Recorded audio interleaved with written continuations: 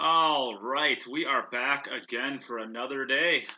We are here on the McConaughey's Gourmet Irish Pickles Group number 6. As you can Gotta see, love a pickle.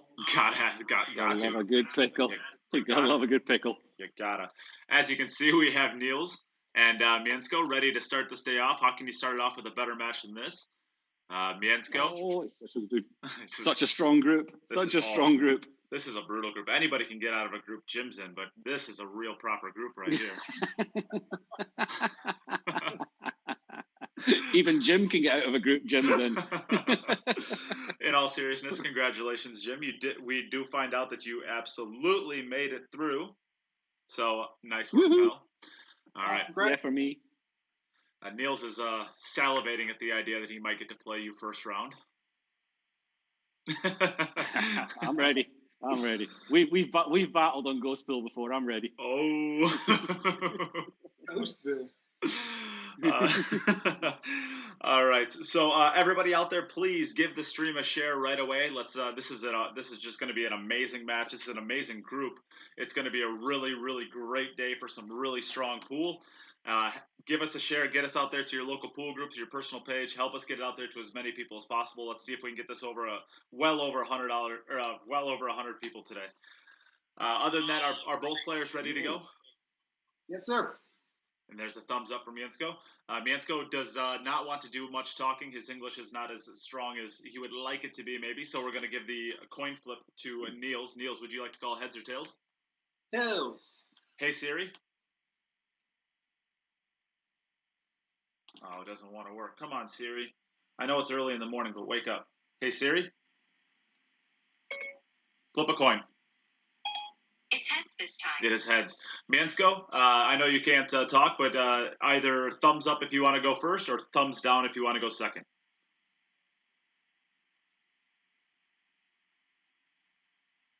Or just do something. First or second, Mieszko? Yep, your choice. You can go first or second. It's going to be a long day. Does anybody know sign language?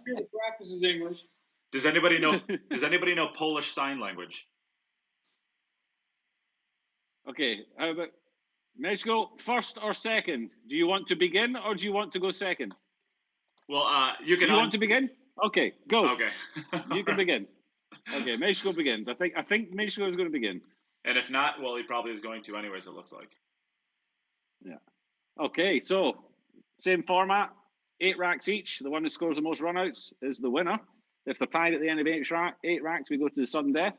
Both players will be looking to build up a higher score as they possibly can. In case they get a second place. First place is guaranteed to be in the stage 2. Second place has to be one of the top 5 out of the 7 second placers. So you got to get them racks in, get them points, high scores. And this is going to be a great group. Yeah. So, Niels, if you still have your audio on, when you originally came into the Zoom call, was Alex Laley with you? What, here? Yeah. No. Okay. I was live to Facebook, so I could barely hear anything, but I thought I heard his. He has a very obviously a distinct voice, so I thought I heard his voice. Never mind. Ignore me. No, then my wife was mumbling a little bit, maybe. Oh, your wife was. Your wife sounds like Alex. or Alex sounds like your wife. Yeah, I suppose either way. Huh? Okay, we start off in Poland. Yes, we do. All right. We will let Niels get back to his focusing. And we have the rack with a 148, 9, 10, 2, 5, 7, 3, 6, and he has it racked properly. He's got the 8 ball. And he has smashed that rack. Okay. Wow, look at that. Nice start for him. Looks like he's got 2 balls down, the 1 ball and what is it, the 7 ball maybe? I think the 3 ball would have probably banked up. Was it maybe the 3 ball banked up, or is that the 3 in the middle of the table? Yeah. I see no 1 ball. Okay, it's the 7 ball. Yep. 3 or the 7. Yep. It's the 7 ball, I think they went. Yeah. Yep. The 3 or the 7. I think I'm going to say the 7. Yep. All right. We have, like I said, please share the stream. We are all the way up to 50 viewers already. So great. That's a great showing. Let's see if we can get it up even higher. Ken Cherry, we will shame you right away. You said good luck without sharing. Bummer. Tate Yep. Servance as well. If you don't have share above your name, you're in trouble. We show no mercy. We take no prisoners. We don't care who you are. Yes, and the reason for it, obviously, it's selfish. We get more viewers, but this is a free stream, so we don't really get anything out of having more viewers. But you never know who might be watching. You might share this out, and some 13-year-old kid decides that he wants to tune in for a little while, falls in love with the game of pool, and next thing you know, we have another Niels or Mieszko in 10 years running through the Euro Tour. You never know who might be watching and might be influenced by seeing it. We're trying to build the game of pool, not exclusionary. This is it. Make it more exclusionary. Oh my goodness. I tried to invent a word, but it just didn't come to me right there. You should have your own dictionary. Yeah. What I lack in intelligence, I make up for in being an idiot. That's what I always say. Well, we got a little bit straight on the 4 ball, so he's left himself a little bit of a tester early in the match on the 6. Little bit of a tester, yeah. Well, Ken Cherry, we appreciate you sharing it, but you got to share it publicly so that you can get that share badge, and then anybody can see it. All right, so Jim, who are you most excited to see play today? It's such a strong group. It's a lot of really great players in this group. Well, when we did the draw, we did have one to be determined spot, and Nate was actually going to play in that spot if the players who were sort of still thinking about it or on standby or trying to work some things out couldn't play. Unfortunately, we managed to get Niels in a couple of days ago. And Niels is up now for his first rack. Yeah. When yep, you were up. Yep, you go, Niels. When he found out that there was still a spot available, he was able to organise something. He was away for the weekend in some cabin in the woods somewhere. So delighted that Niels here, as you know, as I'm a Scone Cup legend and also I'll call him a fellow Dutchman. I've got a Dutch nationality. Then I'm excited to see Niels in the tournament. Hoping to see him play well. And I can't actually wait to see Demetrius playing, because he struggled last time with his break. That's a dry one for Niels to start with.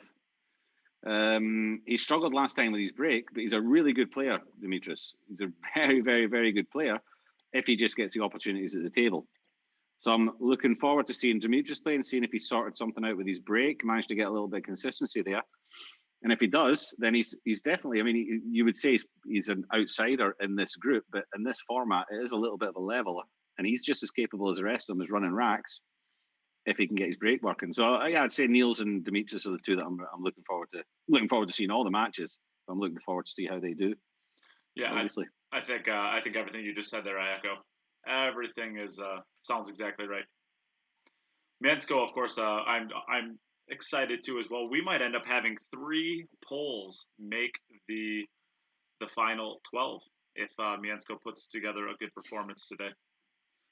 Well, we already have one in Konrad Zizishkin, who is guaranteed to be one of our top 4 seeds as it stands. So and Wojtek, he will be guaranteed a place. He'll be guaranteed a place in the quarterfinals directly. And Wojtek is sitting right on the edge, or second from the edge of right on the edge. Qualifying, yeah. If a player finishes, if a number 2 seed finishes below 15 racks or has 15 racks but lower ball total, then Wojtek Szewczyk will also be in the playoffs as well as the second poll. It's another good break for Mieszko. How do I pronounce it? Mieszko? The American pronunciation that I've heard is Mieszko. Mieszko. Okay, we're going with Mieszko.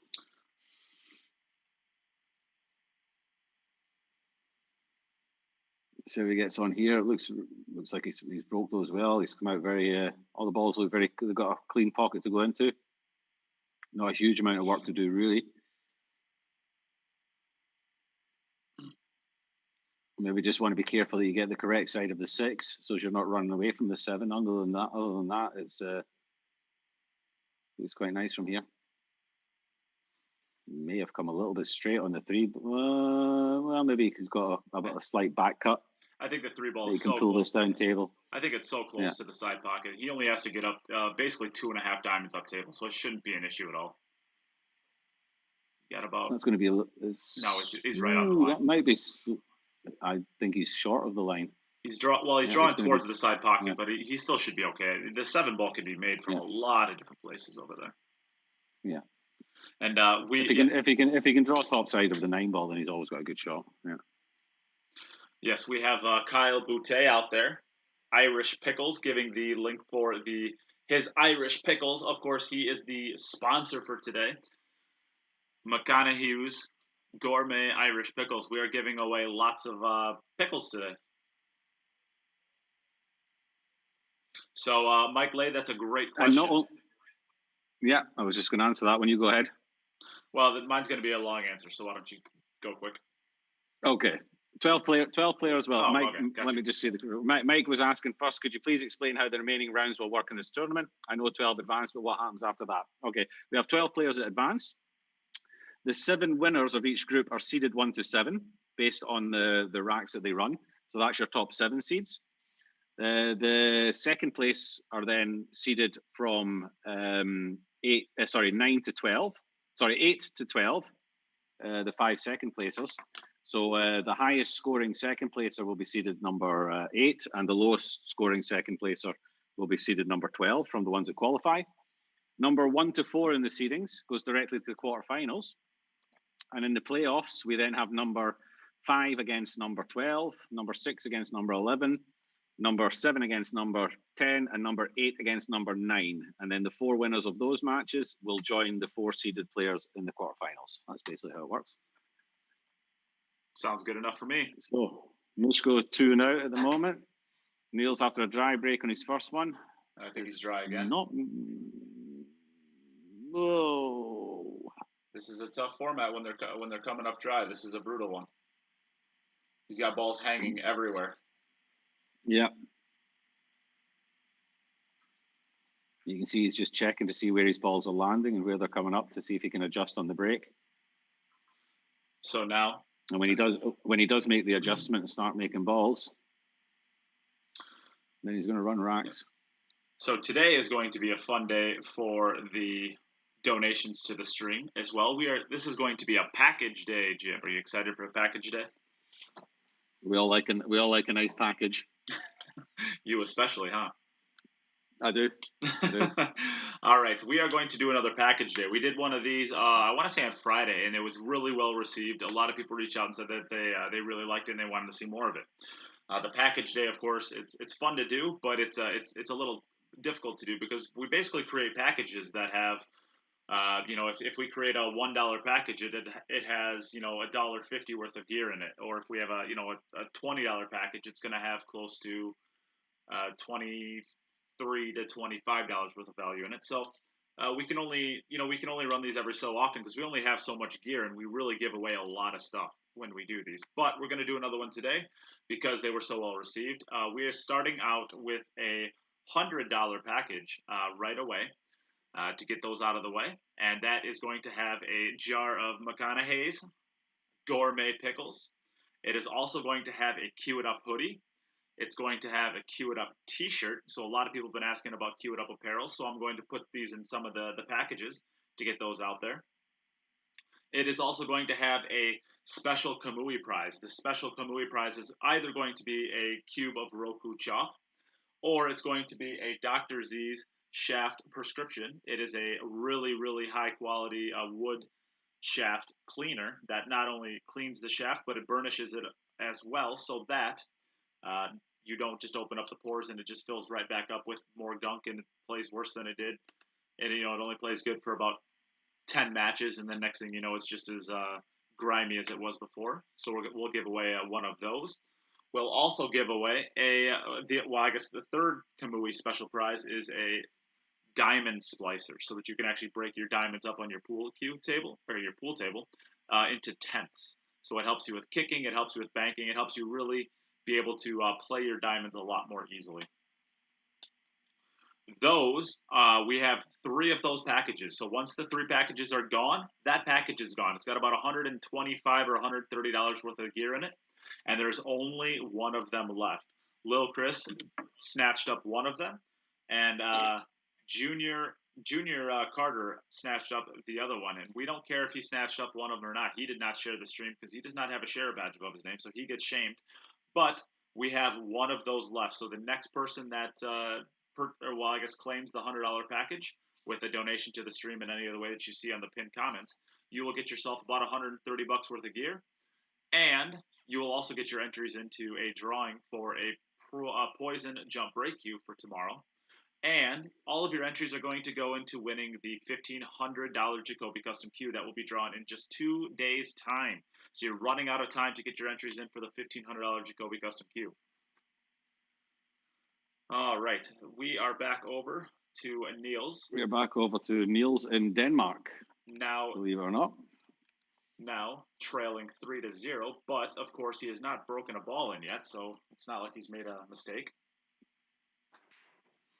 Let's hit that one slightly harder. The 8's gone high. 6 balls. 6 ball. He's made. He's 6 made balls a ball. down. It's not a ball you're trying to make. You see the relief on his face when he thought he was dry, and then he saw the 6, and it's like, right, give me that cue. I'm in. Time to terminate.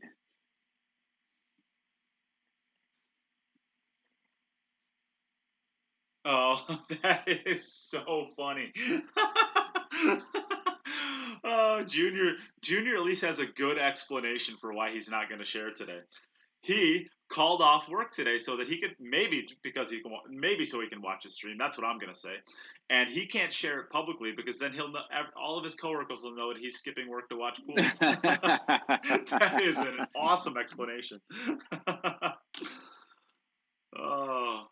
Ken Cherry now has the share badge. Welcome to the Cool Kids, Ken. Thank you for sharing the stream. We really appreciate it. And that was an absolutely phenomenal run out. Mieszko is coming to play today. I will after my scheduled workday. Does that work? Certainly it will. Sure. We have the last one taken. Kyle, I know that you said that you would take the last one, but unfortunately you missed it. Seth White gets it. He had already had it in before you said that. I just had not seen it yet. So Seth White claims the last $100 package. That does not mean we're done. We're going to do lots of packages today. And I already have the second package ready. So thank you to Seth White. He gets the last of the $100 ones. Kyle, I'm not sure. Kyle, if you want to do one of the $50 package, that's a great shot there. Great speed. Yeah. Kyle, I see that you just paid that. I saw that you just paid that. I can either refund it and you can try to get another one, or what we can do is we can get you into the next one. You just tell us what you want to do in the comments. The next one we're going to do, though, I'll give the next package today. We're going to do a $50 package, and the $50 package has another jar of McConaughey's Pickles, a Cue It Up T-shirt, a Kamui tip, and a Cue It Up patch. So that is about $65 worth of gear for a $50 donation. So lots of good stuff in that one as well. If you would like a Cue It Up T-shirt and a jar of pickles, which I'm telling you, you want the jar of pickles. That's the best thing in that by far, including the $100 package. Am I getting my jar of pickles? No, nope, you're not. I get nothing. I'm gonna buy one of your packages, but you can keep the rest of the stuff and just send me the pickles. Unfortunately for you, the Niels pickles, gets out. Well done, Niels. The pickles will only be sent domestically. Sorry, Jim. What? That's racist. Well, there's customs. You can't send things over. You can't send perishable food overseas. It's not us. It's the government. Your shitty government made it happen that way. Oh yes, because it's everybody else's government that's the problem.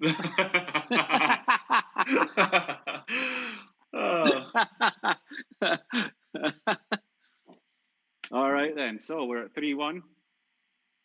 Mieszko, who's been breaking like a beast in his first 3 racks. Yes, he has. I see maybe why he's putting extra love into it.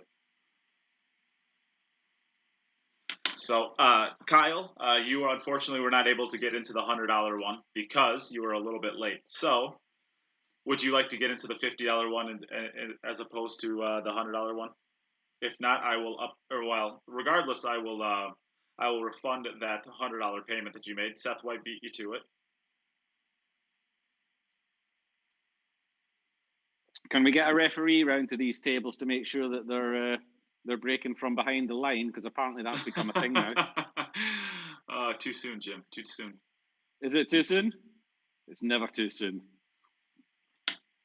For anybody who watched the just when you think you've heard it all, then yeah, somebody comes out with a new way of causing controversy. and it wasn't even close either. Jeez, it wasn't even close at all. It was like the cue ball had to have been like a fifth of the way to the third diamond. Like it's not like it was over by like a quarter of an inch. It was a good It was a 2 ball. inches. It was a full ball over.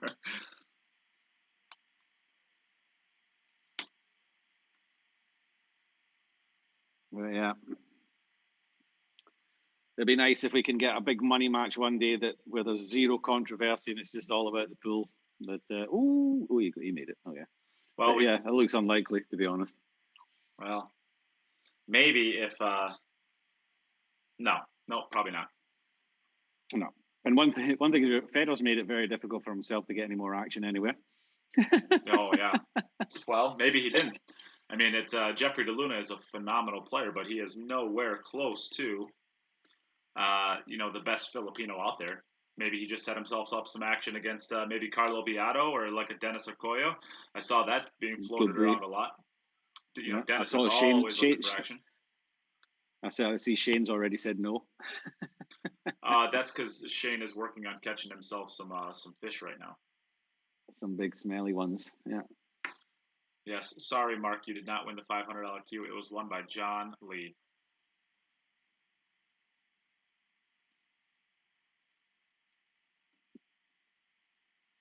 Mieszko is looking like he's going to clear out of another rack here. He's really hitting them well. Breaking the balls well. Breaking them wide open. Makes it a lot easier. Well, really, he's not had one single issue yet in any of his racks. No, not yet. I don't even think he's really gotten close to anything. No. He's making 2 to 3 balls every time, and everything is out in the open when they come to rest. And if you can do that in this format, I mean, it'll be tough to stop.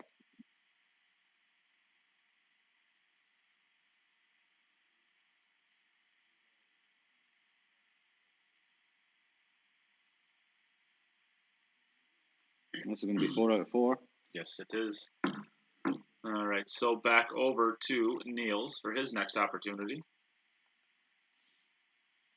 And I guess I better switch over quickly. He is ready to rock. He's on top of things. He knows how this is done.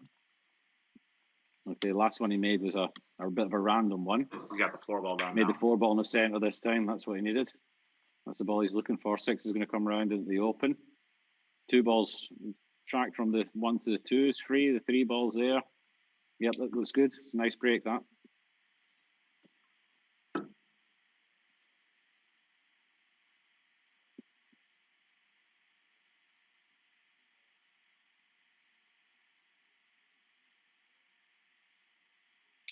All right, so Kyle, I'm going to refund yours. So I will do that right now. Missed it by just a little bit to get that last $100 package. But of course, we will be having packages all day long. The faster they go, the more we'll do, I suppose. At some point in time, we'll stop them because we don't have that much gear left to be able to do these with. So, but we'll try to keep them going as long as we can with some great gear. Of course, every donation that is made, you get more product than what you get more product and value than you do in the actual donation itself. So that's the point of the packages, is to make them enticing.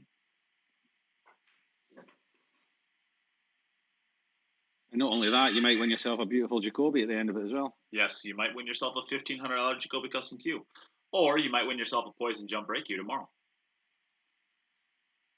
Yeah. a $240 jump break cube. Who came up just a Okay, little. so I think he's good there to track round behind the 7 and take it onto a line towards center table, which will give him the best angle to make the 6. It also means that if he overruns it slightly, he's still going to have a decent shot on the 6. Yeah. So this is a tester, though. Speed's got to be really good. I think it is. Yeah, I think it's good. really good. Yeah, I think that's perfect. And then a similar kind of shot here around the back of the 9 ball, back towards center table for the 7. I think looking pretty good. I think Niels was a great addition to this format, this tournament. Oh yeah, definitely. Such a decorated player, and one of the good ones, I'll say. Yes. This guy is character approved. He's everything about his game and his character it checks all of the boxes. He's one of the best representatives of the game that we have. Well, when you talk to like the top players of nowadays, and you start asking them about, which other players did you look up to, and where did you learn stuff, and who did you model certain shots on, every single one of them, without doubt, will name several players. Niels is always one of them. Niels is always one of the guys. If you talk to Federer, then he talks about, I used to watch Niels all the time and the jump shots and all that kind of thing. All of the top players, the young guys from nowadays, they always mention Niels when they're talking about, who they look up to, who was a kind of a role model. He's a proper professional sportsman, And he's just a great he's a great representative of the game. He's a handsome guy. He's very quiet, but when he I wouldn't say that to him. Every representative, the most popular players usually are also the Tom Brady's. You hope that those people.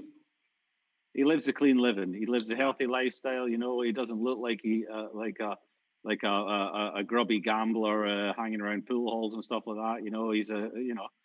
He's always clean shaven, ironed his shirts. He just goes into any tournament as if it's a world championships, and does what he's supposed to do.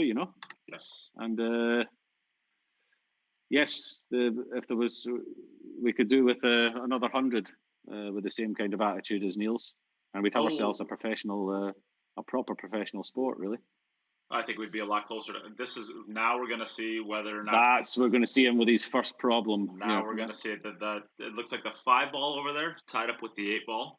Take a good look at it here. The 1 ball doesn't pass by the 7, but of course the combination is so close, and you could even play it to the bottom left as we're looking at it here.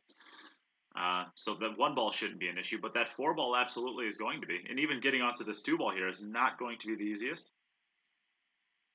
And it was quite amusing that the people at home won't have seen that, but we can see everybody's screen. And as soon as myself and Nate went, oh, here comes the first problem, Niels just appeared on the screen, like staring at his own screen. You can see the fire in his eyes, like, go on then, let's have a go. Sniffing an opportunity. Love it. Doesn't matter what format these guys are playing, where they're playing. It's they're just as competitive. As soon as they get the cue out of the bag, they want to win. Certainly, whether it's even if it's like just an exhibition on Facebook, or whether it's the finals of a world champion, to be a world champion, you have to have that world champion level of competitiveness to you. So yeah.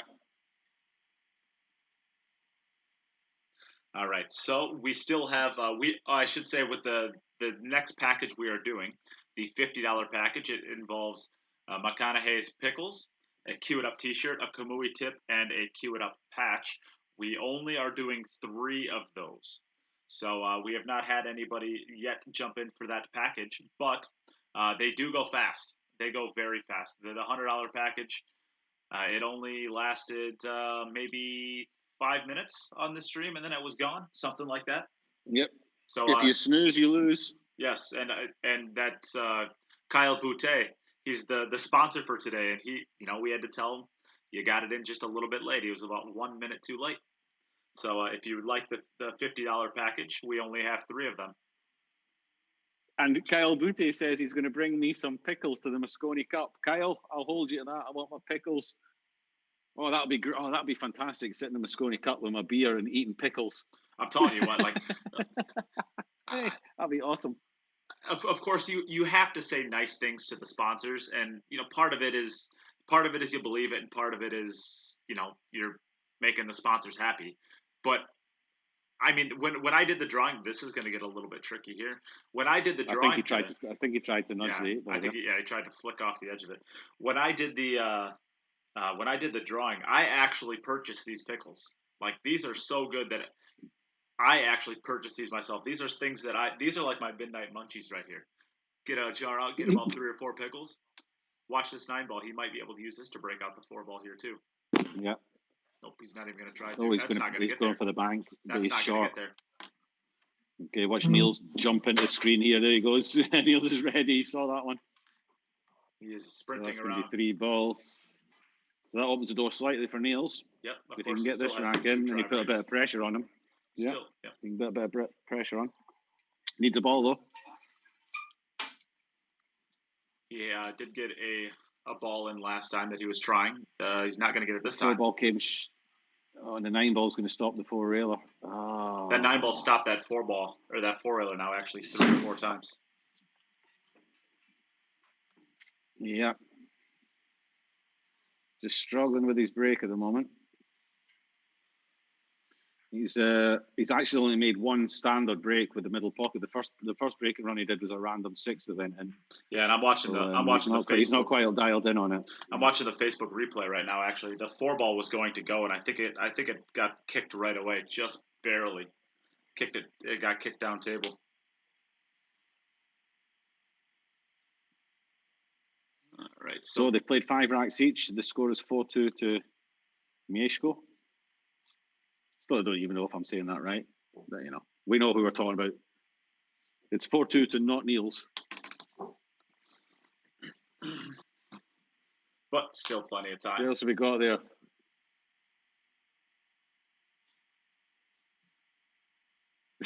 Derek Klauser. Okay, it's getting a bit out of control. Packages, pickles, wood shaft cleaner. I think this is dry. I think this is getting a little bit R-rated. Oh man, he just had Oh, Mieszko dry as well. Okay, if you want to know why I struggle with the idea of a higher power, watch this break back. Like for Mieszko, he had probably 9 different balls hit a jaw or hang in that break. I'm gonna watch this back. Let's see here. I'm gonna watch Niels. Yeah, let's see how Niels got on here. 1, He's 2, looking to 3, make the 8 and the 4 in the center.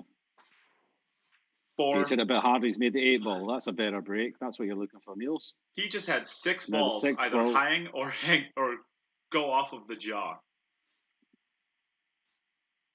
That's brutal. Okay, so the 6 ball looks like it will go into the bottom right-hand corner. I don't think it passes the 9 in the bottom left-hand corner. So the position is going to be from 5 to 6.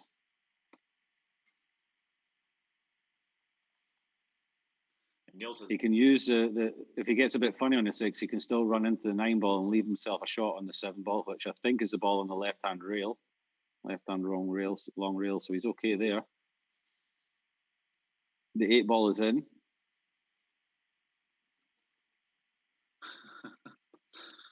I guess it happens when you're sponsored by Manscaped. Oh, that's funny. You can always tell Manscaped's in, guys. You can always tell who's listeners to the podcast as well when you get the Manscaped references. So I wonder if it's as good as it looks like in the adverts. Have you used it? Have you? Oh yeah, I have it. Yeah. Yeah, it's good. I use it to shave my beard. No. I do, actually. Yeah, to be honest, you could just pluck your beard, no? Jim, your words hurt. Your cat, you could just get your cat to lick your face and that would get rid of your beard, no? Jim, your words hurt me. I know. That's why I use them. Jim, why are you so rude and mean to me all the time? I know. I'm horrible.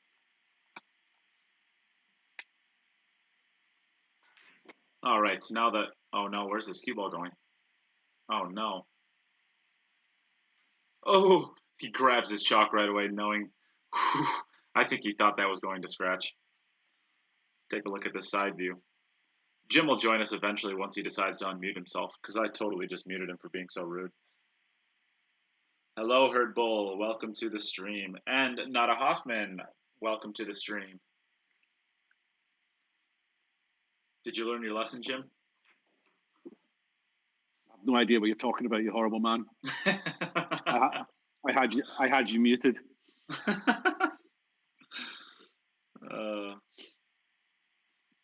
Okay, so this is the key 2-3 shots here. Yeah, the 6 From ball the 4 to the 5, leaving yourself a nice angle to get down for the 6. That looks to be a little bit straight, perhaps. If you wanted the type of competitive drive between these two players, here's Mieszko looking on, wondering what's happening. Miss. Whatever miss in Polish is. Miesz. Vodka. You see what I did there? Mieszko? Yes, I ignored you. Oh. It's not funny. Thought it was. Yeah. Kyle Boutte putting the link to his pickle page on Facebook. Everybody, please head over there and give him a like and a follow on Facebook. He has very generously sponsored today's action. So, I want to know, what's the difference between Irish pickles and just pickles? Is he trying to convince everybody that every single one of the pickles came from Ireland? Well, I don't know. Walk out your back door and see if you see pickles out there. No, get Darren Apple to do it. He lives in Ireland, apparently.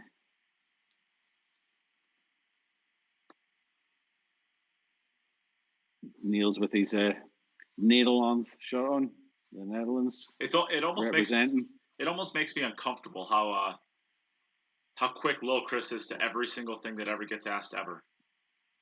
He's already got what miss in Polish is.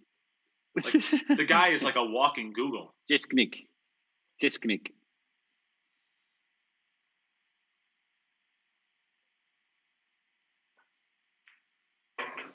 Nicely done there. Needs that to slow down. So that's going to be another one. That's going to bring us back to 4-3 with 2 racks left each. Niels was 3-0 down at one point here.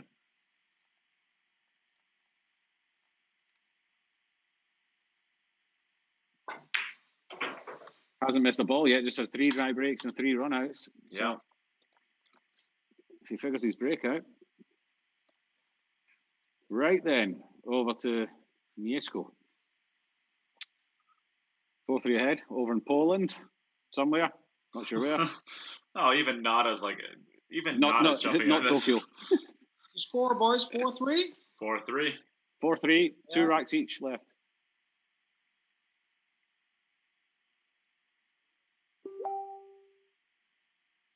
Oh, look, He's look made at this both break. his middle balls there. 6 ball's going to go 4. Nope. 2 balls 2 ball going to make ball. it in. Whoa. What a break. So it's actually 1, 3, 5, 6, 7. Wow. 3 to the 5, you would say, but it's not really that difficult.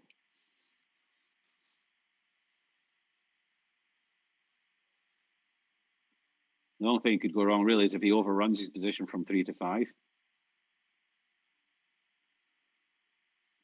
On either side. I think he may choose to, no, it depends how he gets on the 3, I guess. All right, Kyle. Now he's going to come down the right-hand side of the table. Yeah. Just needs to stay above the 6 ball and he's good. Derek is going to get some pickles, but he wants to know what makes them Irish. Because they're green. He got there, but I don't. Oof. I think he got there comfortably. I think you could make that from the middle pocket. Yeah. I just don't see the reason why you'd want to be this far away from it. It's not a problem, but it's also not much of a problem to get a lot closer. This is thinner than he would have liked as well, I think. Yeah, now he's going to have to really hit a speed shot here. He's going to want to hit this pocket speed. Unless he wants to run it around 4 rails. I can't imagine you would ever do that on this shot. No. It's just pocket speed, like you said. Yeah. You should be able to hold it. You could probably hold this short of the 10 ball, too, if you hit it real well. which he did. I mean, the 10-ball line is what I meant by that. It's perfect. Yeah.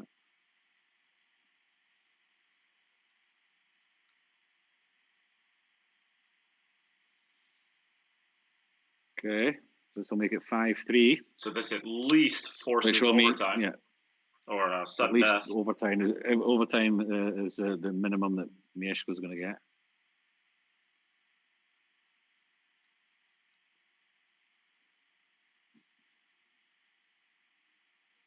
Nicely done. Back over to Niels for his 7th opportunity. Yep.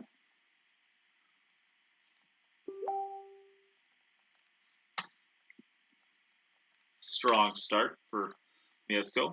And of course, the only thing that stopped Niels thus far has been his break. He has not missed a ball.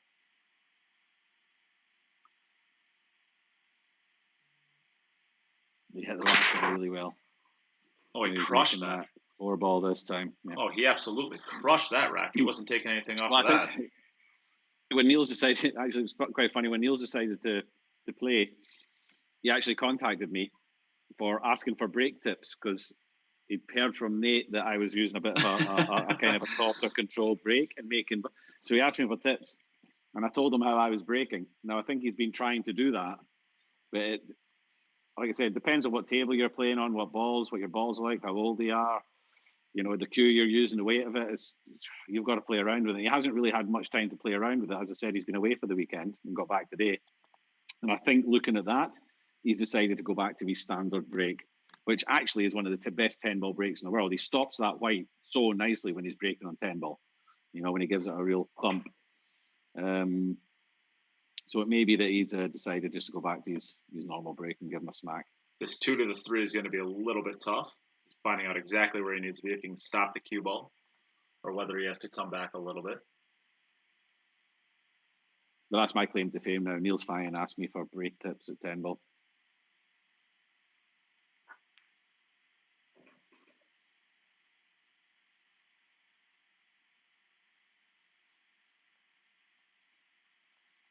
Apparently, little Chris wants to join in to say something.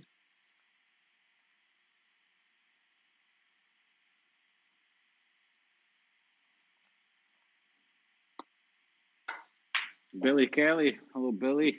Nicely done there. Really good. Here.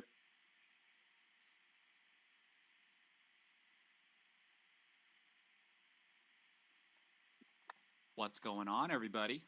Well, hello. Hey, buddy.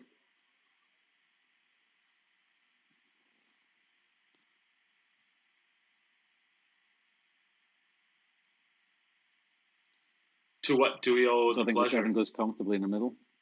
I think it does too. Take a look down the side view. Oh, yeah. Oh, yeah, definitely. Definitely goes comfortably. You can see the Pro Star logo on the side of the table. Niels actually plays on exactly the same table as me, except he's got the brown one, I've got the black one. And his pockets are significantly tighter. Although he makes them look significantly bigger.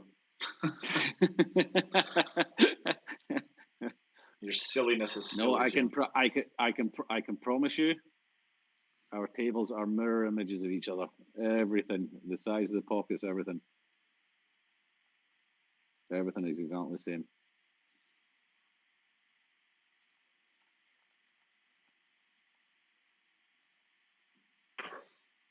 Nicely done. Held that nicely for a nice little draw stroke back for the 10 into the same pocket. And we're going to see the 4th point put on the board for Niels. Okay, so Mieszko's going to have 2 chances to win this. Either he gets out himself or Niels doesn't. If Niels wants to play off, he needs Mieszko not to get out, and he needs to get out himself. 5-4 at the moment. There's only been 1 ball missed in this entire match. And that was a really stinky rack that Mieszko got himself involved in. But to be fair to the rack, he did not get to the stinky part of it. No, he did miss a 2-ball, but it was tough. Uh-oh, what's going to happen He made here? a ball. Oh, that's a little stinky. Actually, a little stinky. But to be honest, I think he can get the white in there and play the one in the into the corner and the 2 into the center, and then it's open. Well, the 3 balls up. The 2 definitely does not go by into the center, either center. Take a look at the side No, view. you don't think it goes in No. the right-hand centre? No, take a look at the side view. Don't tell me what to do. Okay. I apologize. I think it does. I don't think it does. The 2 goes in the centre. I think it does. I'm just wondering whether I think he's got enough room. He's got enough Maybe room it to does. get the cue ball in. Well, He's got enough room to get the cue ball in between the 7 and the cue ball. That's what he's looking at. well, if he doesn't have the room for that, he definitely has a great opportunity at a safety, just pushing the 1 ball down to the bottom rail and freezing him You and onto your the 7. safety strategies. Yeah. God, you're such an idiot. Wow. How many points do you get for playing a safety? -1. Damn it. This is a bit, but this is, in all honesty, this is pretty stinky because I think he's going to have to cut across it, which means he's going away from where the 2 is. He may be able to go around 3 rails back to round about where it is now, or even come up short of the 3 rails and play the 2 in at the bottom left. It's really tough. This is It's going to really be horrible tough. for him. Yeah. Niels will be licking his metal Terminator lips. Oh, jeez. We can hear. Are- I think we can hear glass shattering in the background. The Greeks must have shown up. Oh, the Greeks turned up and they've thrown plates around again, are they? Nate, everybody in the Facebook wants to know what is the motto. I don't know what the motto is. Share, donate, Yeah, donate. that's the motto. Share, donate, donate. Sharing is caring. I don't. You will I be don't know. shamed. I'm sure he's told me this at some point in time, but if he doesn't, Oh, is it something to do? Is it something to do with the sausage? I don't know. That's not coming out good. I'm not sure. Does it pass the 8 ball? It looks like it passes the 8 ball, so he'll at least have a shot I think at he's it. playing at bottom left. Yeah, he's got a shot bottom left, but he's coming away from where he wants to be for the 3 ball as well. Well, I think he might be able to drop into this. He might be able to contact the 6 chance. ball. Not on your life. Well, I'll take I the can bet then. promise you he I'll can't take it. contact. You take the bet that he can contact the 6 ball directly from there, while making the 2 ball in the bottom left. Let's take a look at the side view. No. No. He might be able to flick off the right side of it. Not fully. No. But flicking off the right side of it would, if you didn't scratch, of course, it would open up the 3 ball. I think this is actually going to be pretty tough to make this and not scratch.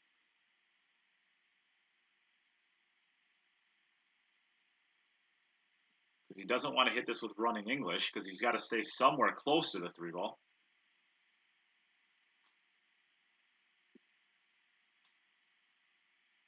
He's going to play it at pocket speed as well and try and come off the right-hand rail and stay right-hand side of the 9 ball to catch the gap between the 9 and the 6.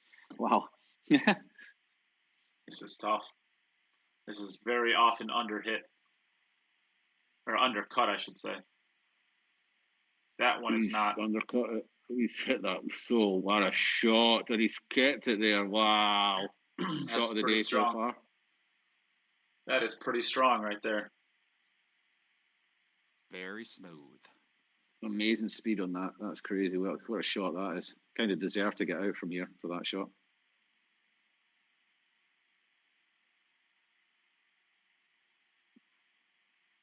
Nicely done. 6 to the side pocket. He's navigated this one pretty well.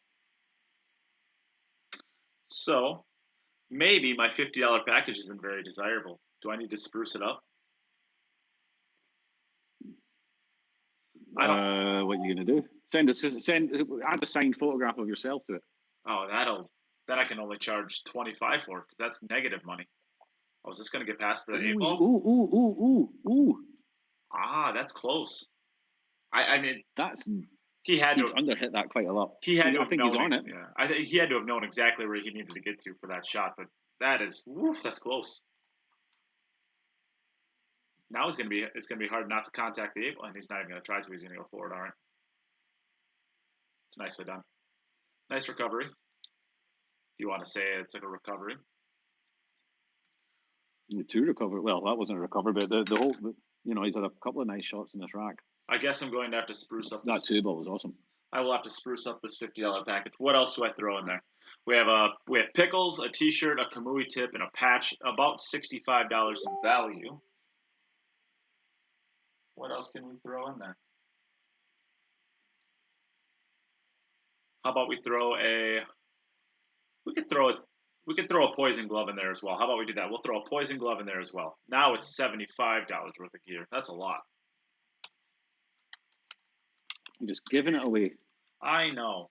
Well, good show there from Mieszko. He ends with a 6 for 63. We got to keep these things good moving. Score, and he's going to win this match. But Niels, as we said, every rack counts. So Niels will be looking to build his pump his score up here a little bit, and he has made the 8-ball nicely. And the 7-ball too. Yeah. And the 7-1's in the open. 6 is not in the way of the 2. That looks okay. Yeah. 6 to the 7, I guess. It's a bit of traveling, but it shouldn't be too difficult. I don't think the 7-ball's on the table, is it? I think that's a 5 and the 4 up there. I think the 6 goes straight 4, to the 5. 9. Oh yes, yeah, 6 to the 9. Yeah, he's okay. So 5 to 6 then, I guess, maybe. Yeah, just because you don't want to end up straight on the 6. The 9 and the 10 cover up quite a bit of it of the paths you'd like to be able to take.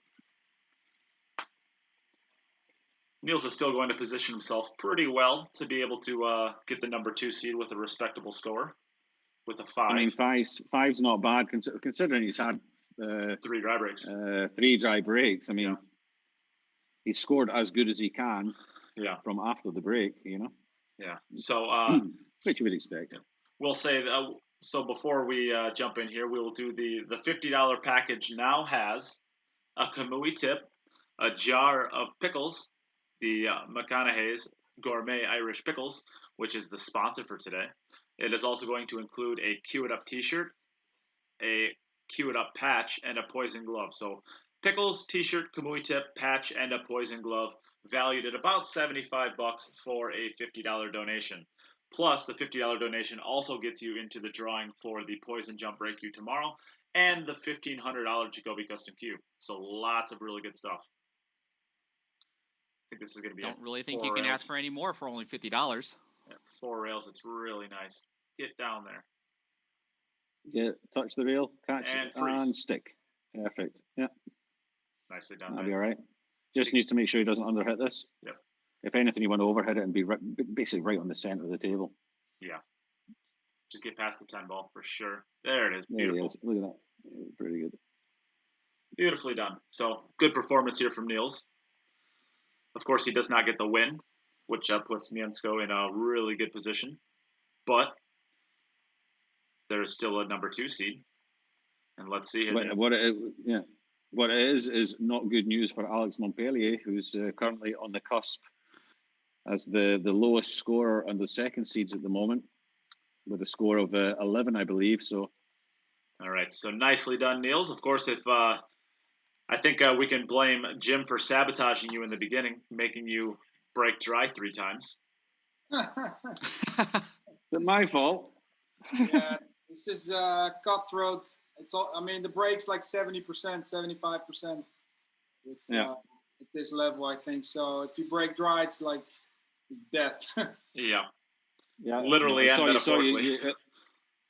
It looked like you were trying to break a little bit softer, more controlled in the beginning, and as the match on, you went back to your normal break and gave them a bit of a firmer hit, and that seemed to work better for you. Yeah, I was practicing today and yesterday with the medium break. It was working really well, and then I came in and the balls under the 1 were coming high. So I tried to adjust by going a little bit more towards the corner, but it never got consistent. So I said I have to put a little more pop into it to get that angle more towards the side and just play more for a little bit of luck. So yeah, that worked. Okay, 5's not a bad start. You didn't miss a ball. No, never missed the ball.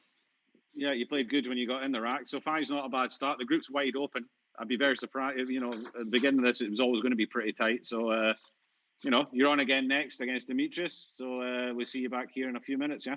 Sure. Yeah. All right. So we will be back, like Jim said, in just a second. The next match is going to be Demetrius Jelatis versus Niels Feijen. Use this as an opportunity to please share the stream. Help us get it out there to more people. Lots of good matches still to be played. I see John Lee is now tuning in. Congratulations, John. You have won the queue for today. Just wanted to say that real quick. You could also use this as an opportunity to get your donation in for the stream. Right now, we are doing a $50 package deal. So if you donate $50 to the stream, you will get entries in to win a Poison Jump Break-You, a $230 Poison Jump Break-You tomorrow, as well as a $1,500 Jacoby Custom Q that will be drawn on Wednesday.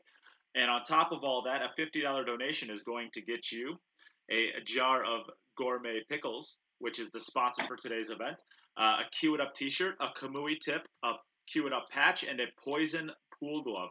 So about $75 worth of gear you get for a $50 donation to the stream. So there's only going to be 3 of those. I think they're going to go pretty fast, but who knows? So if you want one of those, make sure you get your donation in right away. Now is a perfect time to do that since there will be no action.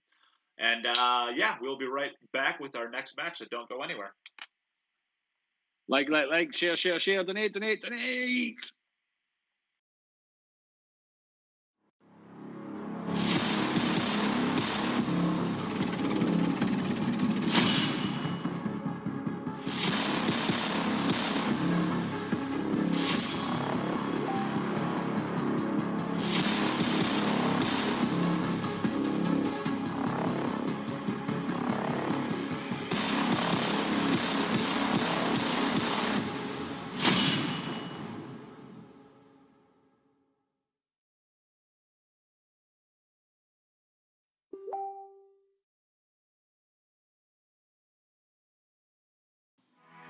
When I was a child, it only took one shot to change my life. I wanted to be the best. Looking back, my journey started from that moment.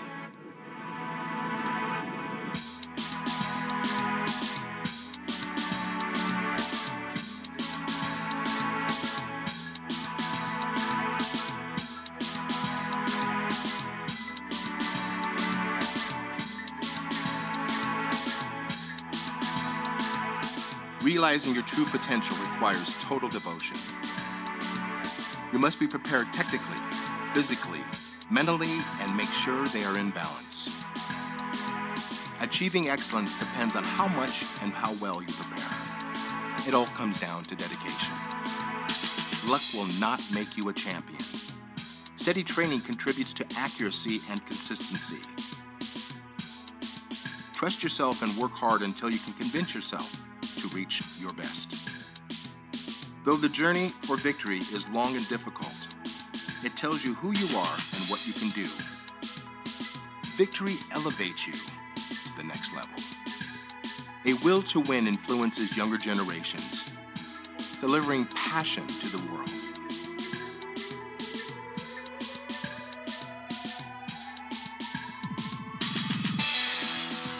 Believe in the potential of your intuition. Give your dreams free rein and feel the emotion flow through you. Stay true to yourself to find stillness within. Sharpen your senses. Put all of your intention into the moment of impact. Do not hold back. Just let go. Can you see? Your journey begins here. Quest for excellence.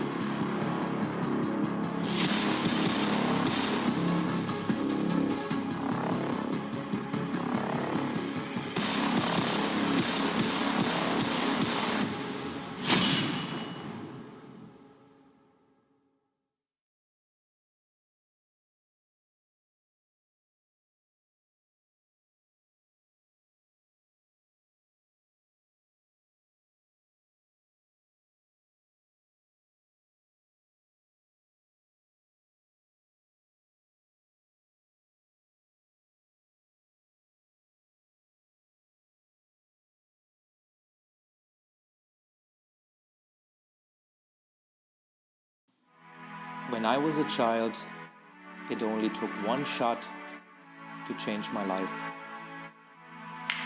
I wanted to be the best. Looking back, my journey started from that moment.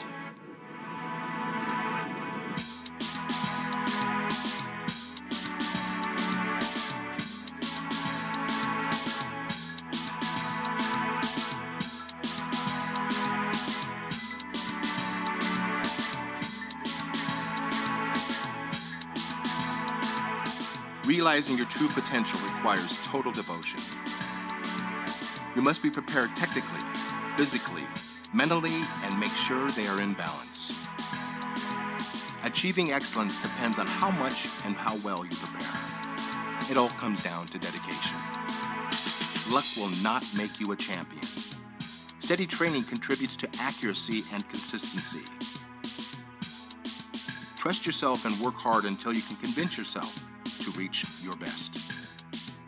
Though the journey for victory is long and difficult, it tells you who you are and what you can do. Victory elevates you to the next level. A will to win influences younger generations, delivering passion to the world.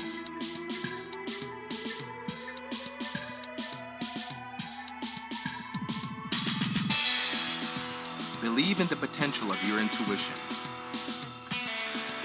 Give your dreams free rein and feel the emotion flow through you.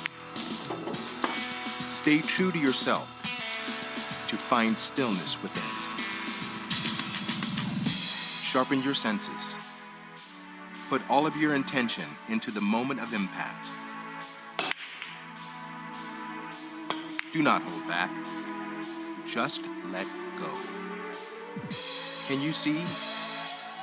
Your journey begins here. Quest for excellence.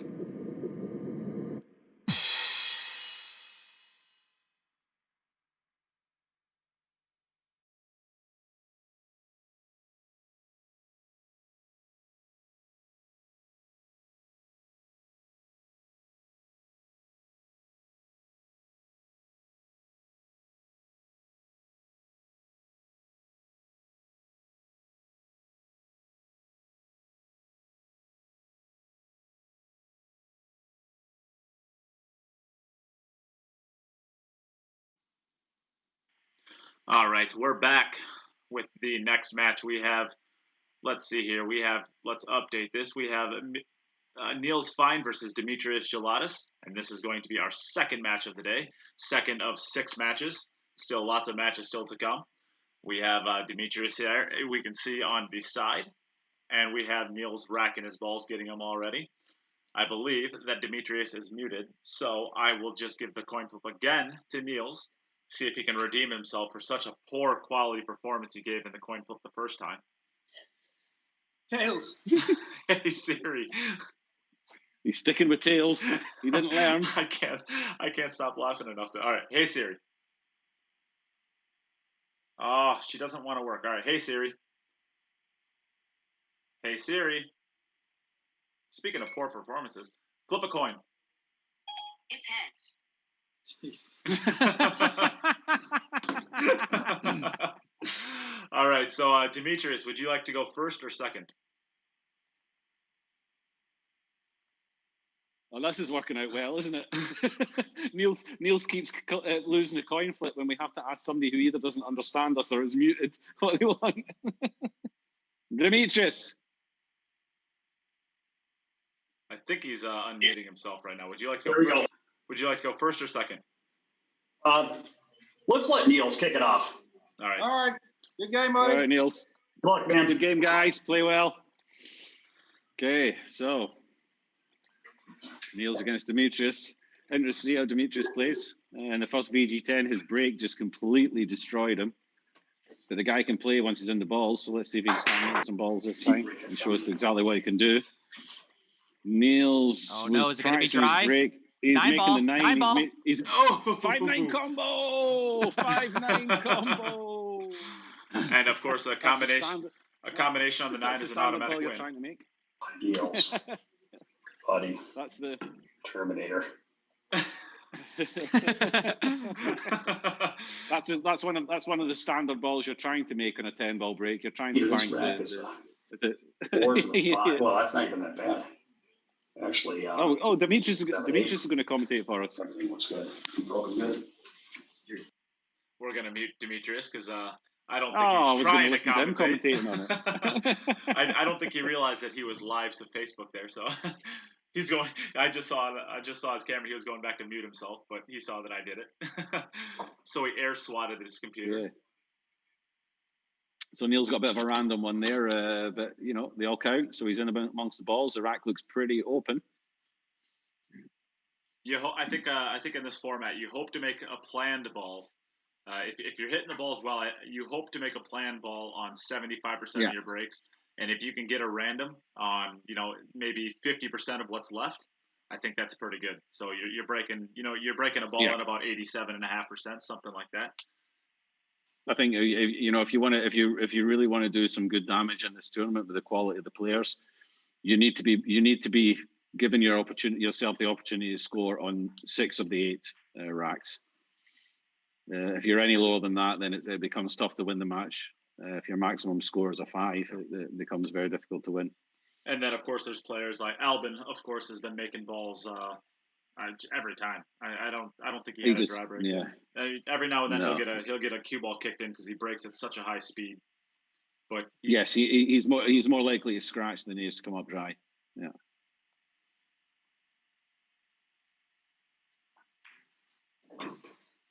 So this needs to float down a little bit further. Oh, he's left himself a bit in between. He's left himself a bit on the 50-yard line. Does he cut it left, cut it right? Either way, it's going to be difficult to hold for the 6. I think if he cuts it into the right-hand pocket, I think he can still hold for the 6. I think he can. If he cuts into the left, it's tough. The side view shows that the 6 passes by the 10. Yeah, so he can hold if he goes to the right-hand corner with a 5, I think. Yeah, it looks like where he's playing it. Although, it looks like he's undercutting it a little bit, but of course he could go right. He could go around 3-4 rails here for the 6, and I was going to say for the 6 on the left. Camera came out. How'd he hit Peachy, not bad, Niels. Pretty good. But I think he's pretty close to straight in, so he might have to settle for the 7 ball from a bit of distance. Yeah, he could just stop it there and give himself. I think he can punch it up slightly up table. Oh yeah. We found out the motto, and I did know the motto. I just completely forgot about it. I am sorry, Kyle. I'm sorry. The motto is a pickle like you've never tasted before. Oh, there you go. But that doesn't necessarily make it a good pickle. Ooh, what a shot. That's a great shot.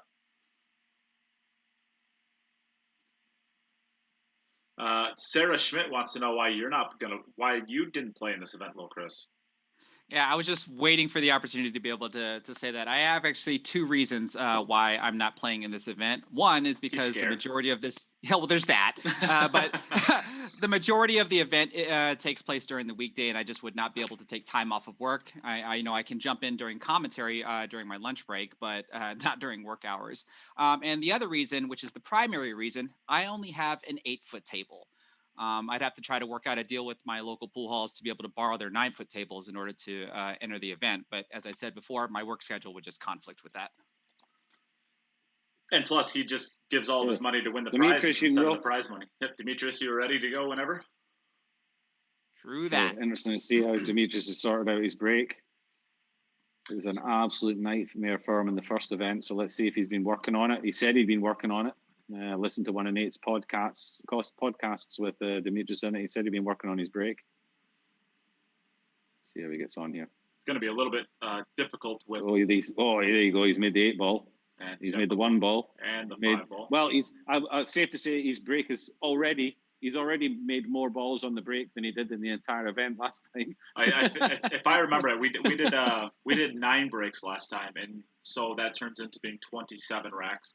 And if I remember right, I think he only had I think he broke dry 22 times. Yeah.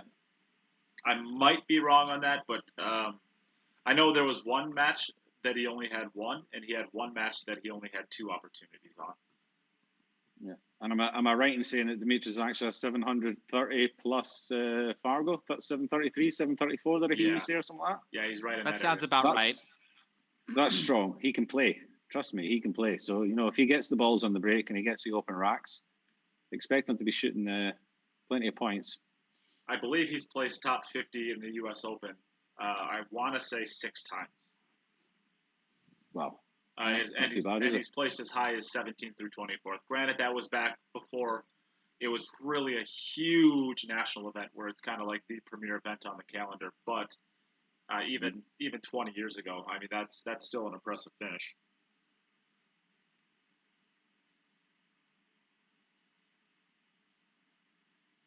Very much left eye dominant. Yeah. Yeah, one thing I like about his pre-shot routine is if you watch close enough when he's holding his cue, you can see how he kind of flicks his cue with his grip hand. He does that almost every time in his pre-shot routine. Yeah, he's sort of flicking it around there. It almost looks like he's not cueing straight kind of thing, but when he goes through the ball, he goes through it straight enough.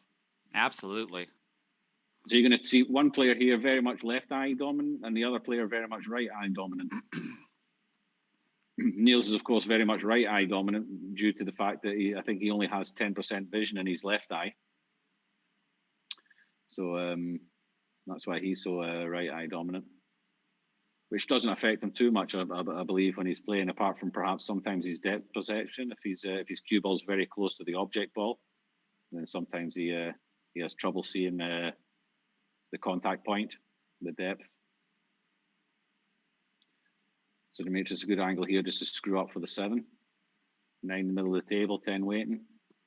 This is a good start. He needed this. He'll have been. I can imagine that after the first event, he'll have been in 2 minds. He'll be really looking forward to getting the opportunity to play again, but also probably a little bit apprehensive, hoping that the same thing didn't happen to him again. So it's good for him to get off to a good start. Relax him a little bit.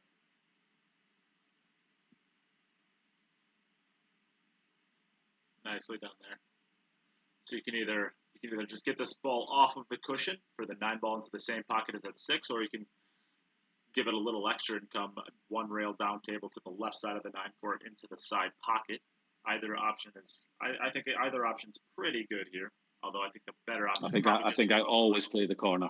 I always play for the 9 corner. Yeah.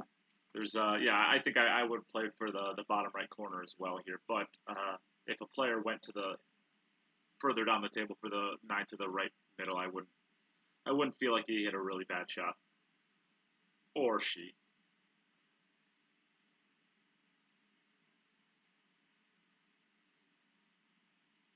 So I'm sure this will be nice for Demetrius to be able to get onto the board right away.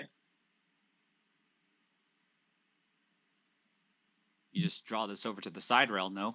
10 ball in the same pocket. I don't even think you need to get to the side rail. I think you can just sort of punch it and you'll just float down on a line with a 10. I think if you get to the side rail, you're really trying to maximize the pocket. I think just the center of the pocket just kind of drift over.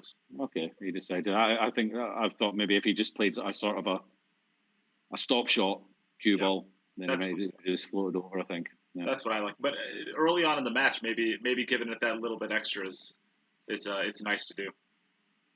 If your arm's still a little bit tight, if you're not fully loose, then it's good to give that little extra pop. Okay, 1-1. Good start from both guys here. Back over to Denmark, to Niels. Looking for the 4 and the 8 ball. Did not get either one of those last time, but he played a phenomenal 4-rail combination shot for a ball. He's made the 8 ball this time to lose things. Yeah. And the 3 ball. And the 2 ball. But the 2 ball, man. Now it looks like he has to come sort of underneath the 10 ball to play it up in the top right, to play the 2 ball up in the top right corner. Or he could aim for the 10. Perhaps if he aims to contact the 10, he might have it in the top right or maybe the right center. It's difficult to say from here whether he can see enough of it to get the right center. It's one of these ones where you'd love to have made the 1.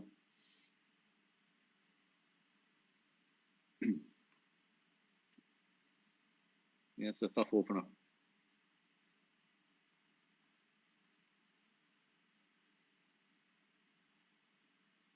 So I see we have Mark White in the chat. Cheers, mate. Are we going to have you in the booth today?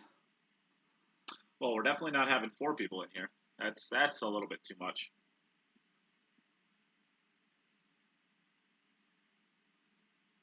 So we'll see later on if this is a tough shot. If we need a third. But we will not have 4 people in here for commentary. That's just too much. Gotcha.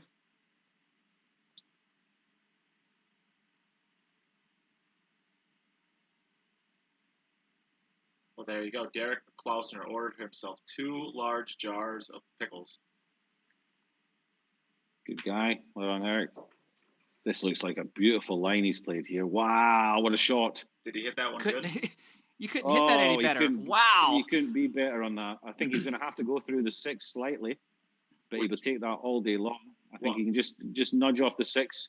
It'll take him kind of towards the right center pocket with the white, and then he'll have a shot in the 4 ball. I think he'd prefer it, to be honest with you. If you go through that 6 ball, it'll open up a little bit easier for to go past the 9 ball, or you might even open up the side pockets if you get it up a little bit farther with where the 5 ball is. The 5 ball, you'd like to be able to play the right middle off the 5. And I think he's got it plenty up table now, so he can play the 6 ball into the right middle now.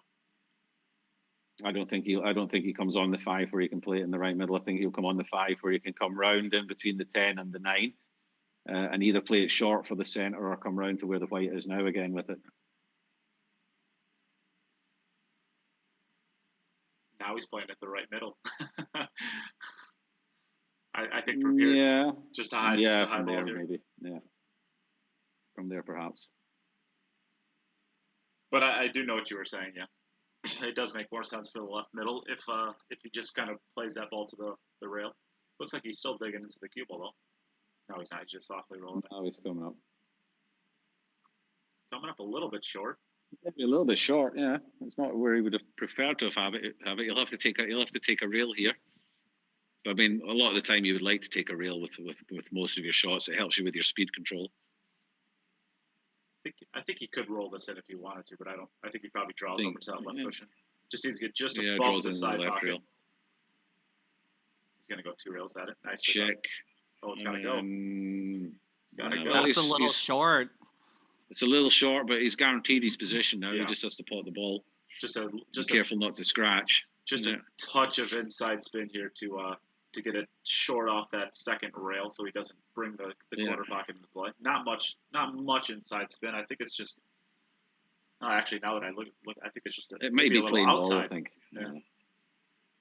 Because I think he wants to bring that 3rd rail into play. Nicely done. Just like that. Except that's short as well. Very similar shot now. Similar shot now. They'll play this with just a little bit check effect. A little bit of inside English. Oh no, he's going to go through. He's going to go around the 3 rails. Okay. Well, yeah. Got to make sure you get deep enough on this and don't get too close to the top left-hand corner, or you end up center table with a tough 10. I think you want to get deep on the 2nd rail into the top left corner here, as opposed to the right one, just because then you don't have to worry about the scratch at all. Yeah, just like that. He got really deep on it. He got really good on this. Beautiful. Nice. Niels is firing now. Still hasn't missed a ball. It's just been the break that's stopped him every time. So it's 2-1 to Niels. Back over to Demetrius in Wisconsin, I guess. No, he's in Minnesota. Minnesota. In Minnesota. Minnesota. The Viking.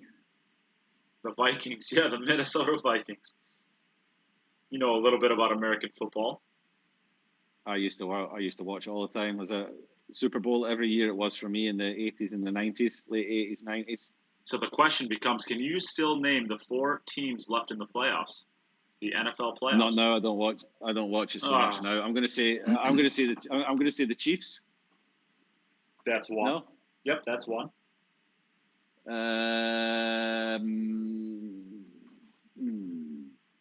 Is not a second, so try again. No, Green Bay. Green Bay is still in, yes. No, Green Bay is. Yeah, okay. Who have we got? 4 teams. 4 teams, 2 more. You need 1 from the AFC and 1 from the NFC. Are you stalling long enough for somebody in the chat to announce it? No, I'm trying to. I don't actually know. I'm just trying to think who's been successful the last couple of years. Seahawks? No. Nope, the Seahawks got eliminated. No. They got eliminated from the Rams in the first round. Then I don't know. It is the Tampa Bay Buccaneers. Would never have gone with them. Tom Brady is now playing with them. quarterback for the Patriots for so many years. Yeah. And the Buffalo Bills. The Buffalo Bills are back in again. Wow, I remember when I was watching when I was young. They were a decent team. Yeah. I ended up being a Redskin fan. Oh, you can't Although say I'm that. not sure we're not called them the Redskins anymore, are we? They are now the Washington Football Team. Yeah. WFT. Back in Doug Williams days. They were I was Doug Williams, Morris Green. Yeah, back in those days. Really good team. Well, as we're rambling on about football, Demetrius is doing himself a little bit of a favor here, staying in line nicely. Hello. Jeez, Jim. You are all right. Yeah. Oh my. Yeah. Just what a rookie move. Yeah. What a rookie move. I think we're gonna have to make him sing another song just because of that. Okay. A little bit of a twisting of the cue there. That's always handy when your work calls you up to tell you that you have to start at the time that you were rostered to start at. Well, what's the point in that? No, never mind. Okay. Well, they must have they must have heard that you made the playoffs. I mean, why? No, they must have. I mean, why would I turn up at a different time? I'll tell you why, Jim. They found out that you made the playoffs, and they found out that you were a pool player. And now that they know you're a pool player, they have to call you and remind you that just because you're a pool player does not mean that you get to show up whenever you want. You still have a deadline. That's exactly why. Oh, are you bashing on pool players? No, I'm just saying that they have zero accountability most times. That's a nice shot. Came up just a little bit. Oh no, he's perfect. He's perfect. No, he's perfect. Yeah, he's perfect. Punches out for the 7 into the left center. I'm not sure. I mean, he can definitely punch us. The problem is you try to create an angle that you don't have on these shots. Instead of punch out enough or you can draw back for the same pocket, or you can punch out for the bottom left. I think I go for. I you might go forward for the side forward pocket. with a bit of right hand effect. Yeah, I like this shot. You could punch it out and that's fine, but if you punch it out, you find yourself shooting it to the inside of the pocket, and that turns into hanging the ball just to guarantee yourself the angle, or you play the cue ball angle that you need instead of the pocket that you have. I think you should raffle off some Manscapes. I was just gonna read that. Some Battle Worn. Do you want me to sign it too? I could. Are you feeling a bit hairy, Neil? I guess I could raffle off my my Game Worn Manscaped. All right, that's enough silliness. This is going to be to 2. This is going to go to 2-2 now. Good performance from both.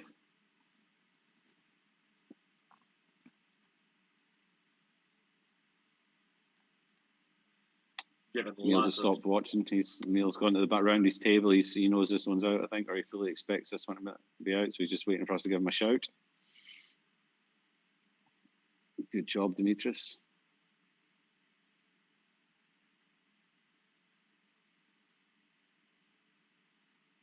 I think most of you out there probably know, but Demetrius is Nate's normal partner for pool-related business on the podcast.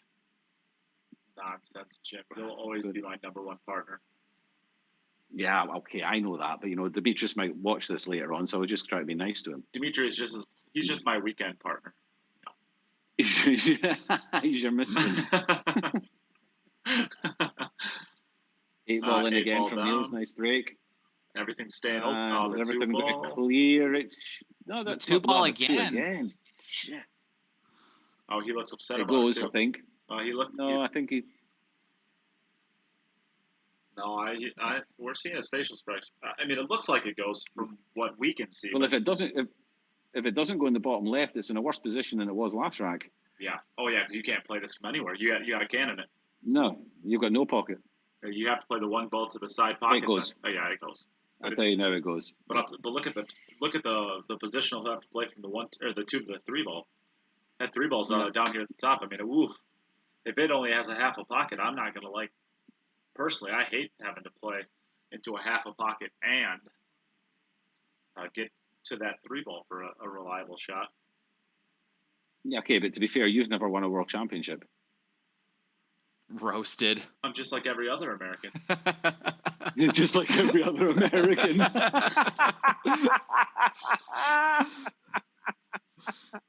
I didn't say that. Oh, I love that. Oh, brilliant. I wish I'd said that. I wonder who was the last American player to win a world championship? Was it Earl, do you think, or Johnny? It's got to be Earl or Johnny, yeah. Oh, no. Oh, he clipped the 10. Ooh. All right, well, 2 additional points for him. Back over to Demetrius, who just broke his rack, so I think he's done now.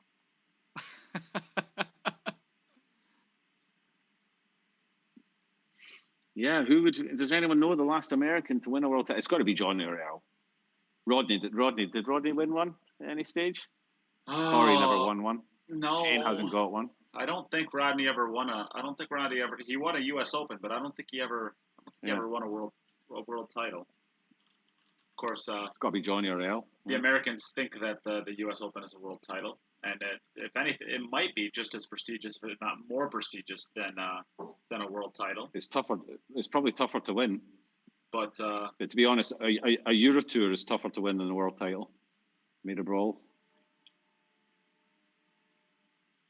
Yeah, well, especially like the World 9-ball is it's now becoming a proper event. I would say now that Matchroom has taken it over. I believe that's going to be a proper event. It's basically going to be another U.S. Open, but an invite. Yes, that's going to be everybody's going to be there. Everybody's going to be there for the Matchroom World Title. Well, lots of players didn't even bother traveling to the one in Qatar. I would say.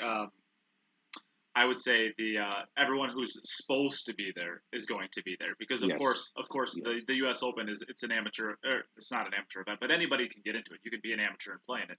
It's just like this tournament right here. Everybody thinks the tournament that we're running, it's just the first 32 players that are paid. We don't care if you're a world champion or you're an APA 2 who can't make 2 balls in a row. It's the first 32 players paid. But yes, it looks like we're pretty consensus. Earl Strickland in 2002 was the last American to win one. That is correct. Yeah, and you messed up the scores. You gave Niels his 2 balls. You gave them to Demetrius. No, I didn't. Yes, you did. It's clearly on the scoreboard. It's 22 for Demetrius. Wait 20 seconds and check. I didn't do that. I would never do okay, and Niels only has 5 racks left. I know. That's what I have. God, you've got one job. Just wait. One job. Just wait 30 more seconds, and it'll be true. You've got one job. And you can see here, this looks like the tester. It looks like he only has half a pocket to go buy that 6. Yeah. I did that on purpose. I did that on purpose so that I can find out all the people who are watching the stream that didn't share. So now we have. Oh, and he got it. Now we have lots of people that we can shame. We can shame Boss Schiffers and Troy. Troy, Bass, come on! You've got to start sharing these streams. People. Now we can shame you just guys. You think you can come on here just for a free ride? Get Del Sim. Del Sim is not sharing. Del, you're an embarrassment to your countrymen. Absolutely. But you gave me beer, so I suppose I'll let it pass just this one time. Kyle Boutte, oh no, it's a shame train. Kyle, you're meant to be our muscles. Get on there. Give him Mel. Demetrius playing well. Women of the stream unite. Manscaped. Manscaped is we'll just say a grooming device that sponsors my podcast, Nada. So it's not coming out of nowhere. I can't believe Delson has not shared the stream. It's such I thought we were Boss, you have to share the stream publicly to your Facebook in order to get the sharer badge. And then we not only in order to be one of the cool kids. Yeah, we not only thank you at that point, we welcome you into the group of cool kids. Troy, I thought I'd point out your mistake before I went back to work. Well, you could be at work. You can go back to work and still share. Del Sim's getting brave. I'll share when I want to share. No, Del. Oh, Frank Candela didn't share either. Did you share it into the group today, Jim? Did I share it into the group? Yeah, the group of players, because that's your one job, Mr. I'm Perfect. Listen, I'm still in the tournament. I'm technically just a player at the moment. You can't be asking me to do all this. Well, I can and I will and I do. I did share it in the group. Okay. I mean, he's a player, he's a sharer, he's a commentator, he's a rapper. What else can he? What else can he do? He's a whiner. I'm doing it all for free. Oh, Jim, you did not. You just did it now. That's my line. You can't steal it. What? Yeah, Jim. I don't know what you're talking about. JR has a valid excuse. He can't let all of his coworkers know he's playing hooky on work to watch this stream today.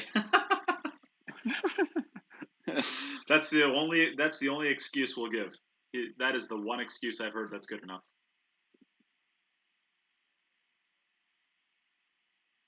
So, Demetrius, this isn't too bad.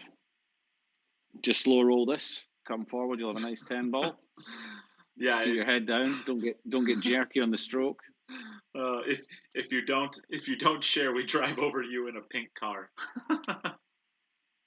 I've got it right here.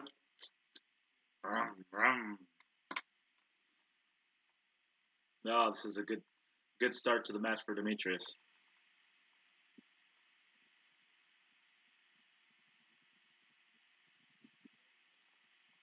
On his beautiful diamond table. With the way he has his webcam set up, it always looks like he's playing pool in an ocean. Huh?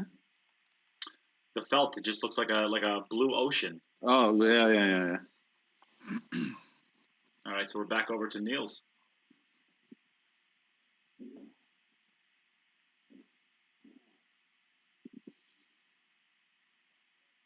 Niels has had a couple of tough ones. He's been making balls in the break, and that 2 balls nobody tied up scratched horribly. this No, and he time. scratched this time. Did that get kicked in, or did it go straight in? Went straight in. If it goes straight in, it's your own fault, I'm afraid. Yeah, hit it badly.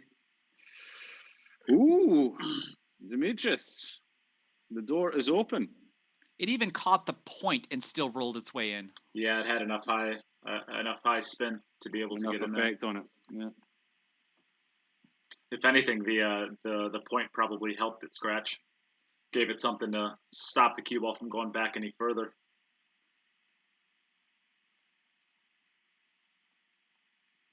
So Demetrius is 3-2 ahead, and he still has one rack. He's played one rack less than Niels, so he's played perfect so far. 30 out of 30, 3 out of 3. Nate, I think Mark is trying to remind you that it's cloth, not felt. Mark White will get over it. I say what I want. I'm like, I found out from Dell that you can be rebellious. So this is going to be dry. Nope, it's not dry. Oh, 7. He's made the 7. Oh, and the 5. Yeah, that was the second ball he made. Yeah, the 5 ball fired in right away. Want to fire it in right away.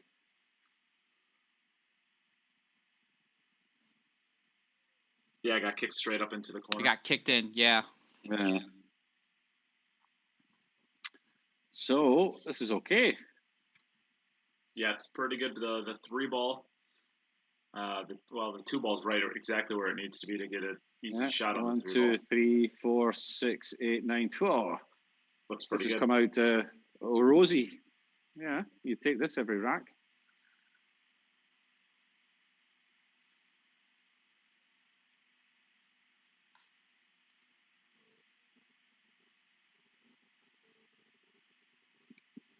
Boss, I just checked your Facebook page. I cannot see it publicly. The last one you have is from February 2019 that's shown publicly.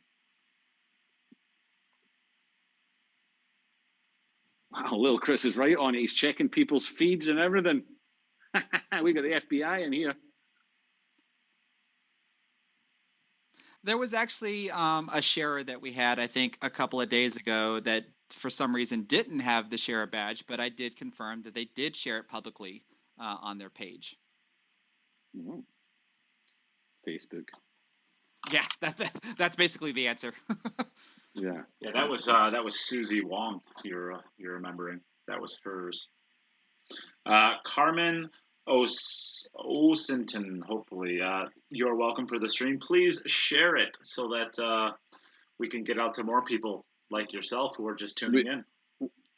We can only protect you from Kyle from so long. So I would get that share above your name before he comes after you. Yes, we like to see that everybody in the comments section has a share badge above their name. You see with Mike Lay's comment that he has share above his name. That means he's a carer. Sharers are carers. And Mike Lay says that he's going to be taking Demetrius's boot camp in a couple of weeks. And I can personally testify after taking his boot camp, you are thoroughly going to enjoy it. He's got a lot of knowledge that he can share. He's shown what he can do here. Absolutely. I really would hope that I can take some credit in Demetrius's break, because when I was there taking his boot camp, I did help work with him on his break for 10 ball. He actually likes the way that I break, even though it's not like I don't try to pop the white off of the rack. I kind of just keep it nice and controlled, basically the way you were breaking, Jim. And we worked on that for a couple of hours in between training for his boot camp from my end. He certainly seems to have more control over it this time than last time. Absolutely. I think last time as well, it started badly, and then you get frustrated, and you start hitting them even harder, and you thump one, and then it just goes downhill from there. So it becomes a very tough mental game when it's not going your way. If the break's not going in. Where's this cue Don't ball? get too close. No, okay, he's come up good. Yeah. Paul Cook, I would never subject a Sharpie to having to deal with that level of sadness. I think you guys are amazing. I will share as you are my heroes, and I can't wait for you to sign my chest. I would never subject a Yes, Sharpie Cookie. to that. Yeah, Cook. Yeah, Not Hoffman's got it right. Paul Cook. You've got to get a manscape first before you sign your chest. Get all the hairs off it. Not a Hoffman. She's a great addition to the stream. She's funny. But Nate, you certainly would suggest shaming Paul Cook for not sharing the stream. Nate wouldn't dare. I absolutely would dare. Shame, Paul Cookie. No, you've just ruined at least one day at the Moscone Cup next time you're there. Yeah, probably. He's going to make your life a misery. So 4 for 4 from Demetrius coming out firing. 8 ball, no. Oh no, is this dry? Nothing. The 3, dry. No, the jeez. This is a brutal format. Now, Cookie is one of the cool kids. Welcome to the cool kid club, Paul. Paul Cook has never been a cool kid. And apparently Dell is craving some pickles and wants to know if anybody else is. I would love a pickle to go with my bottle of beer. It'd be great. Well, I have some pickles. I might have to go grab some. I haven't eaten yet today. Getting a little hungry. Nate, I think we should invite Paul Cook into the commentary box. Well, just like the rest of your ideas, they're all crap. Oh, jeez. Wow. Hey, Cookie, I tried for you. Sorry, pal. I did try.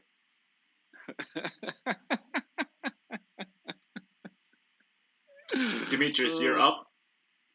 I don't have enough bleep buttons. This is a good. You're being relentless. This is a good high quality family stream. We can't have it be ruined with his potty mouth. I've heard him talk. I've got nothing. I can't argue with you. Paul Cook's a funny guy. I like this. Cookie is my Moscone brother from another mother. 4 ball down again. 3 balls going down as well. 5 balls dropping. The 8 and the 9 is not an issue because the 8 ball's on the right side of it. The 9 ball was the 8 ball, and the 8 ball, the 9 ball. That would be very difficult. So it just needs to get onto this 2 ball, it looks like. He's picking his point on the rail. I just received a WhatsApp from Nick Vandenberg asking, just he's curious because he didn't take part because his pockets were too big for what we asked for on his table, and just asking if all the tables have been checked because some of them seem very big. Well, we can promise you all the pockets are. They have been checked. Photographs have been sent. All the pockets are at least the size we wanted or smaller. So nobody's got obviously every table's different. So some tables will play bigger than others, but all of them are within the margins that we asked for. So I'll just reply to Nick and tell him, stop talking nonsense, Vandenberg.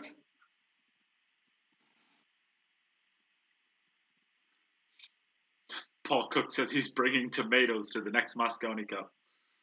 Woo! I'm gonna have to get my my Fred Astaire shoes on so I can dodge all these.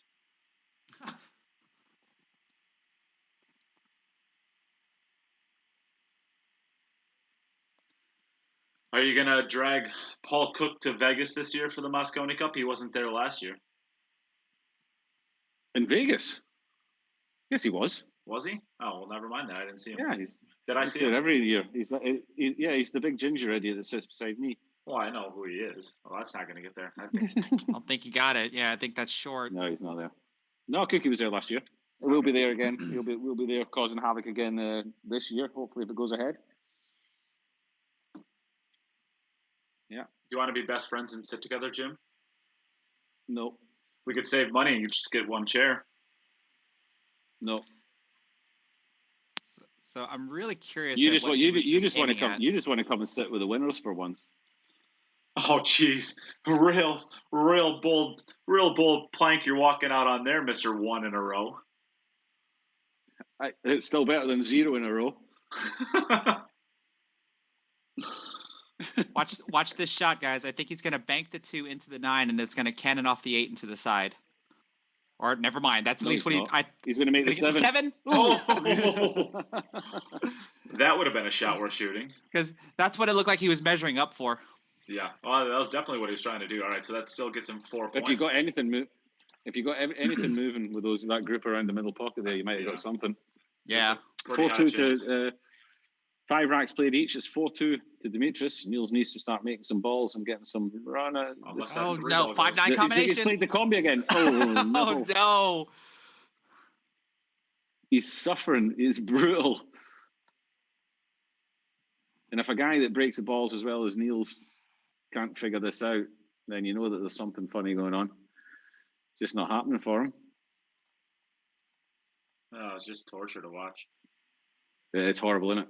And Demetrius will be sympathetic for him because he went through exactly the same thing. I mean, that's now 6 dry breaks that Niels has had out of the 14 racks that he's played. That's too many, really. All right, so we're back over to Demetrius again. He has the balls racked up and ready to go. So that is going to mean that Demetrius at least will have an opportunity at sudden death if he does not run out any of his last 3, and Niels runs out all 3 of his. Yeah. Or I should say all 2 of his. Both, maybe, is a better way of putting this. Basically, Niels needs everything to go his way now. He needs Demetrius to fail on all 3 of his, and he needs to make both of his own ones. Well, then, Nate, I mentioned this before, so I'm going to go ahead and follow through with it. I bet you 25 push-ups that Demetrius at least gets 1 more rack. Wow, you're really stepping out on a limb there, buddy, aren't you? You got a bet? No! Set up some real... If you want to be a real tough guy, why don't you say 2 out of the next 3? I will say 2 out of the next 3 then. Why does that have to be 25? Push-ups. Why can't it be like 10? Because we know you can't do 25.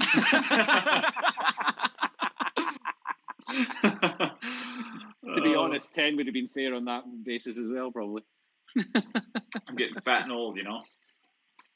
For those that are unaware about this, Margaret Fefalova bet Nate, was it 10 push-ups in the last event? Yeah, yes. And he did them. Oh, no, yeah. Margaret had to do them, yeah. Mm-hmm. Well, we made 2 bets. She won 1, I won 1. So we both had to do 10 push-ups. It was torture. All right, so the bet is on. Demetrius will get at least 2 out of his last 3 racks. Well, I never agreed to this bet. I agreed to it for you as your business partner and financial advisor. I never agreed to this bet. This break looks too easy. Wait a minute. You're the one that called it. You're the one that called it. I bet only 1 and countered me with 2. No, I just said if you're gonna make a bet, it should be at least 2 out of 3. And I did. Well, I never said I was taking it. I just said that's what it should be. I may have taken it had you offered it originally, because now I see that the break is wide open. So he's already got 1. He only needs 1 of the next 2. Chris, am I right in thinking that over where you are, people like Nate get called a nit? Is that correct? That would be appropriate. Okay, there you go.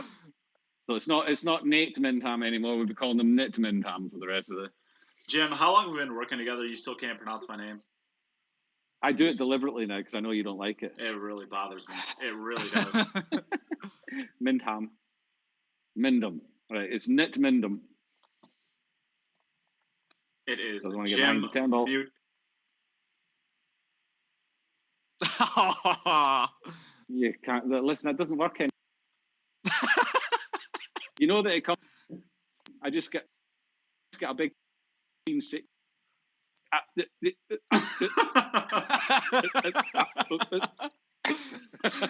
You know, I do get a notification on my screen when you do that. I know. It's not like a secret. You're not being devious. You're not a super criminal. Jim's just working on his next rap album. I want it to be literal. All those skips. I want you to know exactly what's happening to you. You got a little straight here. He's gonna have to really force us around table. Like that? And he's done it well. Like that. That reacted real well off his table, didn't it? Luckily, the 7 ball's where it's at. He ends up a little bit straighter than he wants to be, but the 7 ball's right over the side pocket, so he'll just get it over to that left cushion. I think the 9 ball probably goes to the same pocket. He's gonna end up coming up a little bit short of straight in, so I think he might have to shoot the 7 and draw below the 9, unless he can get straight in. Then he'll play the 9 to the bottom right.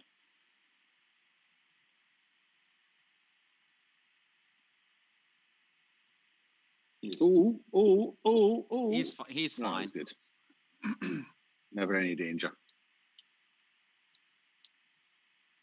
So he's got the angle to come around the 9 for the top right, or like you said, if he's going to draw back for the bottom right.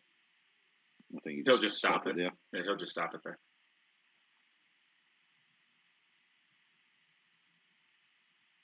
Yep. Maybe came back a little bit more than he wanted to be honest, but he's fine. So this will give Demetrius the win for the match. Yeah. Very well played. It's a different Demetrius we're seeing this time. This is probably 2 rails. He'll get that second side rail into play. I think he'll probably just go 1. Don't think so. Yeah, just 1. Okay. It looked a little thinner than I thought. How's he going to play this one, pal? I think he'll probably follow the cue ball in. Follow it in, yeah. Follow it in. It's a very advanced technique there to not have that ball follow in. That's tough. Back over to Niels. He's not hanging around. Come on, Niels. Get a ball in.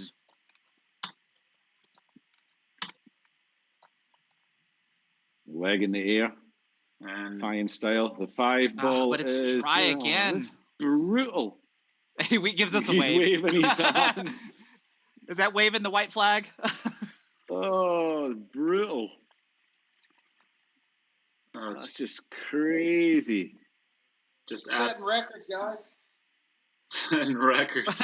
Wow. What did he say? He said he's setting records. Oh, it's 4 in a row.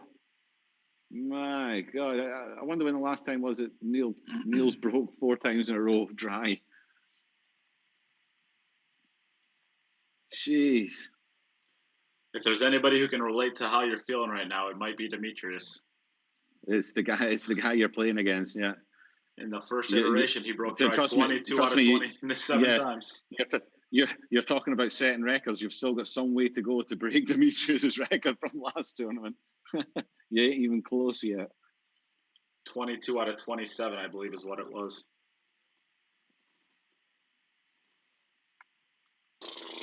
He's made the three, but he's making random balls now. But that's it. When it starts going your way, then the random balls start falling and stuff like that as well. So the 6 ball is a little bit pretty funny. open table. The 6, yeah, but I think he can get it from both sides. The 7 ball's covering up a pretty decent amount of it. Maybe this field. It looks like he can make it from above it. Well, where the 5 ball is, you'll be coming from that side. You'll be coming pretty much from a line from the 5 ball, so that looks like a good line to the 6.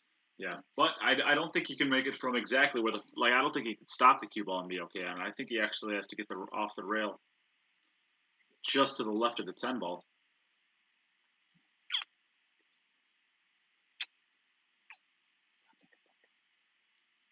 Jim got kisses. Yeah.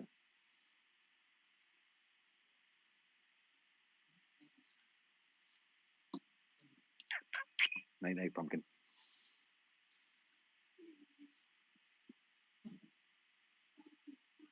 Ooh. What was that? He stopped that instead of drawing back. He just didn't get through it. He maybe quit on it. I'm going to see the jump stick. If you're going to jump at any of the balls on the table, that's the one you want to be jumping at, because if you make it, you're stopping, you're on the 5. So really, it's just a case of making this ball, and you'll have a shot in the 5 ball. Well, yeah, it looks like he hesitated on his stroke when I saw the replay. Yeah. I think he quit on it. Yeah.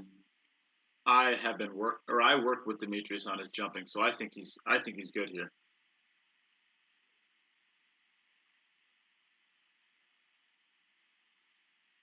If he doesn't make it, we can blame you then, right? Yes, but if he does make it, then I get 50% of his winnings from here.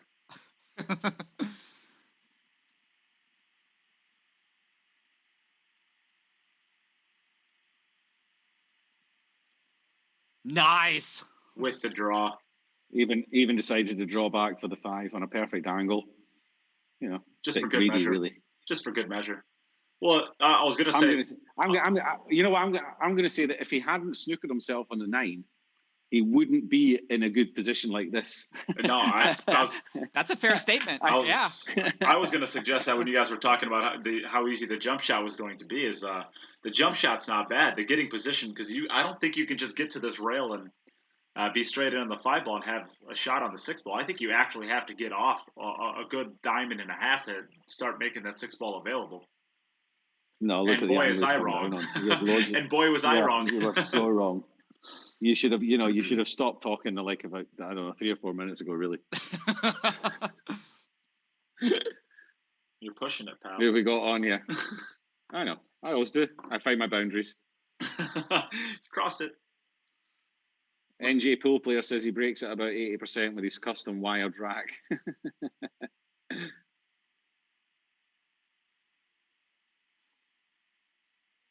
Yeah.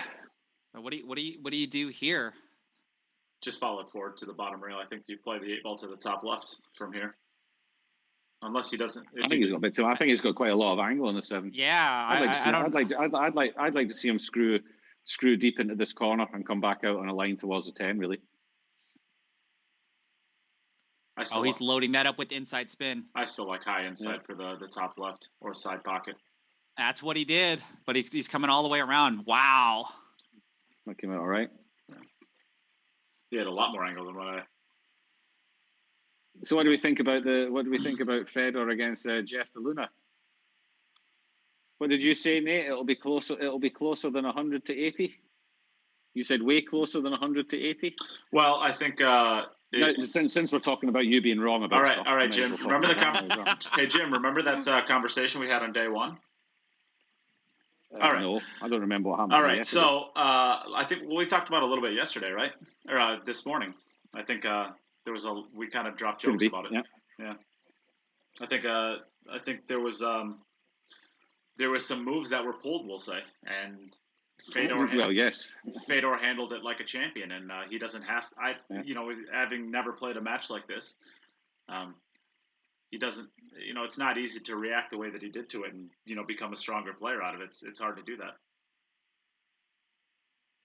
Yeah, handled it well. I didn't see any of the match, but I've read some of the reviews on what happened and what people thought about it, and I think it's tough to rattle Federer, to be honest.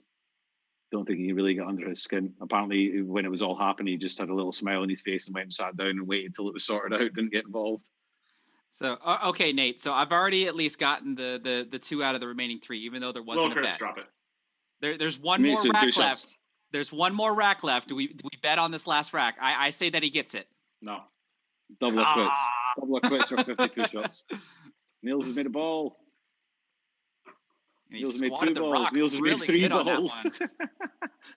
It's always a way. Dry, 3 balls. It's like, Jesus. And he just squatted the rock right there in the middle of the table. Niels has got a great 10-ball break. You know, it's amazing how well he hits them. But yeah, if they're not going to go in, they're not going to go in.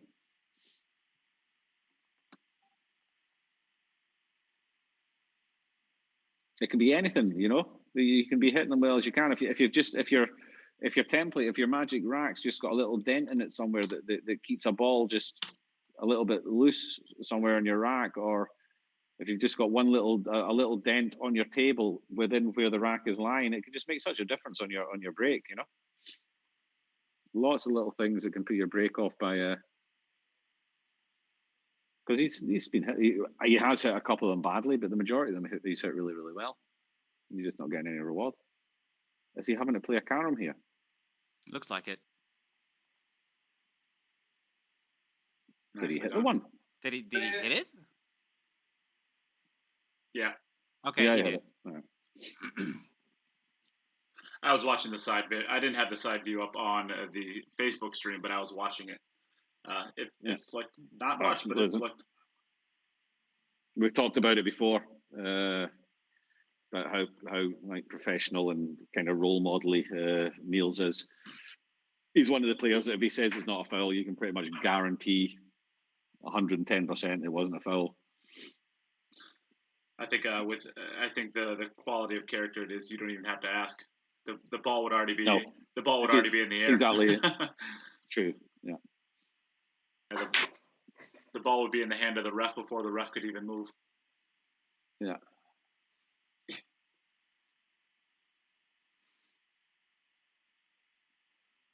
So Niels is going to need this group to go to somebody getting all 3 and the other 3 all having 1 win, splitting the other 3 points with each other in order to qualify. So he'll be looking for either Demetrius or Mieszko to get on a run and win all theirs and to try and squeeze him as a second placer. But this rack is going to help him with his total. It's going to be tough for him. But we actually saw a situation in, was it day 4, that a player actually had the opportunity to win and get in, having lost the first 2. Yes, correct. So it's not impossible. It's still, no, it's not impossible. Niels can still qualify. And he has a 3 and a 5, I believe. Is that right? A 3 and a 5, and to get yourself still into playoff contention at the moment, you're shooting for 11. You're up, Demetrius. More than 11. If you want to guarantee your playoff, you need to be on 15 and more balls than Wojtek. So you would say 16 is what you would be looking for to guarantee your spot. That's going to be tough for Niels at the moment. He's on 8, so the maximum he can get is 16. But 11 is a number he should be having in his mind. And you never know what happens in the last group. So this should actually be 8 out of 8 for Demetrius on his breaks. He just had that one rack that he couldn't finish. Yep, he hasn't been dry yet, which is a slight improvement on last time.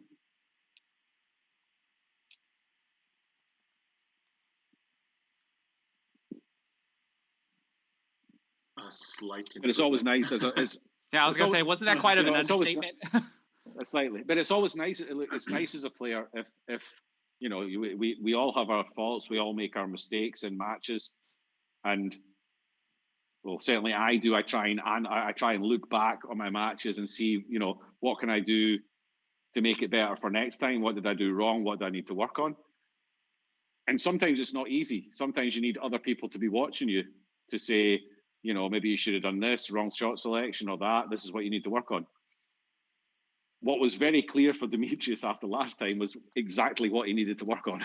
You know, there was no doubts in his mind. There was no, you know, it was 100% clear what he needed to work on in order to have a chance. And he's obviously done it, you know, and he's played really well here. This could very easily become a 7 out of 8 here, which is a great score. Puts him in number 1 spot at the moment. Demetrius is a student of the game. He will take things away in the same way you just described. Yeah, you've got to. The only way you're going to improve. A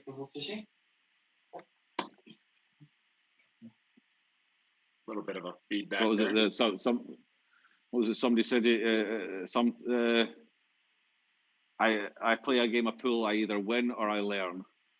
All right, never lose. Mieszko, you can't start your videos until it's your match time, please. We'll have plenty of time to get those on and set up. Mieszko's in trouble. Uh-oh. Don't touch So it. is Demetrius. Bank. Wrap That one. was an unfriendly tickle. An unfriendly tickle.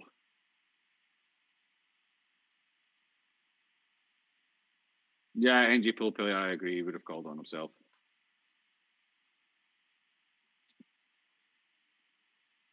And also, yes, Federer's going to struggle to get action from any smart people. I agree. Yeah. I think the next natural one is going to be Dennis or Carlo Beato, hopefully. I think those sound like great matches that could happen. Yeah. There was a couple of people were mentioning the likes of Jason or something. I really don't see. You're not going to get it out of Jason. I don't right see now. And I don't see Federer matching up against a European at the moment. Yeah, you're not going to get it out of Jason just because Jason's room. I don't think he has any interest right now in anything but that room. No. And getting that started off right. So that's going to be a 6 for Demetrius. Demetrius wins this match 6-3. Very impressive performance. Well done.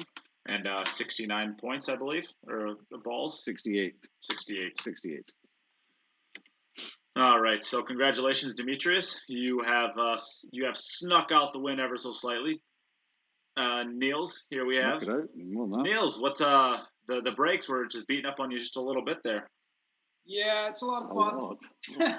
It's just tough, you know, if they're not going in, it's straight to the chair for another 5 minutes, 6 minutes. Then you come back out, you try again, and then if you get a couple dry ones, it becomes pretty mental, you know, like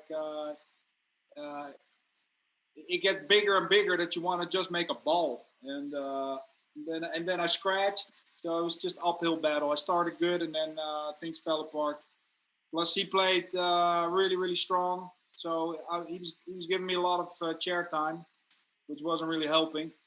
So, yeah, he just played better than me. Congratulations. Yeah. When was the last time you broke dry 4 times in a row, do you reckon? This morning. That's a fair and honest answer. No, I don't know. It's weird. I was practicing here, and it was balls were flying in all the time, and then for some reason, I don't know, they're just coming a little bit high, and I'm trying to make some adjustments with speed and stuff. It's just not working. So in the match, making adjustments in a match is sometimes harder than in practice. So yeah. Okay, you've got a break now, and then you'll be back for match 4. You're not out of it yet. You know, there's still a possibility of getting the second spot if other results go your way. So, but you need to win your match on match 4.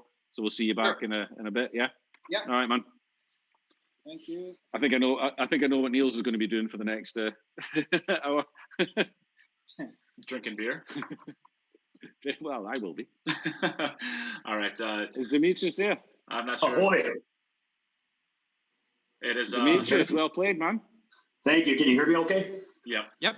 Yeah. Hey, you've improved your break just slightly on the last time you were here. Well, I'd almost have to. Yeah, you know, obviously that was a big wake-up call. And so, yeah, I've put in probably more work that I have time to express. And I've had some help from, you know, others But I've kind of found a spot. So what I was looking for with the break was a spot with a few goals. One, something where I could hit it without hitting it real hard and still get good action on the four railers, the corner balls going four rails, and the one railer from the three ball, and just make sure that all 4 or 5 balls are in play. And then what I did is I wiggled back and forth across the head string until I found the spot where there was 2 kisses I had to beat. The 2 four railers were sometimes kissing, and so I had to find the spot where they weren't kissing. And then also I had to find the spot where the 5 ball wasn't catching the 3. Anyway, so the point is that and then finally I wanted a break that was a little hit resistant. So you'll notice I was breaking pretty square in the beginning half of the match, but then even towards the end of the match, I hit a couple where my cue ball did not hit square, but I still got really good results. And so I was looking for something that worked well with a good hit, but was still serviceable with a missed hit, so that I kind of padded myself as much as possible. That worked out for you. You had 8 breaks out of 8, and a score of 6. So, hey, listen, you keep breaking like that and giving yourself opportunities, then you're right in the running for this. So well done. Well, thank you very much. Yeah, and Niels, I mean, listen, he's been kind of a hero of mine for many, many years. Since 2004 was the first time I saw him play, and he's always been one of my favorite players. His work ethic and his his mental game, he's everything, shot making, pattern play. So yeah, but in this format, it's such a short set and it's so break dependent that I just he scared me enough to where I just felt like I couldn't afford to make a single error. And fortunately, I got the opportunities and I was able to get through those racks. And then next thing you know, I blinked, and I never expected to just kind of, I thought it was going to be a grid to the end, but sometimes, I mean, I've been on the flip side of that, so I know how that goes. Yeah. Nope. Very well played. Well done. And we will see you back in match number 5. So you got a little bit of a break now. Sounds good. I appreciate it, guys. Yep. All right, man. Take care. All right. Well, we have lots of great matches coming up. We have Nick Malaj, got 3rd place in the last time we had the VG10 versus Mieszko Fortuński. So Mieszko is going to be coming into the match with a 1-0 record, looking to try to really give himself a great opportunity at making the playoffs. And we'll have Nick Malaj coming in trying to set his tournament off right with the win. So we'll be back in just a second. We're going to set up the streams here. Use this as an opportunity to get a share into the stream. Help us get it out there to more people. You could also get a donation into the stream if you would like. We have some specials right now. We are doing a $50 special. The $50 special includes a jar of McConaughey's Gourmet Irish Pickles, as well as a Cue It Up t-shirt. You get a Kamui tip and a Cue It Up patch and a poison glove. That is about a $70 value that you're getting for a $50 donation to the stream. Plus, with that $50 donation, you will get 10 entries into the drawing for a poison jump break you valued at about $230 tomorrow, and 10 entries into a $1,500 Jacoby custom cue. So lots of things can be won. There are only going to be 3 of those packages. So if you would like one of those, do not hesitate, because they will go, and then you will lose out on an opportunity. We are only taking the first 3. All right, we will take just a small step away here, run a couple ads, and set up the next stream. We'll be back in just a second. All right. Share, donate.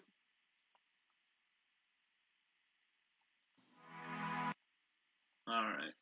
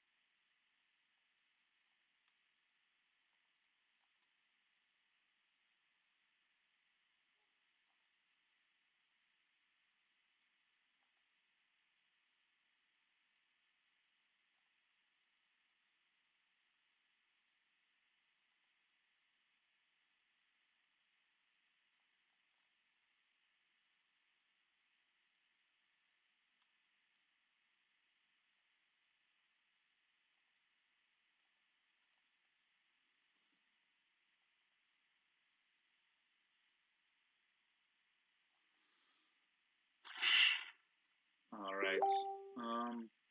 Both players ready?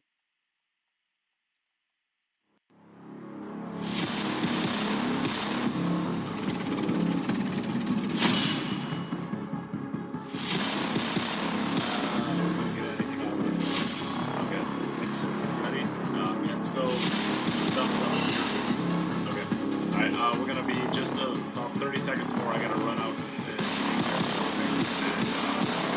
One more ad, we'll be ready.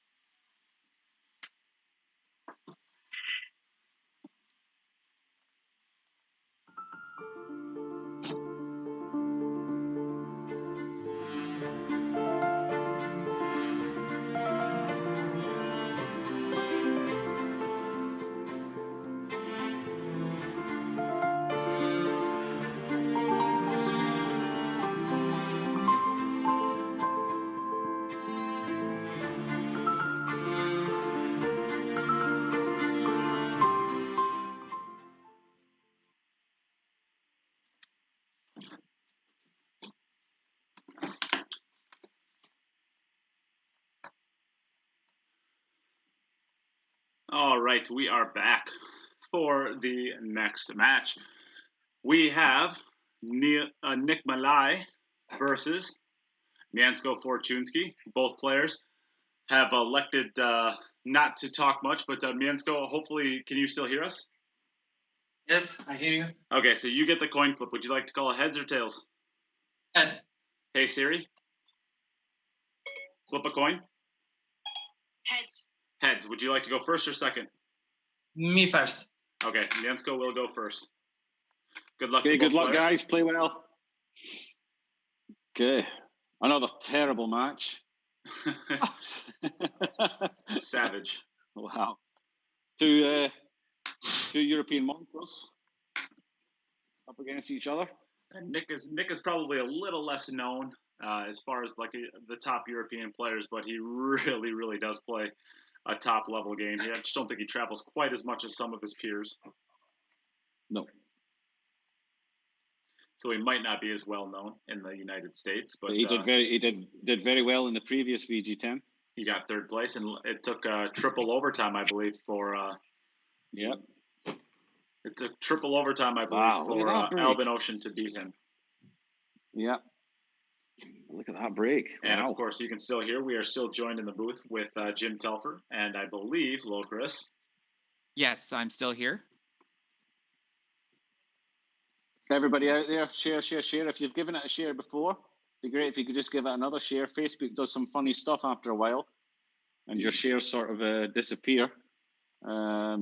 So if you could just give it another share, it's just one little click. Get it out there as much as possible. We really appreciate it. Try and get the viewers up there. And don't forget the stuff you can win. Have we still got stuff that everybody can win?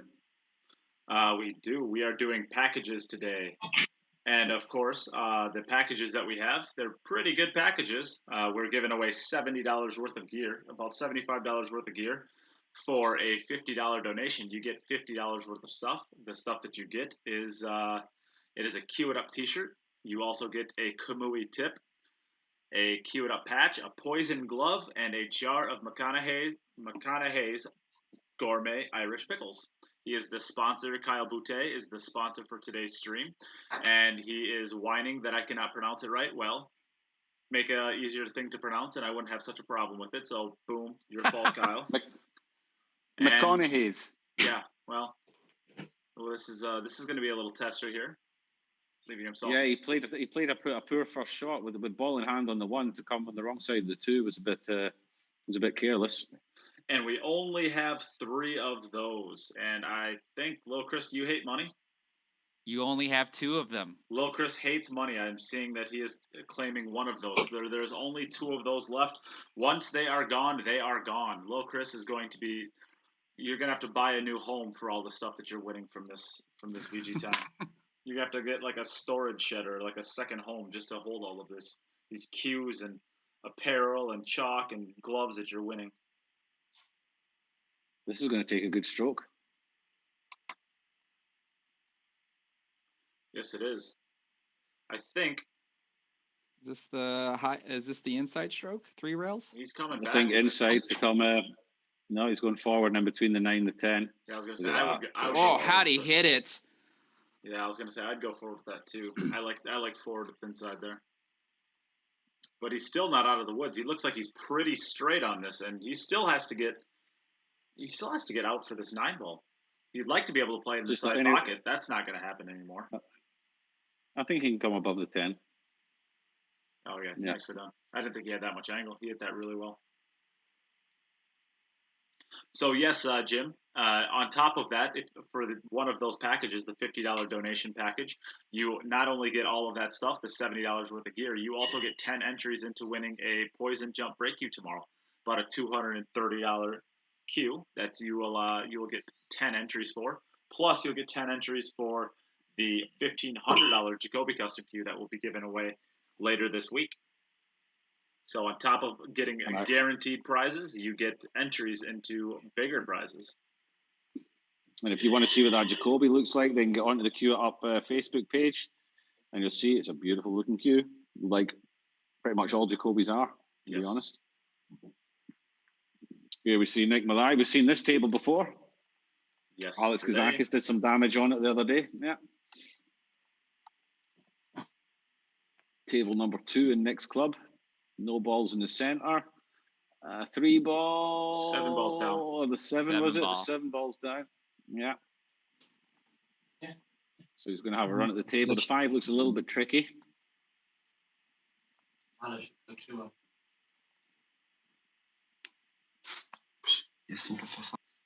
okay, he clears a little bit of it away when he plays the 2 ball. So I think the 5 passes between the 10 and the 6 into the bottom right-hand corner. So I don't think it's too bad. He needs to make sure he's got the right angle on the 5, because if he's not, then he's coming towards the 9 ball if he's high on the 5.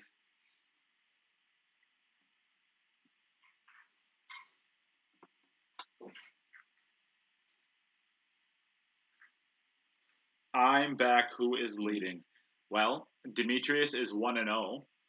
We have Mieszko as a 1-0 record, and we have Niels, unfortunately. Ooh, what a miss that is! Like he rushed that one a bit, no? Yeah. So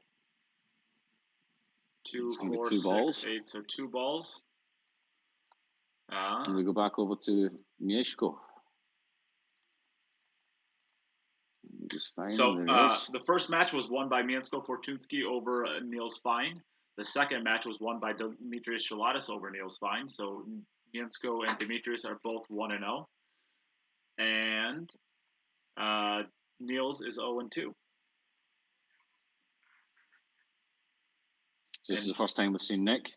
And I think the totals for Demetrius and Mieszko has 6, and I believe Demetrius has 6 as well. So both players started off very strong. Yeah, both players started off with a 6. If you want to talk about who's got a slight advantage, then it would be Demetrius. He's got 68 balls against Mieszko's 63. So a slight advantage for Demetrius, but that's it's not important until all the results are in, the ball count. Mieszko really is putting a lot of effort into the rack. I think we can hear in the background Niels breaking the balls. I will mute his Niels mic. will be practicing his break. Yeah, Niels will be practicing his break. All right, so back over for Mieszko to break off his second rack.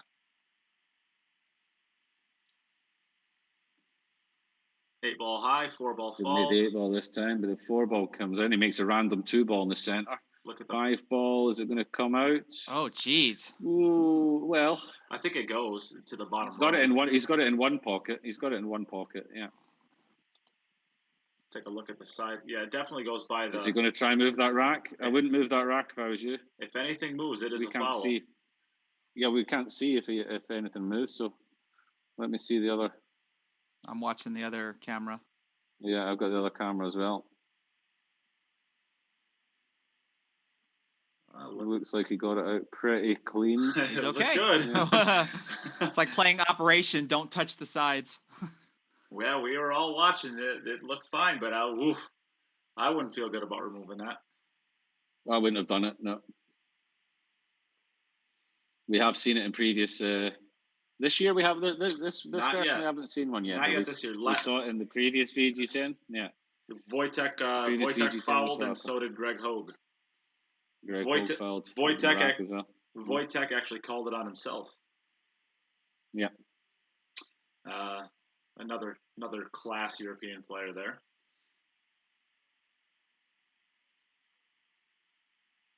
But that's one of the reasons why we've got the two cameras. So as we get all angles of the table to check on fouls, potential fouls, and then we can always look back later on if we don't see something, but somebody else on the stream sees something. We can always look back, and if there's one that we missed, then the score will be changed. That's the one advantage that we have with this system, playing a 1 and 0. It's very easy to correct the scores if something is seen after the fact. And it affects play. Because we found out last time that Roman Hiebler was actually racking the balls wrong, but because it did not influence the playoffs in any sort of way, we just kept it as it is. Yeah. Of course, if we were being extremely diligent, we would have went back and erased all of the points that he made while racking wrong, but it doesn't seem necessary if it's not going to affect the playoffs. Just going to get there. He wants to be underneath it, ideally. If that 8-ball doesn't go, he would like to be able to just tap that 10 in the 8-ball, and I think he got there. Really nicely done there. Yep. I think he's good. So he'll just clip into the 8-ball and only the 8-ball. He does not want to bump into the 10. Yeah. Yeah, That's okay. I just like the 8-ball more. Because now if you move the 10-ball, you're still eliminating a pocket, and that 7-ball or that 9-ball is covering up a decent amount of the pocket for the 8-ball. If you bump the 8-ball, you're moving the 8-ball towards the pocket, making it easier.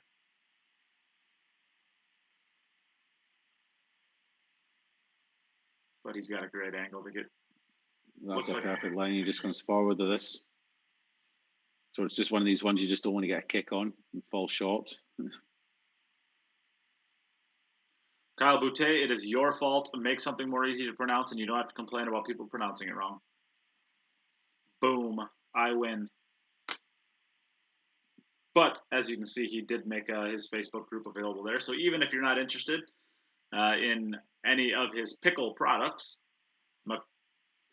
you can always go over and give him a like and follow on Facebook anyways. Does he have more products other than just the pickles themselves? I think he also has relish as well, if you're a relish eater. Oh.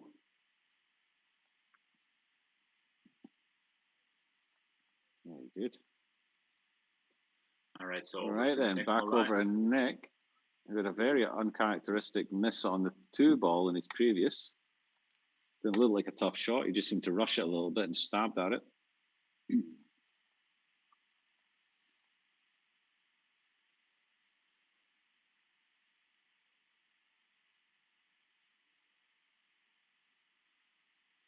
No, the 8 got kicked away by the 6, and he is coming up dry. That 7-ball is going to go as well, but because he didn't make the wing ball, the 4-ball, it banked off. It went high, and it stopped the 7-ball from going. The 7-ball was going straight into the corner. All right, then. Back over to Poland. And I'm going to go and get myself a little bit of chocolate. Great, we get to hear you chomping for the next 5 minutes.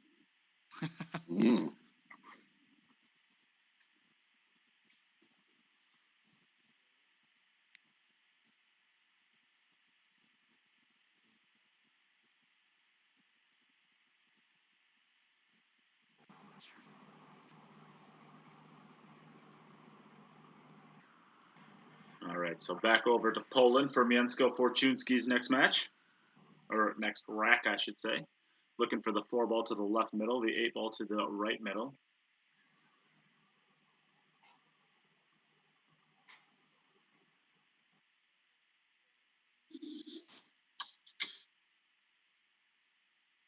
Eight ball falls, so does the 4. Oh, a monster break.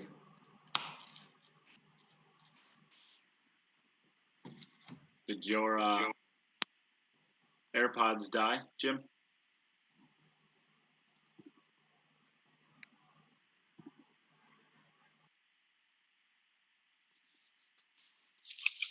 How's that? Is that better? Yep.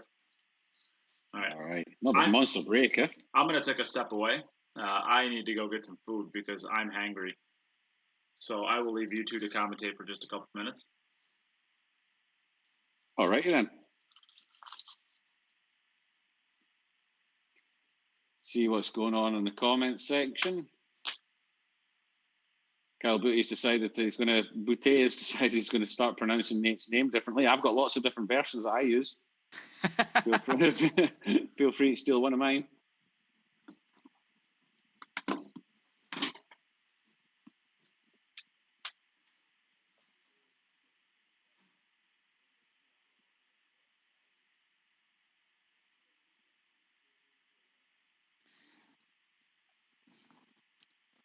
So it's interesting to see that starting the rack off with ball in hand and plays that combination, but it worked out well for him because the table's much more open now. Yeah.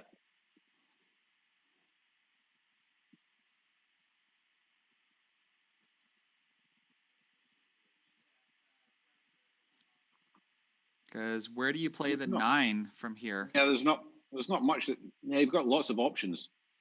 I think if you leave yourself an angle where you can float off the bottom rail up the left-hand side of the 9, and you can choose whether or not to play it in the right center or the right corner. He's got the angle that you're talking about. Yeah, it's one of these ones you should really. A lot of players don't make a decision on it and think I'll just get in that gap there, and then you end up in the 50-yard line. You want to be playing. You want to play for one of the pockets. Okay, he's playing for the corner. Slightly overhit it. So he's got a choice here. He might be able to cut it back.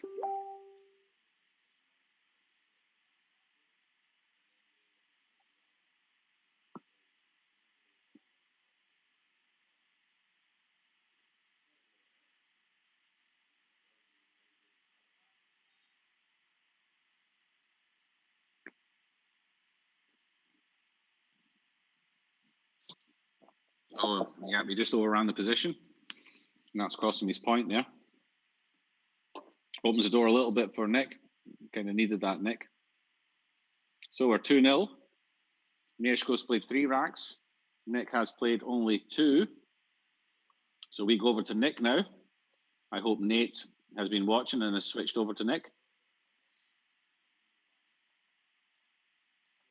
It may be, I'm not sure, it may be that you cannot see Nick's table if Nate is not doing his job. So he switched it. Did he switch it? Oh, okay then. So that's a good break there from Nick.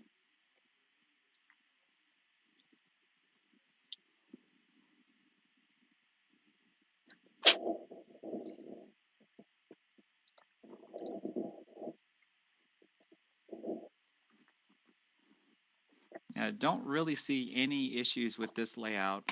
No, not really. This is just mind your work. Don't do anything silly.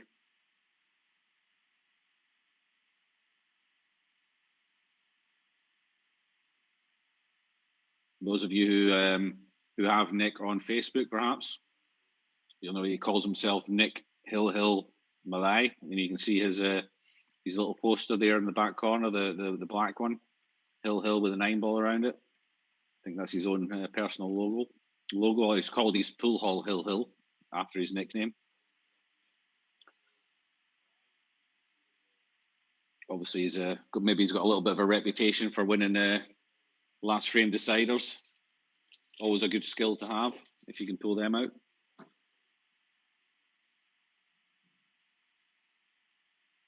So I think he just floats across for the 9 ball into the same pocket. He could just roll it in and play it into the centre.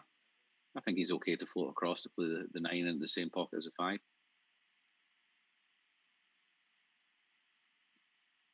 Ooh, he's going to contact Nobody it. clipped it, but it's okay. Friendly tickle. Friendly tickle. Not as played, but you take it. Now he's going to, maybe he's going away from the 10 a little bit further than he would like to.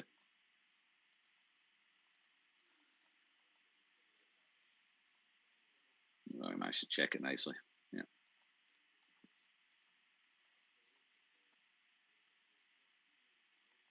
Okay, that brings the score Nick's back on to the 2-1. board. Yeah, 2-1 to Mieszko. We go back over to Poland. Somewhere, not Tokyo.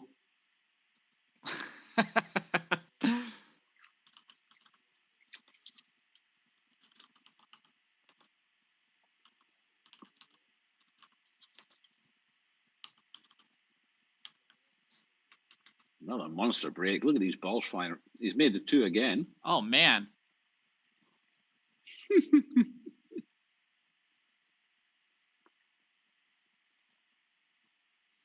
You're a proper candidate to win this tournament if you can break like that all the time. If you can consistently get that kind of break, then you're going to be very tough to beat. Because now he's playing the 6-ball ghost. Exactly. Amazing break. It's amazing how differently the breaks that come out as well. You know, if you look at Niels, he's hitting them well also, but just not making anything. Mieszko's making 2, 3, sometimes 4 balls regularly.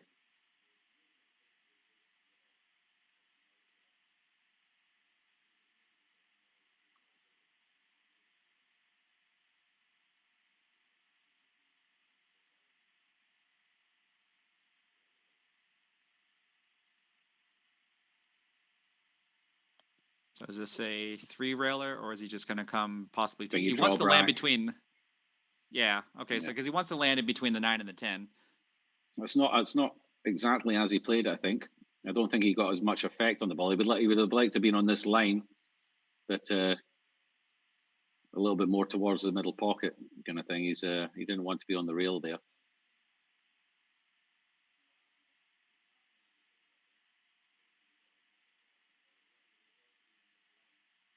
You said it well. Yeah, he can just come in and out of the kitchen.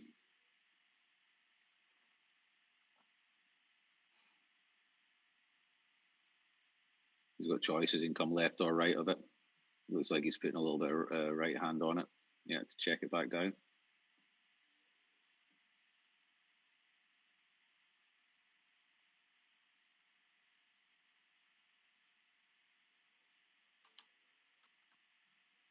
There we have it. Another one, an easy one. That one, well done.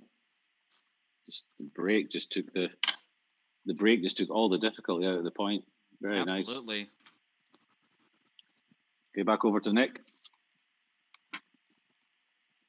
Oh, have we lost Nick's picture? I think we have. We've lost Nick's camera. So the overhead side view is still available.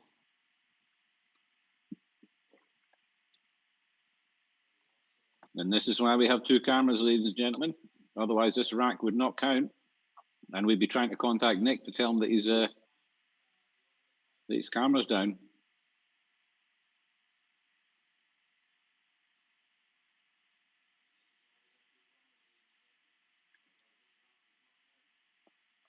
Looks like it's back up again from a little bit further away now. The zoom function has been cancelled on it. Yeah.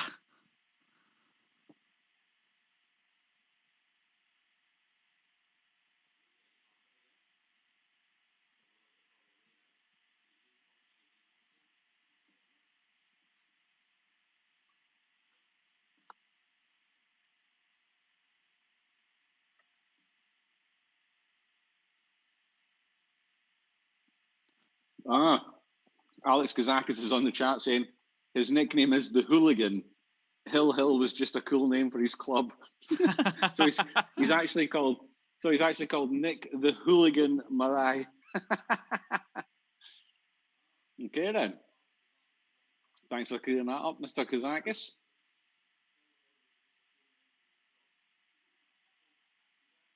So it looks like the 3 to the 4 is going to be a little tricky. He's probably going to end up with a thin cut on the 4. Mohammed Bashir. I'm not sure if I should say this, but I'm going to anyway because it makes me laugh. DeLuna says this is just practice because not all the commentators are in the booth. That was indeed one of the things I heard happened. Yeah. Apparently Fedor broke and spread them everywhere and left himself an easy rack like what Mieszko just had. And then Jeff said that this was still a practice rack because the commentators weren't in the booth yet.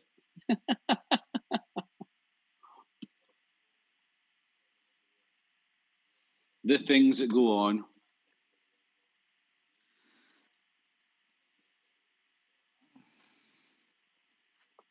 So screw in underneath the 10? Or do you come across?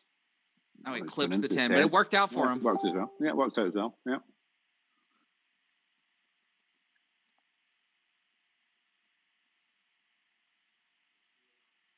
His camera's been a bit laggy as well sometimes. Maybe having just some Wi-Fi or some internet issues.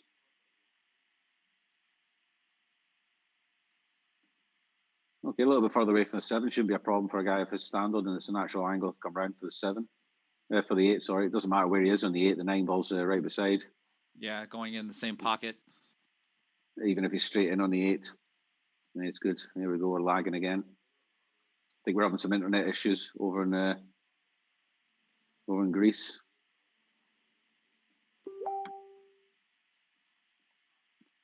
Well, he solved that one really well. Yeah, but this is out. Very good. Well done, Nick. So 3-2 to Mieszko.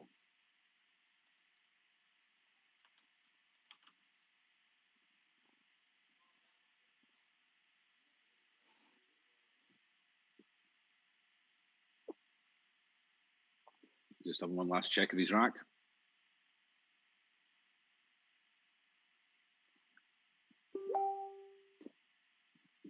Making sure all the balls are nicely tight.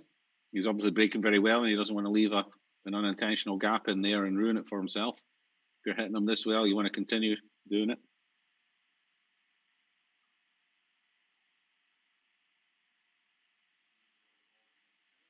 See how many he makes this time. 4 last time. Not making the balls in the middle. And this is he's made the 7 right. Oh, he's scratched. But he scratched. Oh. He's scratched. Wow. Okay, this has opened the door a little bit for Nick. He's 3-2 behind, but he's played 1 less rack. So this could level it up for him. Do we have a... Yes, we do. Oh, and we've zoomed in again. Good work.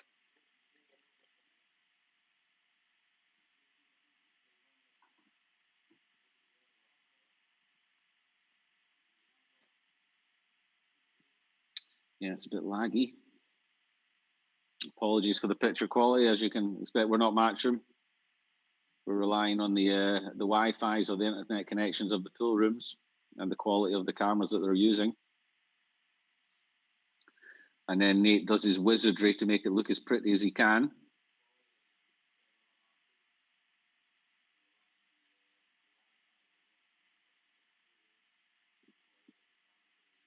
So it's not a bad break, I guess. The 5 ball looks like it's going to be a little bit of an issue. Yeah, because it looks like it's blocked by both the 9 and the 10. Yeah, it looks like it's blocked from both corners. I think that's what he's just looking at. I think he's just looking at the 4 ball to see where do I need to be. What do I need to do? Can I move the 5 with anything initially? I don't really think so.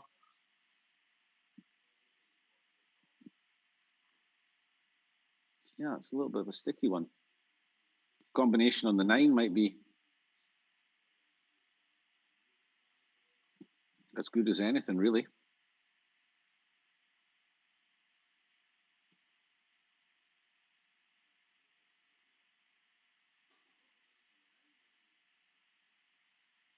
Yeah, this is a nasty one.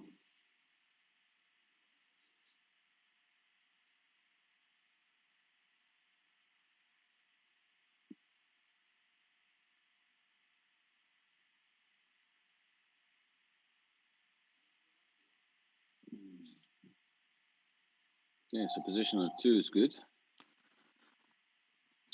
I'm going to watch this on his overhead because that one's not lagging.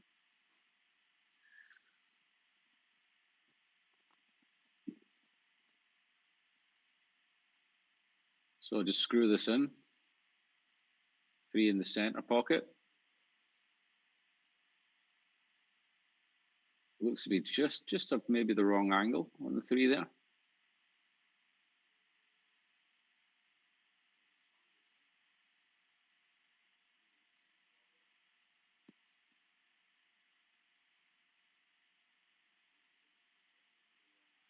This is tough. There's no obvious spot where you can leave yourself to give yourself a real good shot on the 5.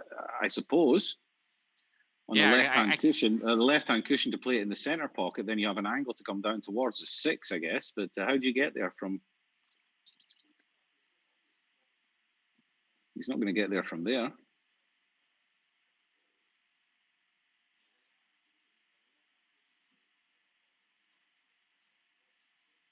Yeah, maybe the combo.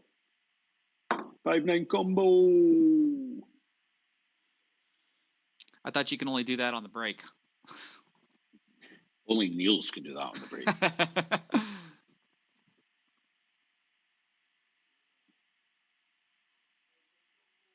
Okay. This is a shot that's going to dictate whether or not he gets his point here, I think. It's coming around. The 10's going to hook him. Yep. It was tough. He was. I think he was looking for the gap between the 9 and the 10 there to play it in the top, one of the top corners. That's what I was thinking, was the 2 rail and try to come in between the 5 and the 10, but it was so risky. Jump shot. There's not a lot of room between the cue ball and the 10, but I think he's only jumping over the side of it. You probably have a little bit of draw on the white. You might even get. No, he didn't get up in there. Yeah. Okay, so that's just 5 balls. 0 points. So the score's after 5 racks, 3-2 for Mieszko. And we go back over to Poland. So his next rack. Yeah, I have 3-2 with 38 and 27 balls. 38 and 27, correct? Yeah. Okay. That's what I have.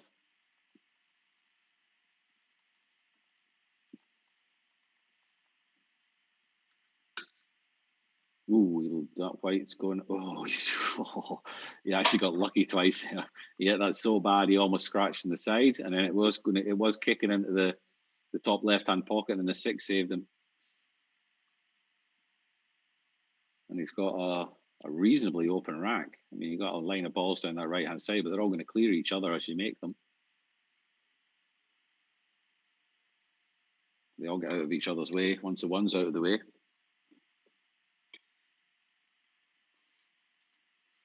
Is what you have the 1 in the right side pocket, 2 in the other side. What, catch the angle on the 3 to go to the other side, and that allows you to come around for the 5 in the top right corner.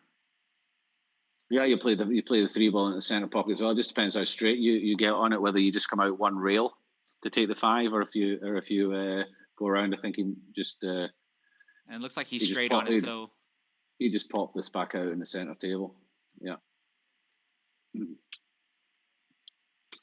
5 to 6 is standard. Just going to be a little bit, just about the speed getting from 6 to 7, really.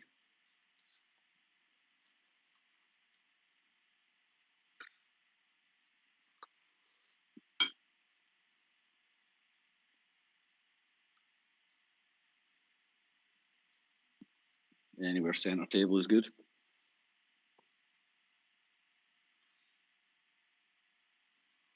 It's one thing these guys will have practiced for hours on end, and it's something that I advise amateur players to practice.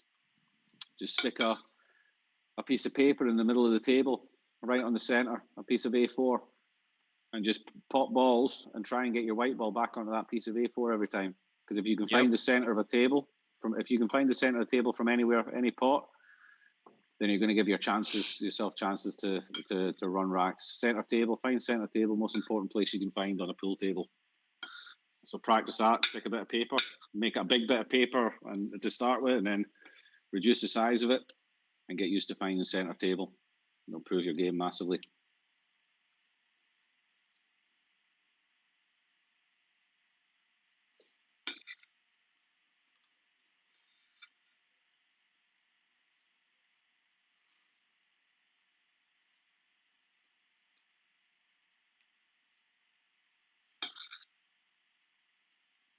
Okay, so you just roll this to the bottom right corner and then play the 10 in the opposite corner. Yep.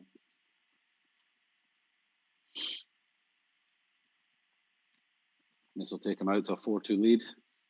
Played one extra rack, but still a good position to be in. Nicely done. Okay, back over to Greece.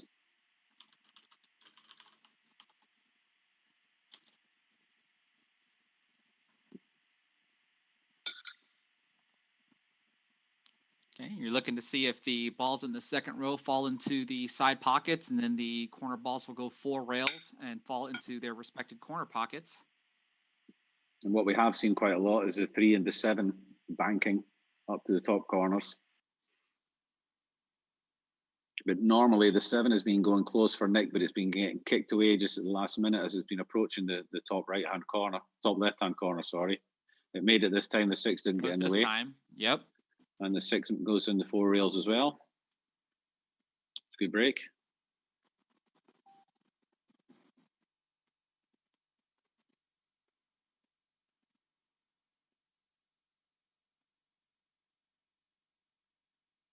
Not wasting any time here. He sees the pattern very quickly. No problems on table, so he knows what he needs to do. Screw up past the 8. Oh, he's gone into it. Oh, not get behind it. Oh, no. Wow. Another jump He's shot. Get out. Jump, see if he can get it off the table this time. If he can get it in the air. Oh, there's a couple of really careless shots from Nick that we didn't see last time. And they've cost him. Looks, you know, unless he can pull something out here, looks like costing him this match. Just a couple of careless errors. Yeah. So, didn't make the jump shot.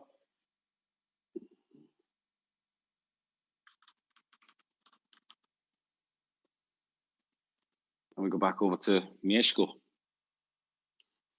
who is 4-2 ahead. They have 2 racks remaining each. So he has minimum a sudden death. So Nick needs everything, all 4 racks, all the next 4 racks, everything to go right for him, does Nick? He needs to make both of his and he needs Mieszko to fail on both of his. And the way this guy is breaking, he's just not having problems on the table. Yep. He's having no issues to really solve.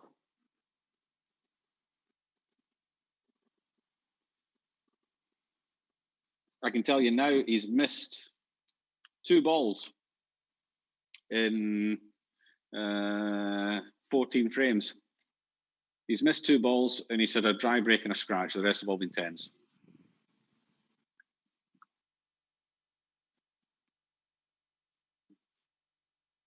So this looks like he plays the 1 in the top right and has an angle between the 4 and the 7 to play the 2 in the left middle. And that should allow him to get position on the 3 for the top right as well. Yep. You just don't want to get, you'd rather not be straight on the 2, I guess. You want to be able to find that. Is that Nate burping too close to his... I think Nate enjoyed his dinner. I can hear him in the background, belching it all up again. Or was that some? Did you have one of Kyle's pickles? Bad advertising. I had me some yummy mansala, and apparently, when I turn my microphone off, it doesn't actually turn off. So that was fun. Yeah, we could hear you scraping your plate and burping. Yeah, even Edward Hoffman says the commentators always plan their meal for stream time. Well, we're streaming for 6 hours, so yeah. Edward, I don't know if you go 6 hours without eating anything, but it's not easy. especially since I'm not. I've developed in my old age a hatred for eating breakfast. So now I don't eat breakfast. So come 1, 2 o'clock, it's time for me to start getting hungry. And today I was just so hangry that I had to eat. Everything was just making me so mad. Yeah, but you're skipping the most important meal of the day. I don't look at it as skipping it. I look at it as prolonging it for the future. And what we're doing is by eating on the stream, we're making everybody hungry and they think, oh, I really want to eat something. And then they see the pickles, they hear about the pickles, and they think, I'll buy some pickles. So what we're actually doing is we're promoting for Kyle. We're making people hungry, so they buy his pickles. And that way he'll be happy enough to... Edward says he goes 72 hours sometimes out eating. So do I when I have food poisoning. Nope, not me. You can't go you can't go 7 minutes without a beer. You're right. I'll drink to that.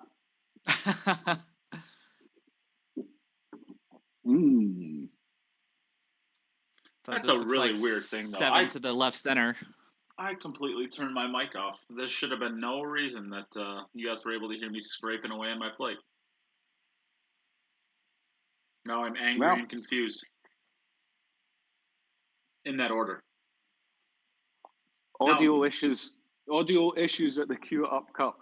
The VG10. Who would have thought audio issues at the VG10? Next, never happens. Next, you're going to say there's going to be scoreboards that aren't right. Not with me and Chris here. We've got it under control. Well, you're not updating the scoreboard. I am. Ah. So, Mieszko's won this match.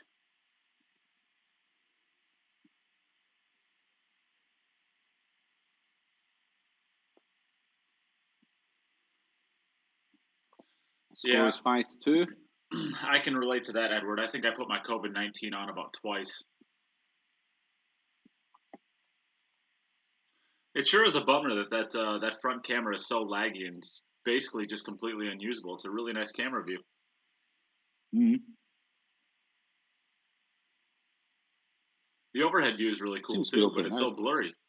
Yeah, it's just blurry. Yeah. And I've asked Nick to try to fix it several times, and he says there's no way of fixing it. So I'm not totally sure why that's the case. It's just a website webcam. But if somehow he pulls out a way to still make it to the playoffs, this is not going to work for the playoffs. So he's gonna have to either figure out this webcam here on top, or he's gonna have to figure out how to get better internet in his place. Yeah. I mean, we didn't have this issue last time, did we? We had the overhead camera issue. Yeah, but we weren't being laggy and stuff. Yeah, the lagging wasn't an issue. Well, that's the joys of streaming over Wi-Fi. It's just unreliable.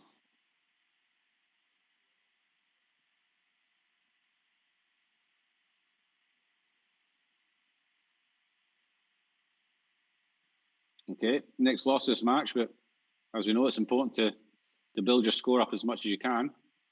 Ooh, that one's used all that pocket. I was going to say, pick your side. Doesn't really matter which one you take. It's the same cup, both sides.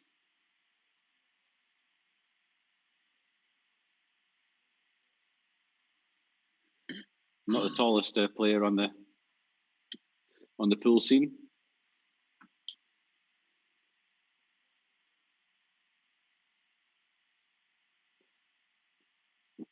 Nicely done. Played it well. Very quick as well, yeah. Very nice. Okay.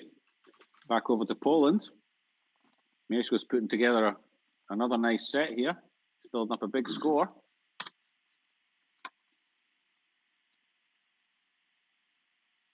He scored 6 in his first match against Niels, and he's got 5 at the moment. This is his last frame. Good match, that 6 here.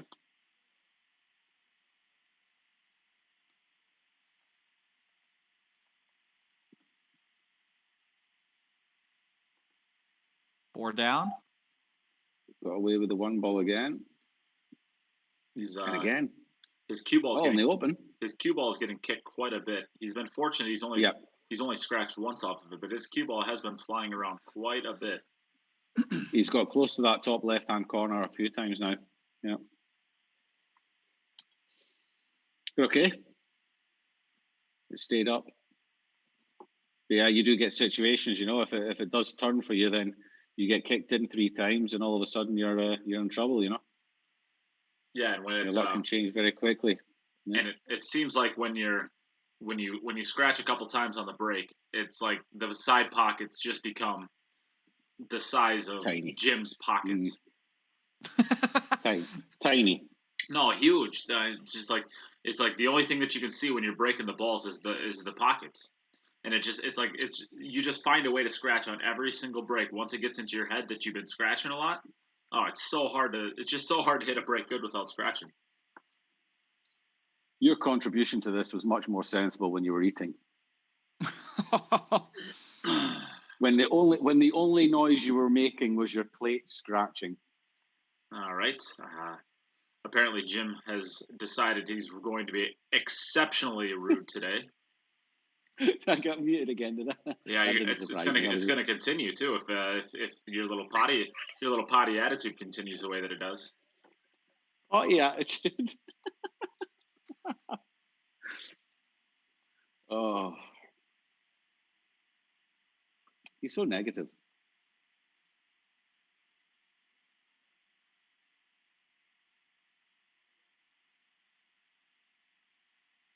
He's playing well though. I mean, he might be getting a little bit fortunate with his breaks. I mean, I wouldn't call it fortunate. I mean, if you're making 3 balls, you probably can't class yourself as unfortunate if you scratch, you know. But he has got away with a few. It's not the most controlled break. It was very controlled in the beginning of the match. It's not been so controlled the last few times. The one thing's for sure, he's spreading them nicely and he's getting nice open racks. Has he had to solve one cluster yet?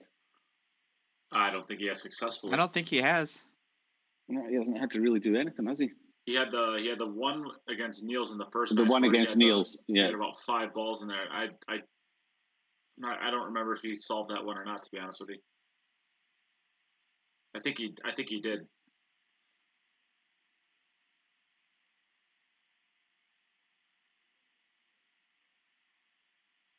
This is going to be another 6. Very good. 2 sets of 6. Pretty strong.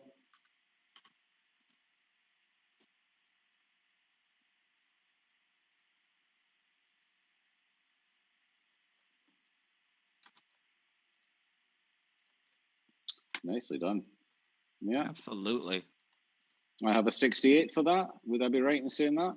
That's what I got. I have that as well. Then probably right. Back over to Nick for his final one. It's an important one, you know. All these players now will be kind of, apart from Demetrius, obviously, you know, Nick and Niels will be hoping that that Mieszko can finish off his matches with another win. So as it all comes down to the other 3. If you lose a match, you're hoping that the guy that beats you takes the full 3 points to give you the best chance to get second place. Yeah, it looks like Nick is now getting the spreads that he's been wanting this entire match. He just got it towards the tail end. He has also missed a couple of uncharacteristic, pretty easy shots as well. And positioning And a couple of really poor positioning. I want to say very poor positioning play a couple of times.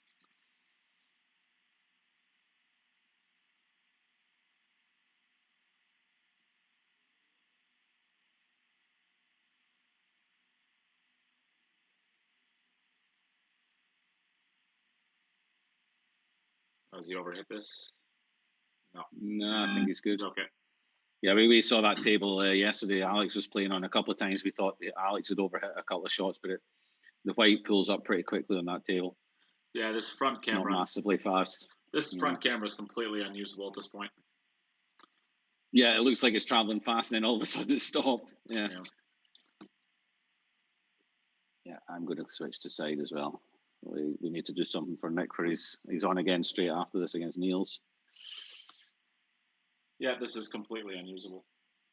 So we'll have to figure out whether they have to go on cellular data or whether they got to do something in the pool room. Maybe Alex is using a large amount of internet with whatever he's doing. But this isn't going to work. Yeah.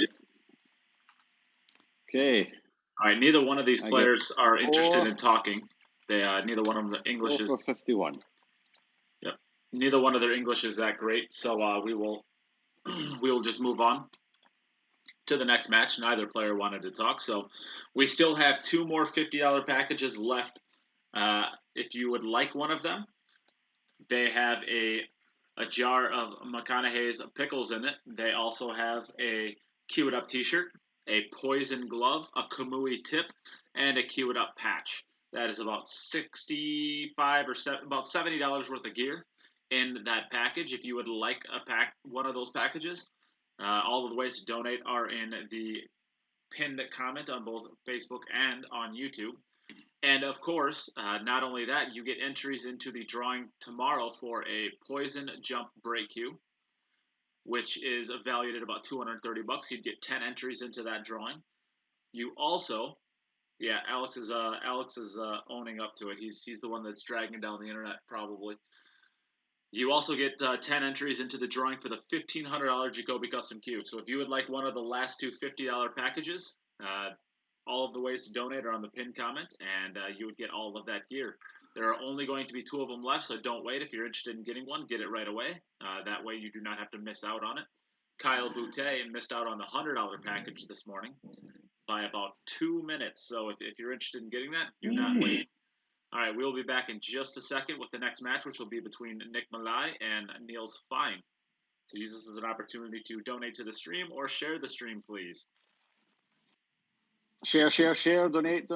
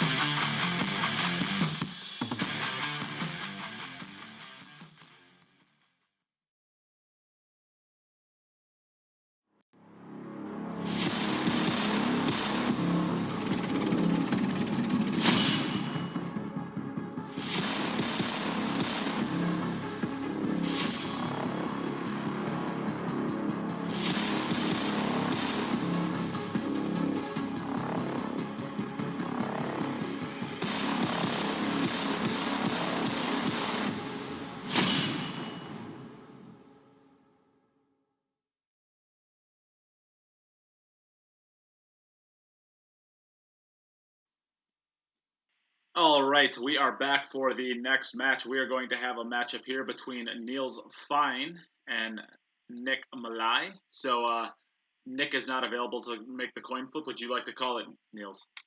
Don't go 0 for 3. Third time lucky. Let's do it. You calling heads? Tails. Hey Siri, flip a coin. It's heads. He hasn't learned. 3 for 3.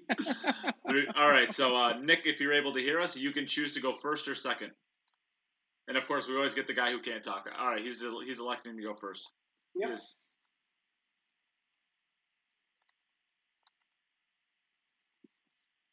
I think this is an entirely different day today.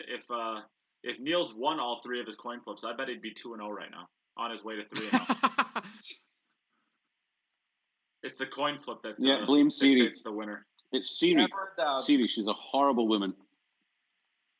You're good to go, Nick. You go first or second?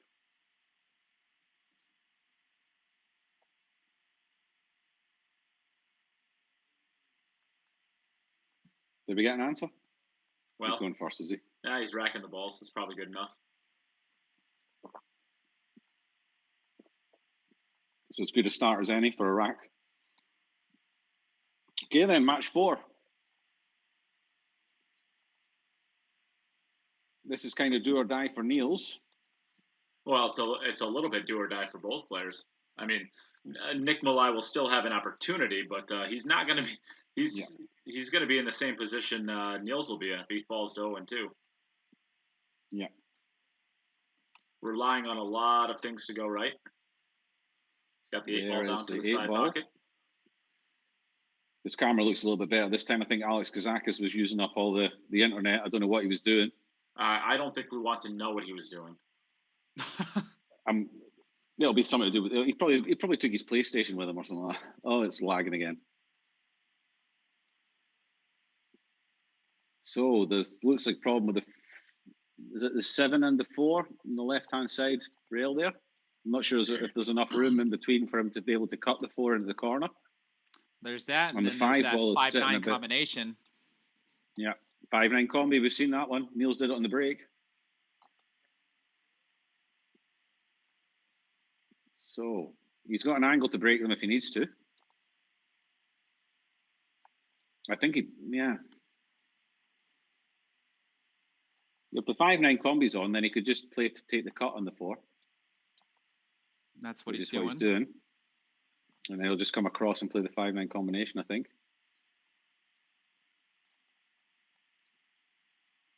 It doesn't look completely set. It looks like he'll have to cut it so that the 5 will then be going towards the left-hand side cushion, which would probably mean that the white is coming the other side of the 10. So that might be an issue for him. But this is no standard shot over the 6 ball. With throwing a little bit of outside spin on it too, but he hit it well. He made it.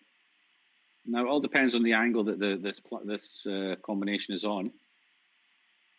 It looks like the 5 and the cue ball will be taking opposite tracks. The 5 towards the left-hand rail and the cue ball towards the 10 ball.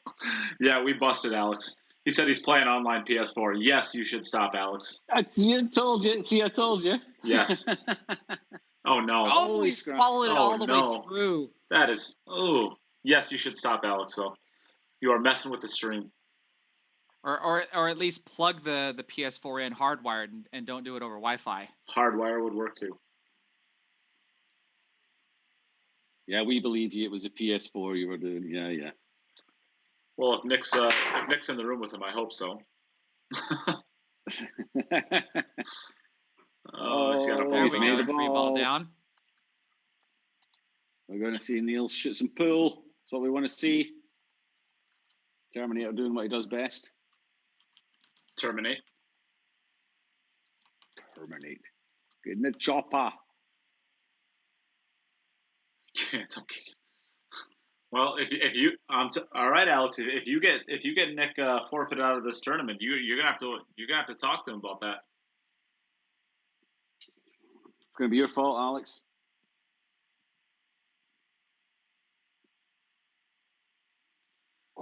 I swear to you, Alex Kazakis might be the oldest 12-year-old that exists in the pool world. the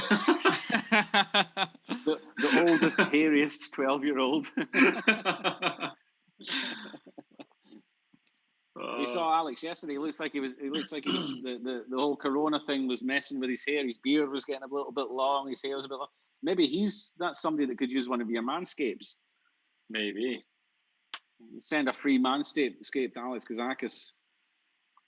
I think he's been living out of Nick's pool room. I think that's just a homeless beard, is what it is. I'm 15. He's 15, he says.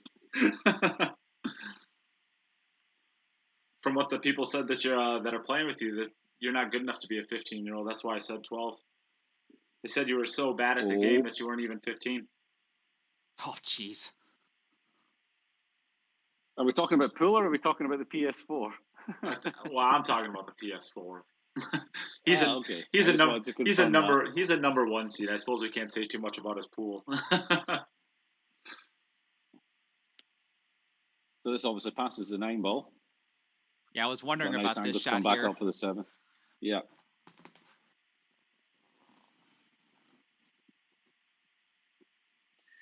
You see Niels got some Moscone Cup memorabilia hanging up on his walls.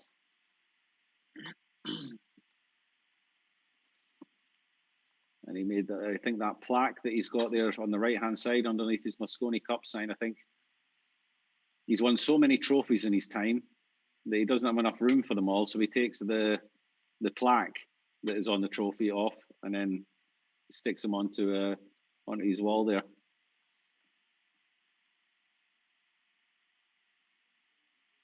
And a couple of big checks in the background as well. I think one of them was for the Las Vegas Diamond, the white one, Las Vegas Diamond. The one above it, I'm not sure. Las Vegas Diamond 10 ball, so he knows how to play 10 ball.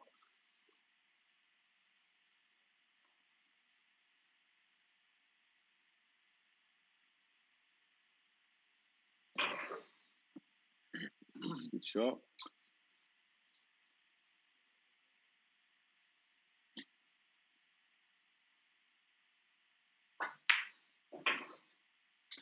Nicely done. Good start for Niels. Nicely done. All right, over to Nick. So the last match was Nick had was it 4 racks or was it 3 racks for how many balls? Nick had 4 for 51, and Mieszko had 6 for 68. Yeah. All right. Just trying to keep this updated as far as the second seed, if it comes to that. Because, of course, if Niels Feijen wins this match right here. Oh, is this one going to be dry? It is. Of course, we're rooting for exciting pool, so back over to Niels. We are rooting for exciting pool here. Of course, we do not want to see anybody be missing balls or anything like that. But if we could set up a situation where all 3 players are fighting for the number 2 seed with a 1-2 record, that might be interesting. This 1 ball goes, 3 and the 5. We got the ball. I'm not sure if the 3 would. Yeah, he didn't hit that one square. Let me have a look at this side view and see if that 3 ball goes into the center pocket. I think he's got the perfect side view to see that. I think it goes. I think the 3 goes, yeah. But getting from the 3 to that 4 is not easy. He might, and that's kind of where he's putting the cue ball right now. He might have to bank that just because getting from the 3 to the 4 is really tough.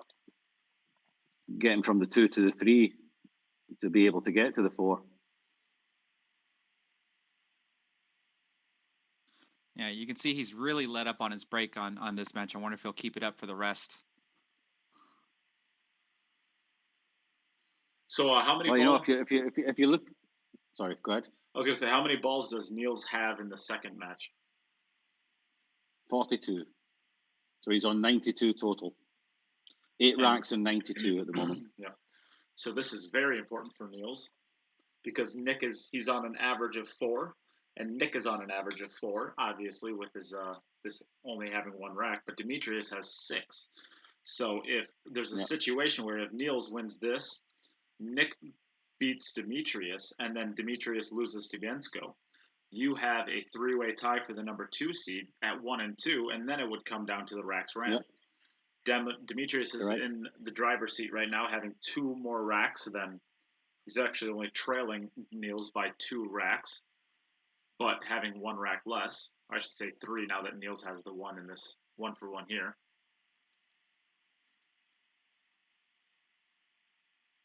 You know, it's just a case of put as big a score on the board as you can.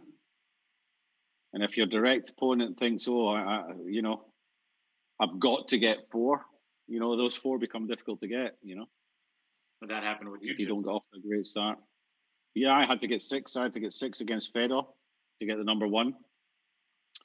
And it just became a bit of a battle. I knew that 4 was a number I needed to get a good spot as number 2.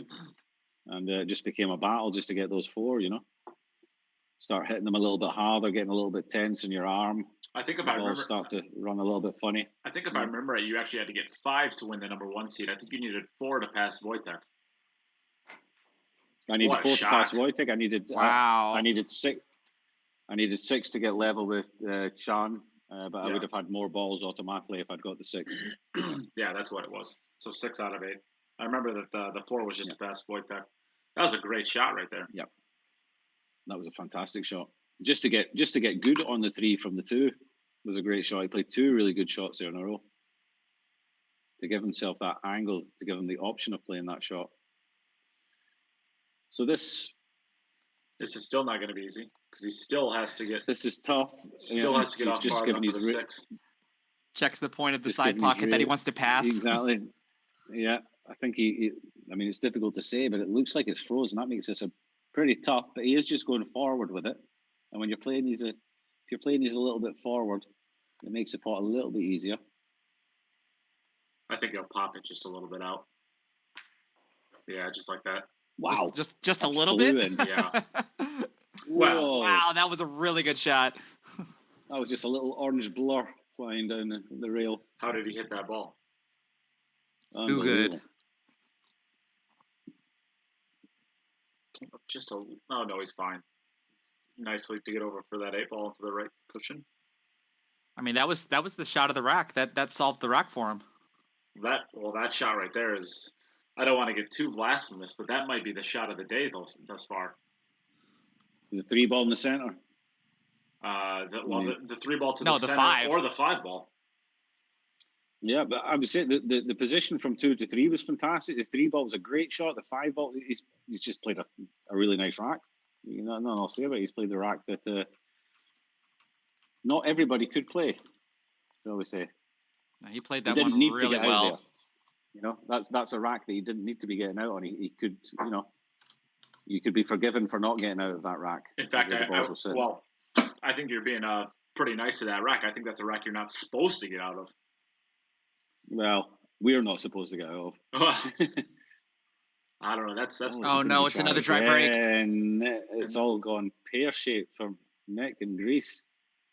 And Nick was not one of the dry breakers in the first time we had this. He was always he was breaking really well. And this is causing Nick a lot of damage. You were talking about the 3-way tie for second place here. You're up, Niels. He's still stuck on 4. Okay, Niels. Is it me? Yeah. Yep. Okay. He was dry. And of course, Mieszko was Niels is now on the other side of this. Niels was giving Mieszko back-to-back opportunities when they played each other, and then he did the same thing with Demetrius, and now he is being the beneficiary there. Of course, that's gonna be dry. Oh no. I was gonna say it's a lot easier to make balls on the break when you're not taking that little rest where you're sitting down in between for 2 to 3 minutes, and you're just breaking the rack. This is exactly what happened to Niels in match 2 against Demetrius. He got off to a good start, ran his first 2, and then all of a sudden he got a difficult position and then dry break 4 times. Yep. You know, and then so he doesn't want to get into that rut again in this one. Yep. Go back over to Nick again. So 2 dry breaks in a row.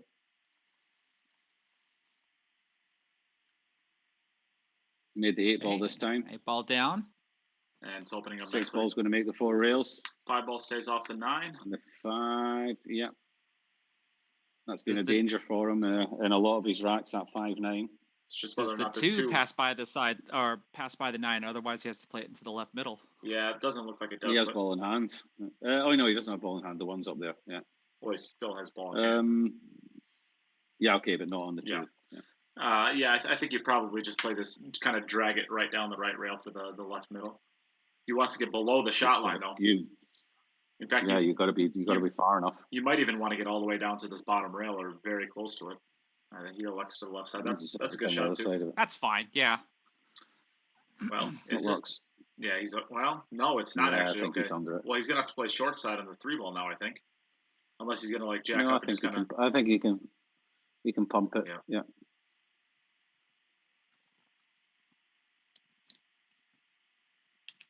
So I should say that we still have the 2 $50 prize pool packages left. I should say prize packages. For $50, a $50 donation to the stream, you get a Kamui tip, a Cue It Up T-shirt, Cue It Up podcast T-shirt.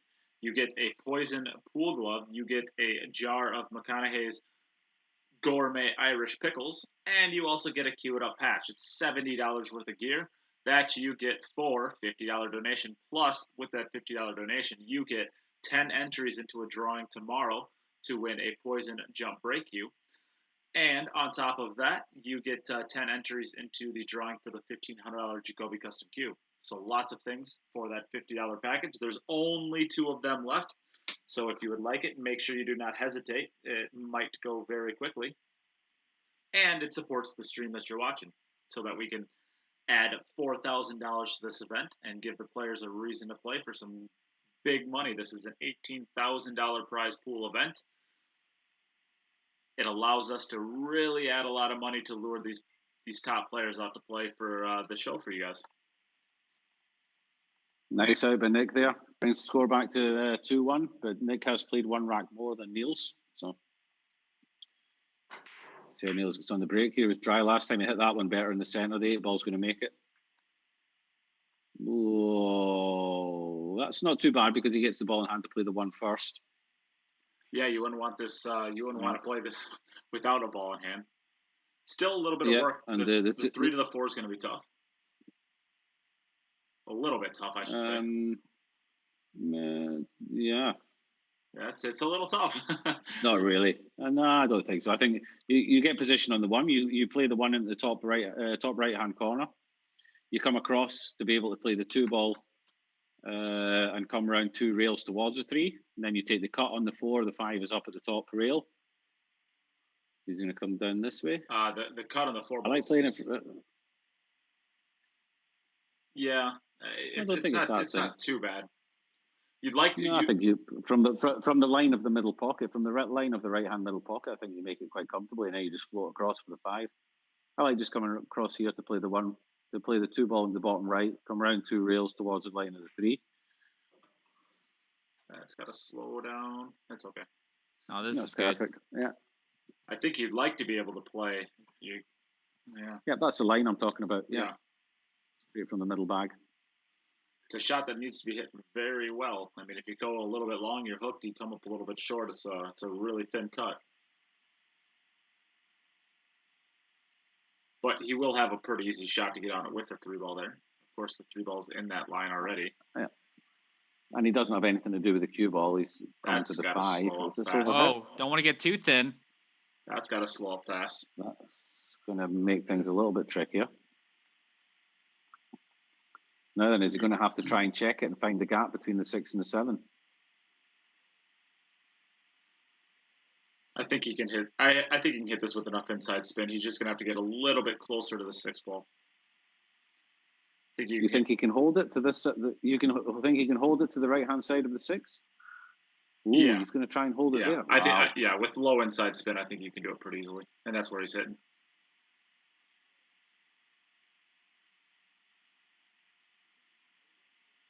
Yeah, he hit it too good. That's pretty good. Yeah, he hit it very good, didn't he? He hit it. Yeah. So just make this. Well, this is that thin angle that I was talking about. I think he's got to go over, back, and over again if he wants to hit this with a comfortable speed. No, I don't think. I think he can. I think he gets 3 rails here.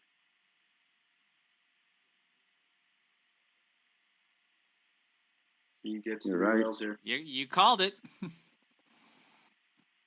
I was gonna say before he shot it, I think it's closer to 4 rails than it is 2 rails.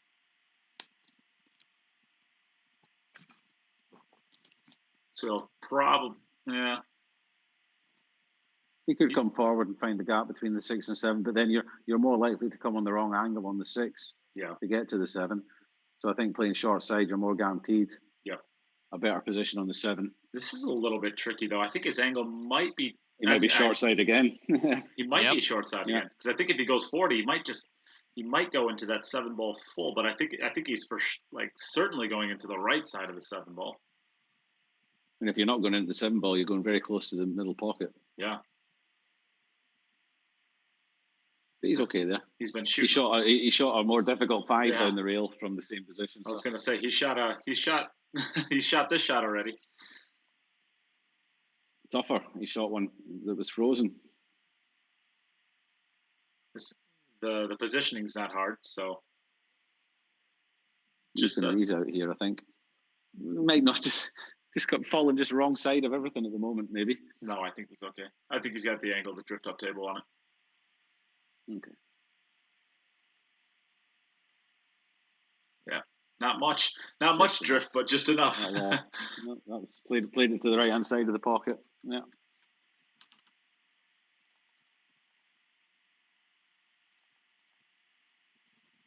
Nicely done. There we go. Nicely done, Niels. 3 out of 4, 3 and 30. Back over to Nick. And you owe Niels a beer as well. This is no good. This is the problem we were having with this camera last time, and this is the issue we were hoping he was going to clear up by the time we played this one. If you take a look at this, this side view, that camera. The 8 ball. That camera needs to have its autofocus turned off. Yeah, and that's we had. I told him this in the beginning. As you can see, this is a side camera. I told him this before Alex played. But he said that his autofocus is off, and this is something going on. So I don't know exactly what's going on, but it's definitely an autofocusing issue. So it's a good thing. Well, currently the pool gods are punishing him for the unreliability of his cameras. Yeah. If you look at the tables he's getting, that 5 and 9 are just crushed to each other. Well, now Alex, I think he can nudge it now and leave the 2 ball. I'll say this, Alex, at this point in time, if you're still playing video games, this is, I know we were kind of making jokes about it earlier, but this is a brutal roll. But if his side camera is completely unusable, so if his front camera becomes too laggy to where he can't see the shots, now we're actually getting to the point where we're having serious discussions about whether or not he's eligible to continue. Yeah. So all joking aside, Alex, if you're watching, this is going to start costing them racks if we can't sort out these cameras. Yeah, we haven't had any lagging issues yet, so it's fine. But if he goes in long lags where we can't see shots, it will start costing racks, unfortunately, with the way that the side camera is. And if you guys want to try to figure out the side camera, I would advise that.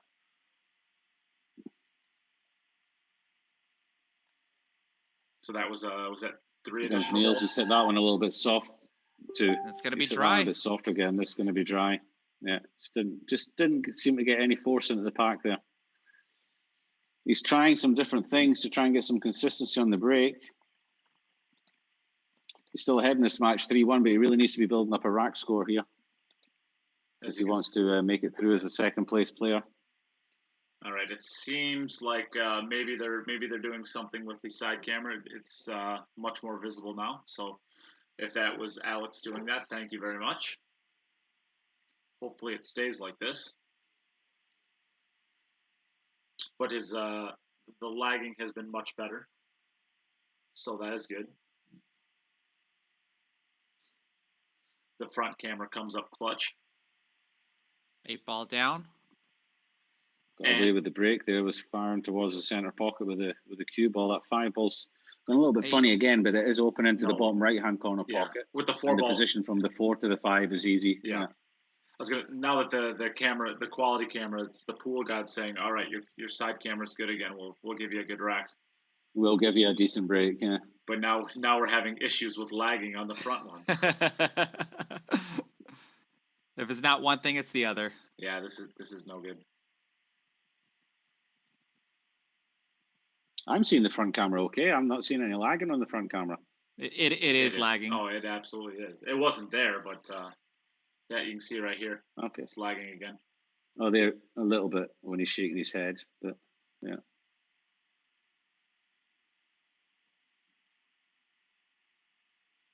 So he's good on the 4 for the bottom left to get position for the 5 on the bottom right. I'm not sure if he has to draw this into the 9 and just give the 9 in. I just think he's got a bit of an angle there. I don't think he can hold it for the right hand corner on the 5. Can he, or can he go forward and back out? Yeah, he's had to go forward. But not enough. Now he's going to be canning the 9. If he catches it too full, the 6 does not go past the 7 in the top left, so he'll have to come through the 9 here to have the 6 into the center pocket, which he's done nicely. He plays both. Nicely done. Yeah, why not?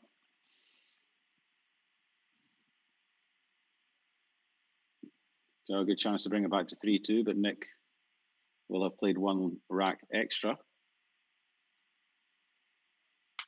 Oh, he's missed. Looks like he overcut it. Whoa. Oh, man.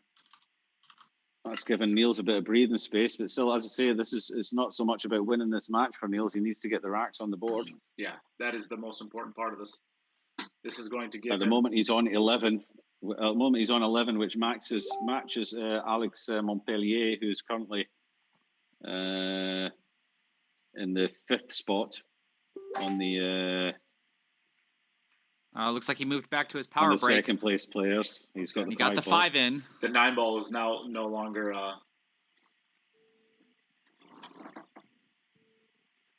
What was the deal here, boys? Can I move it? As long as you don't bump one of those balls. If one of those balls move, it is a foul. So it is your choice to try it or not. Okay.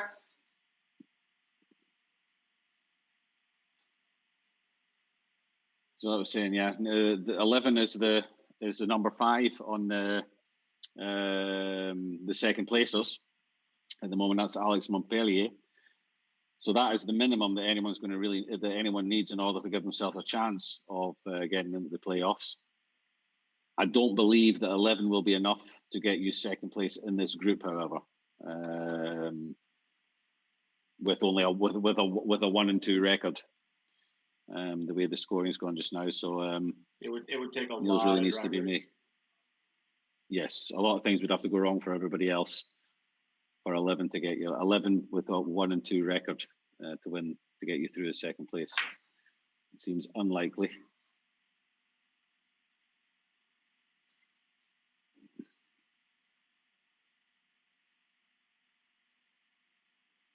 I think that's more of an angle that he wanted because it looks like he was going to play the 3 in the top left. He could still do it with the 2 rail position, but I think he wanted to do 1 rail position off the 2.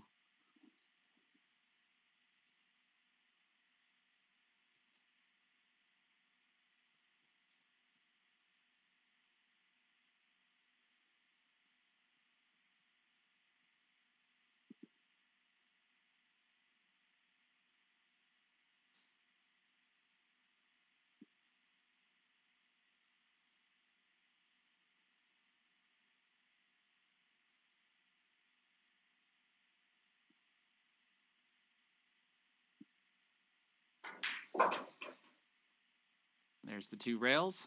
Nice shot. What I will say is the way the scoring is going at the moment,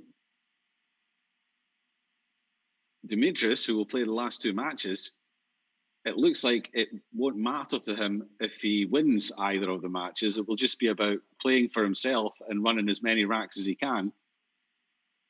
Because the win will not really make a big difference for him. That is definitely true, but he's still going to have to do something, of course, because Niels is now at 11, like you said, so he still has to get at least 6 balls. Six. Yeah, but balls. I mean, yeah, and counting. 6 points in 2 matches. Yeah. Well, Niels still which has is which is the way. Niels Yeah, has but the way three that racks, so- the Demetrius has been breaking, he's going to give himself these opportunities. Let's Yeah. not forget, he can still win the group if he wins both his matches. Correct. Yep. And then it doesn't matter how much he scored Yes. Yep. as far as qualifying. Yeah, he is still undefeated, so it's we're saying this as if Mieszko is going to lose or beat Demetrius, but that creates the most interesting format, so that is why we're talking about that one. That will keep everybody in the group still. Correct. If Demetrius beats Fortuński, then the 1 and 2 is decided. Assuming Niels wins this match, of course, which it looks like. Well, this rack here is He will. looking like He it's will done for do. Niels. He will. Yeah, he's only 2 balls away from winning this match.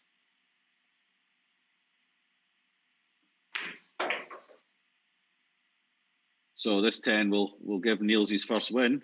Yeah, you can take it. Yeah, just don't bump it. I'm sure everybody's seen the video on YouTube and Facebook of Alex Kazakis removing the rack during a hill match, and he managed to move both balls that were near the rack.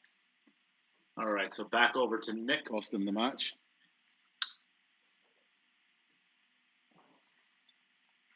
Back over to Grace.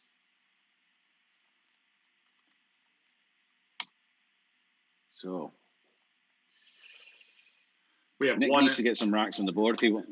Do we have Sorry, one go and ahead. 1 and 17 and 4 and 30 for the overall score right now, or am I short on Nick? You're short. Nick I is had 1 1 and 24. 1 and Yeah. 24. Okay. Yeah, 1 and 24, and Nick is 4 and 40. Sorry, Niels is 4 and 40. Yep, I know what you meant. All So right. Nick's going to have to start running some racks if he wants to give himself a possibility of getting out of here. If he's going to qualify, he's in the same situation as Niels, where it would have to be that 3 players are on 1 win and 2 losses, and then it's going to be the rack count. At the moment, he's only got 5 racks in total, so he's lagging behind quite a bit. He's going to be able to get a maximum of 7 after this, and then he's going to have to score a big score in his last match against Demetrius. Maximum of 9. No, he's on 5 at the moment, and he's got 2 racks left. What? You're saying he can get 9, but he can get 9 more racks from here. Theoretically, if he puts up a perfect set. He can have a maximum of 7 at the end of this set, and then have to put a big score in. Oh, okay. On the last set. I see what you're saying. All right. Yeah.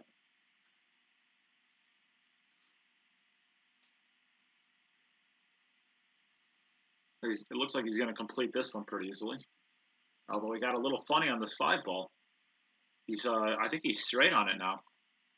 Oh, Yeah, he's leaving himself just these little funny little shots. It's just not sitting right for him. This might be roll forward for the 6 I in the think center. so. I think so. But you got to get all the way down there because you got to get all the way up table for the 7. I think he's good there. Yeah, he's good. He can get to this side to the right cushion, play on the right side of the 7. Just these funny little things just seem to be happening to him today. Just wrong sides or straight when he doesn't need to be straight, or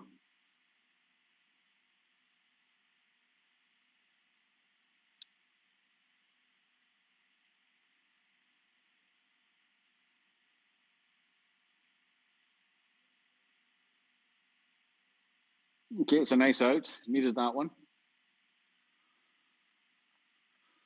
Beautifully done.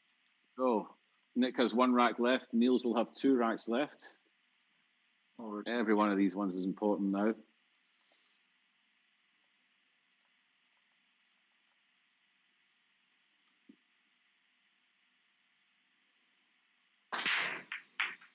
Crushed it. Back to hard breaking. Is it going to be dry?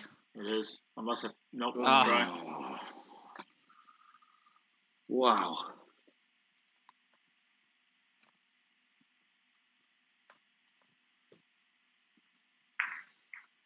Niels Feijen, and he's 1 rack short of 3 sets. He said 1, 2, 3, 4, 5, 6, 7, 8, 9, 10 dry breaks Niels has had.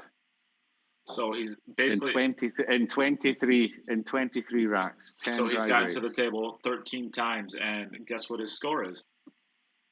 His He's score got is to the table 12. 13 times. His score is 12. He's only missed one ball. He's literally had only missed one opportunity.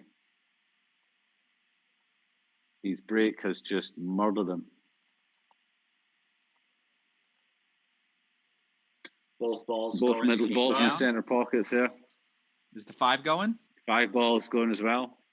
So he's playing from the 1 to the 2 to the 3 is that's not, man, for making 3 balls. This is, and having all the balls pretty much wide open. This is pretty tricky. If you look at it, it's almost like a little bit of a drill. The 6 to the 7 is the kind of thing that you try and practice, and the 1 2 3 is coming up and down table. The 1 2 3 is tough. The 6 to the 7 is tough. The 6 to the 7 is really going to be tough from here. He's going to have to play short side on the 6. 2 rails. Yeah, can you not go forward 2 rails? Yeah. Yeah, he kind of got there. He didn't want to have this much angle on it. No, this might be tough to get underneath the center pocket. Nicely cued. That was really nicely done. Cued it nice. He didn't have much more pocket to work with there. This is still tough from here, though. Just got to stay down on the shot, get all the way through the shot. He just seems to be sort of flowing now. He's almost got that look of somebody who's just thinking, well, chances of qualifying are pretty small. But that's another one on the board. I make that 3 for 44. Yep. 44, yeah. Okay, back over to Niels for his final rack of the group phase. Still to be determined whether it's his final rack of the tournament. Well, it's definitely his final rack. You know it. Oh, I see what you're saying. Right, break again. So then he unscrews that cue with a bit of vigor. That does put him. Sorry? How good am I breaking? Well, you're still, listen, you're not out of it yet. If you do get second place, then you will be still in the playoff shout.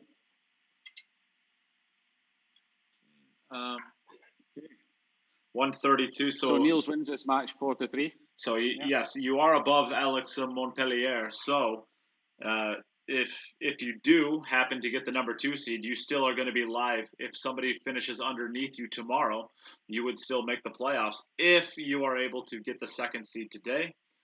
Demetrius would have to lose out, and Nick Malaj would have to win his last match against Demetrius. So that's what you're rooting for, a Nick over Demetrius, and Demetrius to lose his last 2 matches. And then you have a chance with your 12 and 132. Demetrius also would need to finish below 12 racks. Yeah, and he's already on 6, right? So it's going to be tough for me. Yeah. All right. Well, good. That's what it looks like, of course.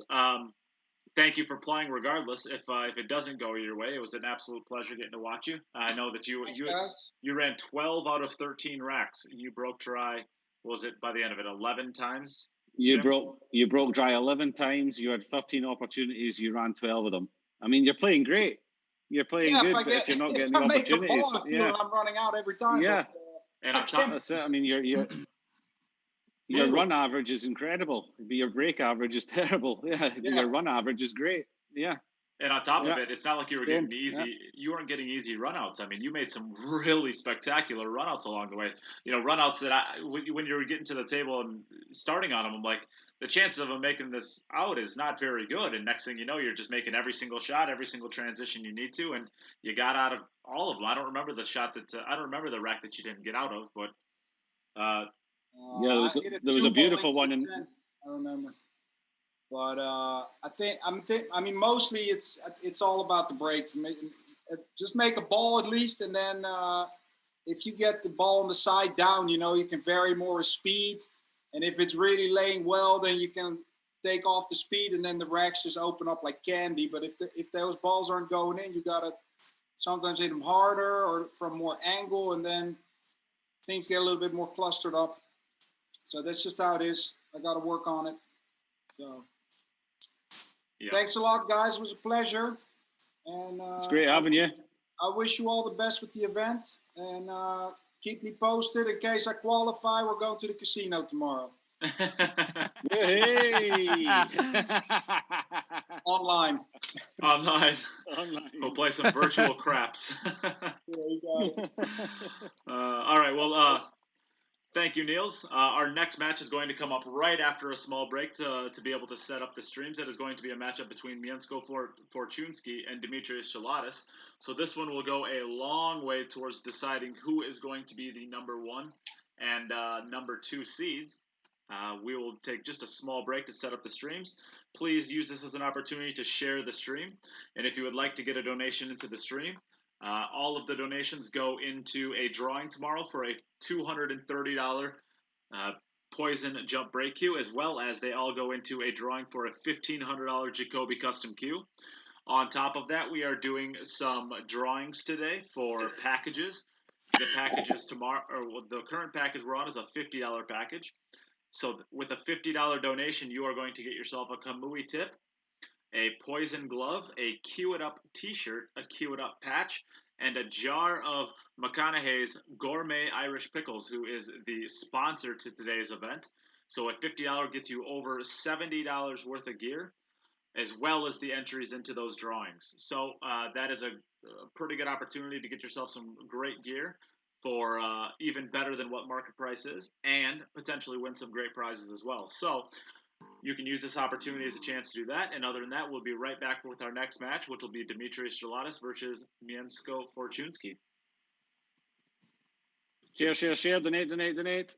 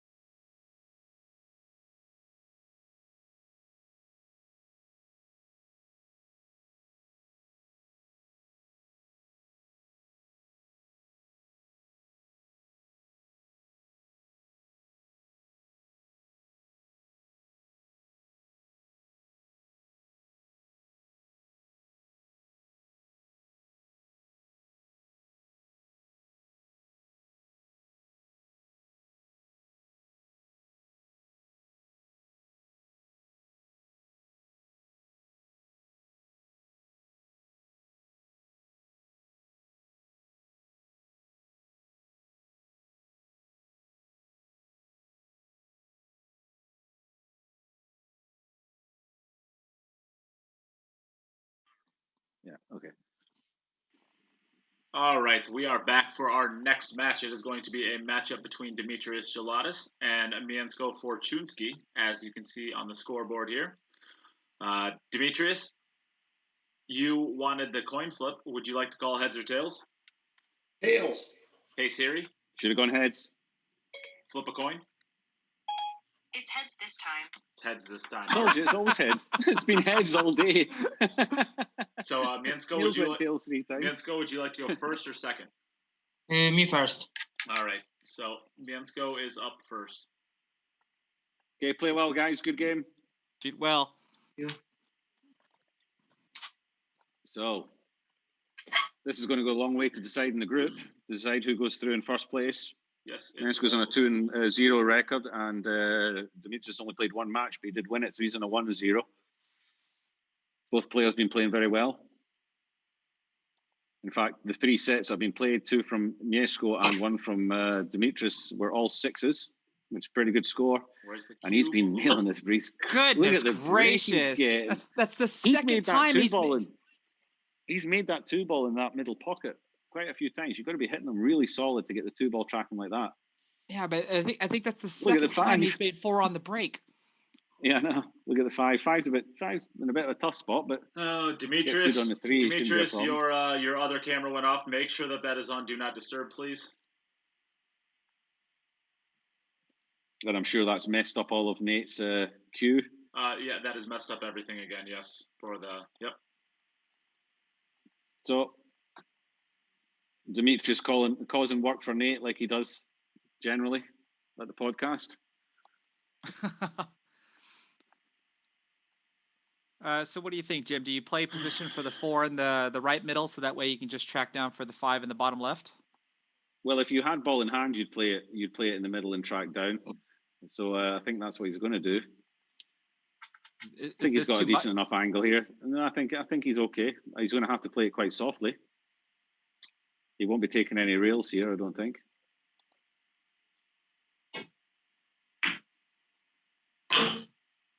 It's going to get a little bit close to the 5. That's quite a bit close. Okay. He may play for both balls here. It will leave him a pot on the 9 if he does make both of them. So he could be playing it is slop here. It is 9-ball rule, so you don't have to call. So if he was to miss the 5, the 6 would count. There you go, both balls. Nice. And he's got a long 9. Just checks this, and he's good on the 10. It's a little bit unfortunate, actually, I think, to make both balls there. It's 9 balls. He came around and looked.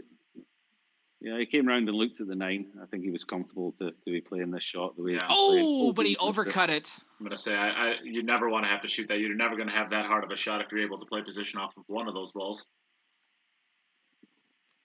I think you almost, your brain kind of, because you know it's not call shot. If you're playing standard 10-ball and you call the 5, then maybe you don't look to pot the 6. But when you know you're playing like 9-ball rules and the 6 will keep you running, then you try and play it for insurance. Then you try and play the 6 for insurance as well. You know, your mind almost forces you into it because you know that it will keep you running.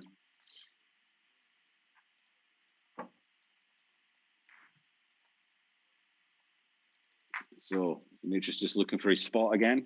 Broke really well. He had 100% break rate in his first set, which we haven't seen many of those throughout the tournament. Anyone managed to get 8 out of 8 on the break.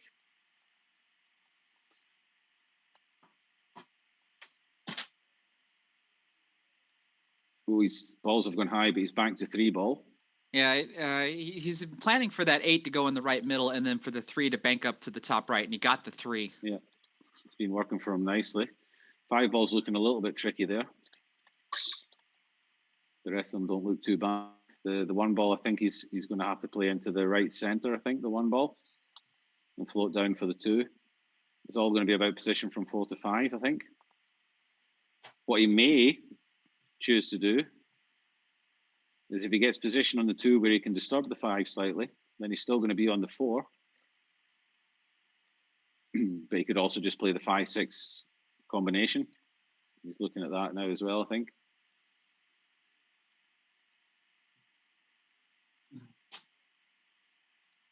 it's one of these. I think you play the 1 and see what kind of position, what kind of angle you have on the. Can you play that along the?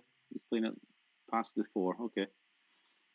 See that little flick that he does with his grip hand? Yeah, yeah. Holds it very gently, doesn't he? Just between his fingers, tips of his fingers. Yeah.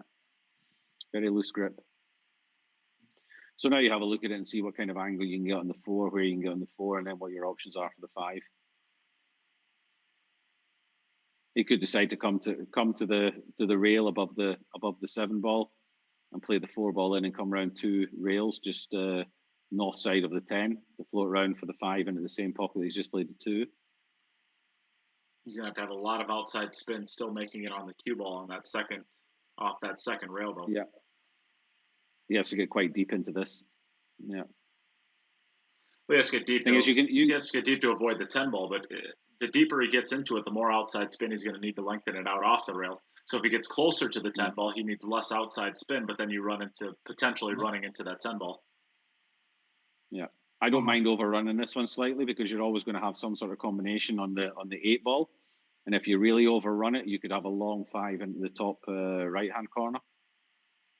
So I don't mind overrunning this slightly. Into the 7, which leaves an option. Of course, he could still make the 5 ball, and his cue ball is going to be going towards the 7 and 6. He could try to carom one of those balls in as well, similar to the shot that we just saw from Mieszko.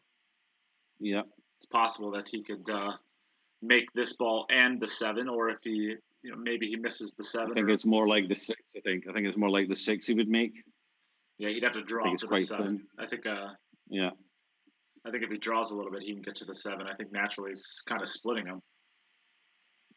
Maybe 6. Whatever happens here, he's going to have to get a bit of a roll to get position on his next ball, even if he makes the 5 or the 6 or both balls. Or made the 5 ball. Made the 5 well, and he's probably got a bank on the position. 6 now.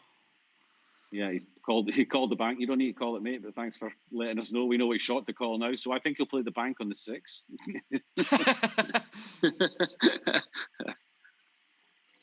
I still like the safe from here. the -1 safe.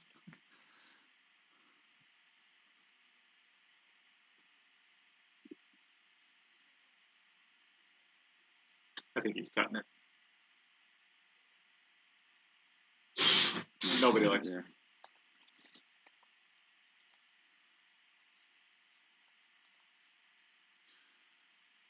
So just wants to basically stop this. He wants to have a little bit of an angle on the 8 ball to run away from the 9 ball so he doesn't have to worry about being too close to the 9.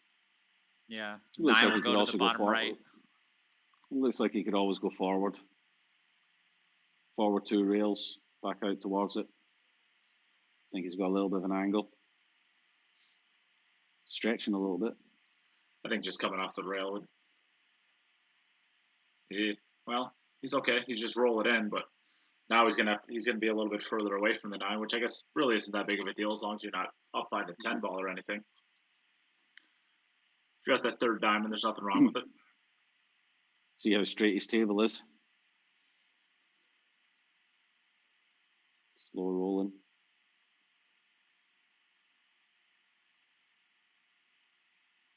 That's pretty good. Yeah, that will do. Shouldn't be any issues here.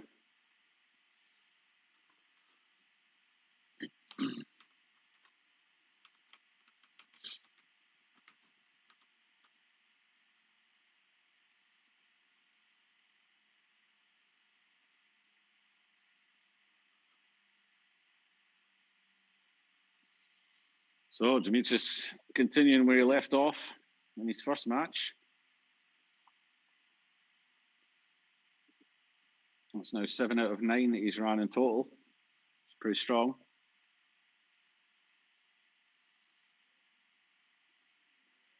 Does anybody know what he plays with, Q-wise? What is that? He's got a Predator. It's a Predator. It is a Predator, is it? Okay. And I believe that's a 12.5 Revo.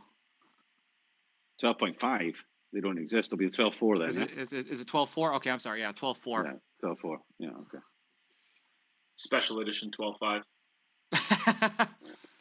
Well, apparently there is a buffer, and some people have got, when they've measured it, it's been a 12.3. So I'm sure there's somebody probably out there with a 12.5 that thinks it's a 12.4. But apparently, when they're made, there is a slight buffer or a slight correction error that's within the limits. That means you could actually have a 12.3 or a 12.5. So not all exactly 12.4 apparently. So basically, there's a little asterisk on it that says, "Hey, if we screw up and it's wrong, we're saving ourselves a lawsuit." That's basically it. Yes. Yeah, I'm sure most companies have that. If not every company. But at the end of the day, it doesn't matter if you buy a 12.3, a 12.8, you buy a shaft that's an 11.75, you put a tip on it, you change the diameter of it anyway, because your tip is never exactly the same size. It always mushrooms slightly, or so you're never playing with a 12.4 tip on a 12.4 Q. It's always a little bit thicker, a little bit thinner, Yeah. No, can you explain? And it's actually it's the size of your tip that matters, not the size of the end of your shaft. Well, I think it's the bridging of the shaft. It's comfortability of it. That's the most important part of a shaft, I think.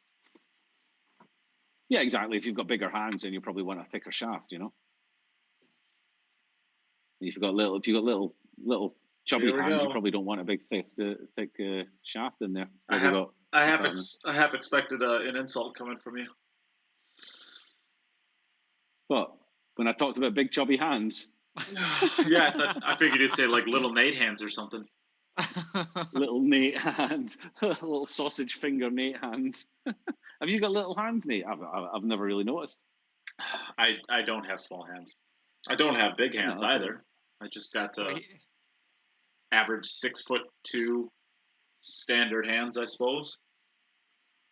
Whatever comes with the package is what I have. You're just average. You're just average Nate. Well, I haven't added anything post sale to change anything. That's a good shot for the 6 for the left center. We got a funny comment here from YouTube by Schnooker saying that his shaft is 12.43810.432. Oh, he's one of those people, is he?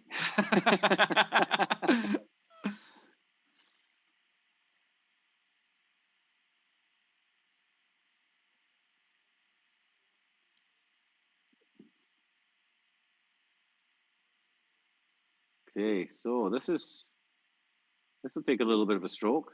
This is with the inside 3 rails, possibly the 4th rail if you catch the left side last time before the 8. For the one time ever, I think you come back at this. I think he might just drag this. I think he just dragged it. You've got more space where he is just now, so I'd be dragging it straight back here. Yeah. Normally I like the high outside, but he didn't get there.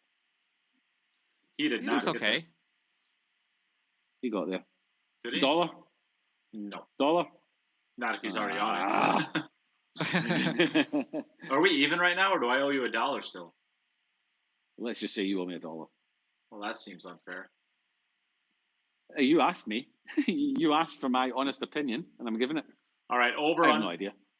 We'll say we're even then. All right, over under on. How about this? We'll do over under on 1.5 balls for Demetrius's next break. If you win it, I owe you $1, and if I lose it, then 1.5 balls. I take the under. Take the under. All right. Come on, Demetrius, in your break. All right, you're up, Demetrius. Now, I don't want him to go dry because that would be unfair, but just 1 ball's fine, Demetrius. Yeah, so watch for the 8 to go to the right middle, and then for the 3 to bank towards the top right. I think he banks the 3. Banks the 3 and goes high on the middle pockets. All right, $1. Yeah, that's a lot of information just so you say no, you're wrong. That's true. 4 ball down. Oh, 4 ball. Nothing else. Oh, gross. Woohoo! I'm rich. So hey, gross. I'm in the money. Man, the 8 and the 10 and the 2 and the 9. Well, the 8 goes. I think the 8's not a problem. The 2 ball. The 2-9 is definitely an issue. Yeah, the 2 ball is definitely an issue. But I think it goes in the top, the same pocket as the 1 ball. I think. Yes. But get there. I think he can zigzag. I think you put the cue ball right, almost really close to that rail, and just go one time, kind of kind of right at the 2 ball, but you're trying to go just to the left of the 2 ball softly. So if you cannon it, you're going to move it towards the pocket. You'll have a shot, and if you miss it, you'll be just past it, so that you have the shot up into the corner. I think you just go once at this very softly.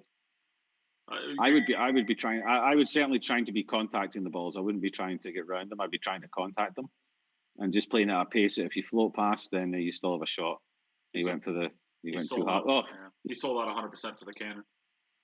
I like that. I like that really soft there, because if you hit the 2, he still has a cut on it. I think if you hit the 2, any side of the 2 ball that you hit, maybe except for like the far left side of it is, and even if you hit far left side of it, I think you still should have a shot on it. Because the 2 ball will move the 9 ball away, and the 2 ball should then open up to the top right. So I think if you hit that 2 ball at all at a soft speed, meaning like about a diamond past the 2 ball, I don't see how you wouldn't get a shot off of it.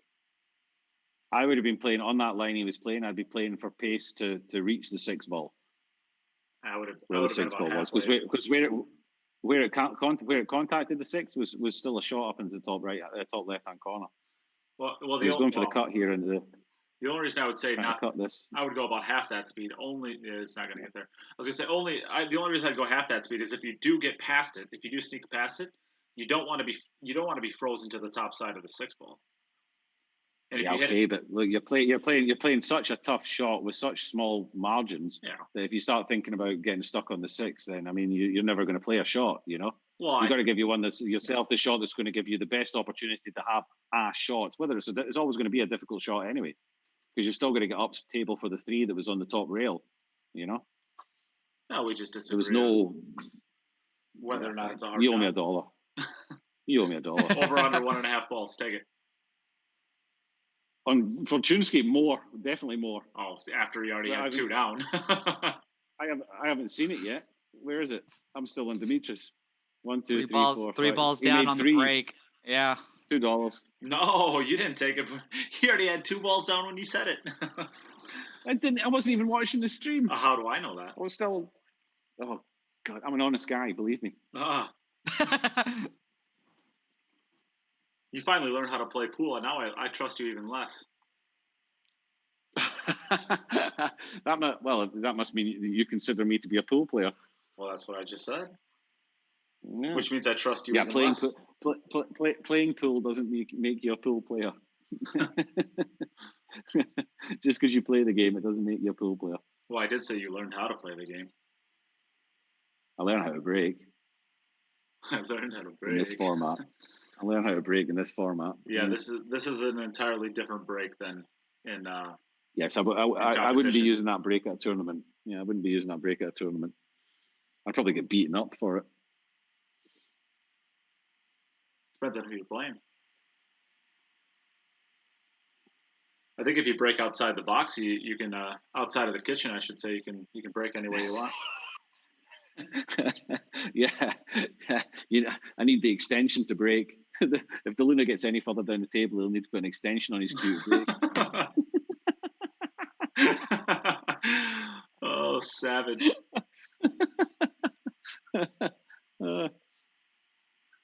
Oh, it's just absolutely savage. Listen, if you're going to do these kind of things, then you can expect to get called out for it, and that's the way it should be. Yeah, I would agree. So this is looking like another pretty standard run out for Mieszko. Well, I think I've come to the conclusion that nobody wants my $50 package. Should I just void it and do some $25 packages and see if anybody wants those? I at least has got nobody one bought of them. any of you? One person got a 25. Little Chris got How one many of have you got? I only. You could double them up to 50s. Maybe somebody wants 2 jars of pickles. Nope. We can do a $25 one. That would be fine. Well, we can do a jar of pickles. We can do a jar of pickles and a kamui tip for a $25 package. That's about a $40 value for $25. Do you think that's good? That's good value. I think that's really good. Let me check the retail value of kamui tips because I know they're in the 20s. Yeah, they're usually in between $20 and $25. Mm-hmm.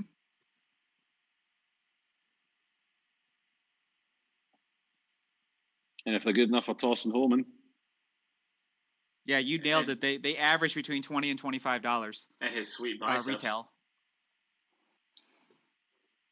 All right, so over to Demetrius. Okay, back over to Demetrius, who kind of butchered his last rack according to Nate. Gee whiz. I'm going to take the over on 1.5 balls here for $1. You're taking the over on 1.5. Right, you're done. You're right, you're on. You're on the over for 1.5. Yeah. Double or quits on that $1 you owe me. I'm feeling good. All right, then. Let's see it. So, yeah, we'll do that for a package. We'll do a jar of pickles, and we'll do a kamui tip, and we'll do a cue it up patch. Demetrius, you're up. Just the one ball will be fine, Demetrius. Thanks.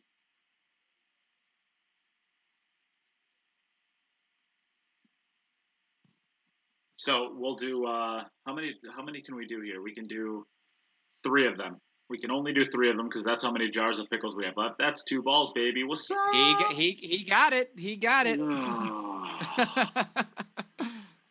I was so rich. I was going to buy Bitcoin with that $1. The moment I was going to get rich. The moment you bought a Bitcoin is probably the moment that they just crash. Yeah, they do tend to crash when I buy stuff. Yeah. All right. So Demetrius is at 1 and 12, and Mieszko is at 2 and 28. That's what I have. That is what I have. And he has 1 rack further.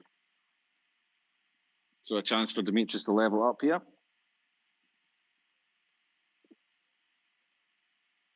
So over on YouTube, Snooker is getting into the lingo saying it says shooting pool does not make you a pool player. Not being able to stop shooting pool makes you a pool player. Huh. Well, I still think there's got to be a threshold of a particular quality, but I would say that that's decent. I would say one more stipulation is to make sure that you can make 2 balls in a row. So I do not qualify as a pool player. And apparently having your shirt covered in so many patches that you don't actually see what color your shirt is. Apparently that's a stipulation for being a pool player as well. Love these patch players. Gotta get the patches on. What we got here? 3, 6 to 7. Yeah. No. So we will do standard. I would say let's do that for a package. Let's see if anybody wants that $25 package. A kamui tip, a cue it up patch, and a jar of pickles for $25. 3 of them. Well, I guess I shouldn't have just slated people that wear patches when you're trying to sell one. Yes, get the patches. Cue up patches are different. They're cool. You're in the cool gang if you've got a cue up patch. And I might even write share at the bottom of it if you shared. Ah. So then you get a share badge patch. And if you want a really cool towel for on your bag, get yourself a cue up towel. Shut up, Jim. The biggest towel.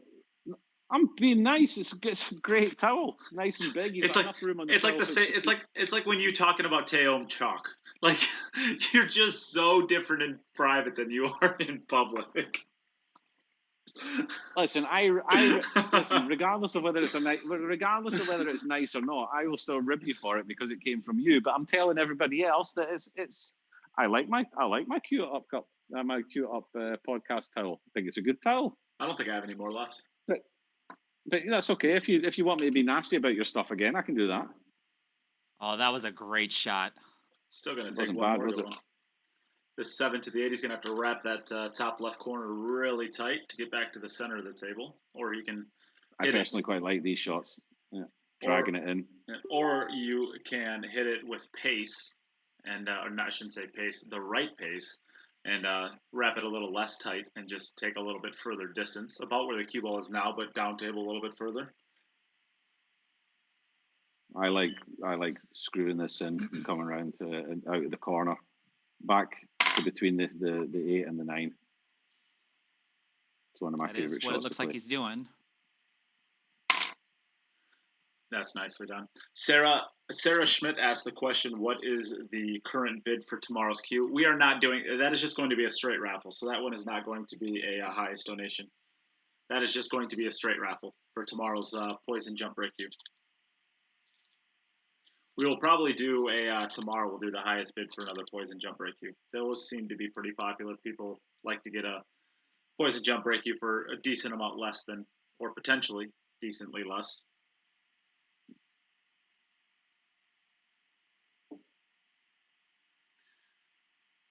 So Demetrius playing well. What is this is looking good. What this is turning into is it's an elimination of Niels. It looks like this brings Demetrius to 8 racks if he's able to finish this one out.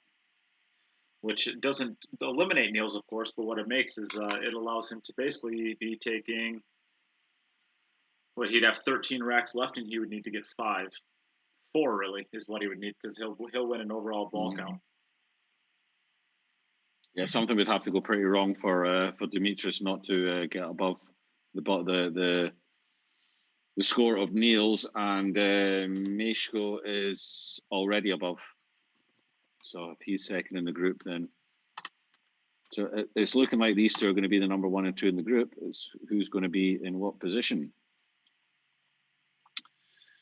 So that's Nicely another done, one Demetrius. for Demetrius. So makes it 2-2 after 3 racks each. Back over at Poland. Don't know where. Not Tokyo. It's not Tokyo. People who didn't watch the first day won't have a clue what that means.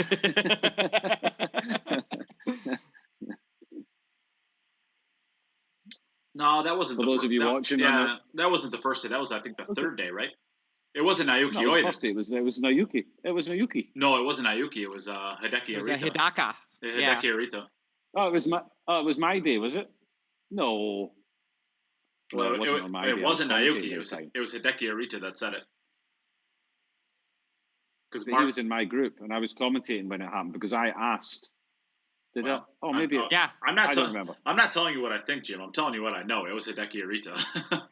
That part is correct. So, that part is absolutely correct. Yeah, it was definitely Hideki. It wasn't the first game though. Maybe it was later maybe on I was in the just day. talking to him before the match or something. And I asked, apparently Hideki Arita. I just asked him, so whereabouts in Japan are you playing from? And his answer was not Tokyo.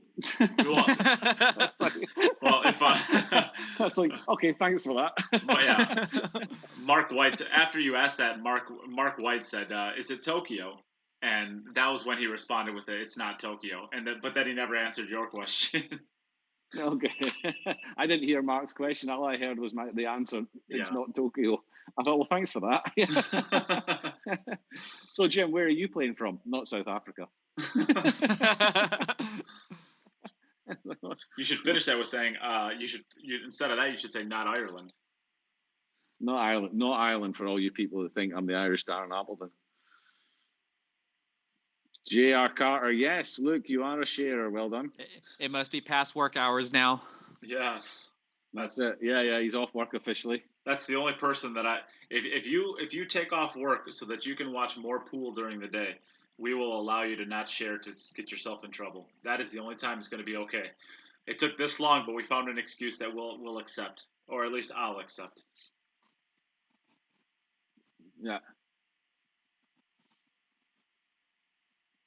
So, a little bit of work to be done here. That 2-ball's sitting in a not very nice spot there. And the 6-ball is not easy accessible. Looks like he's drawn down to come underneath the 2 here. Yeah. Oh, he's going to contact the 9. Flick off the 9 and scratches. Oh, no. Gross. 2, 4, 6. That's going to be 2 points. All right, Jim. Over under 1.5 again. I'll take the over. Give me the over. Oh. All right, I'll give you the over for $1. I'm $1 up, haven't I? No, we're even now. Was the call 2 whole balls? Not 1.5? 1.5 balls. We don't want no pushes. This isn't Europe. We don't accept ties here. I'm on the under. Okay then.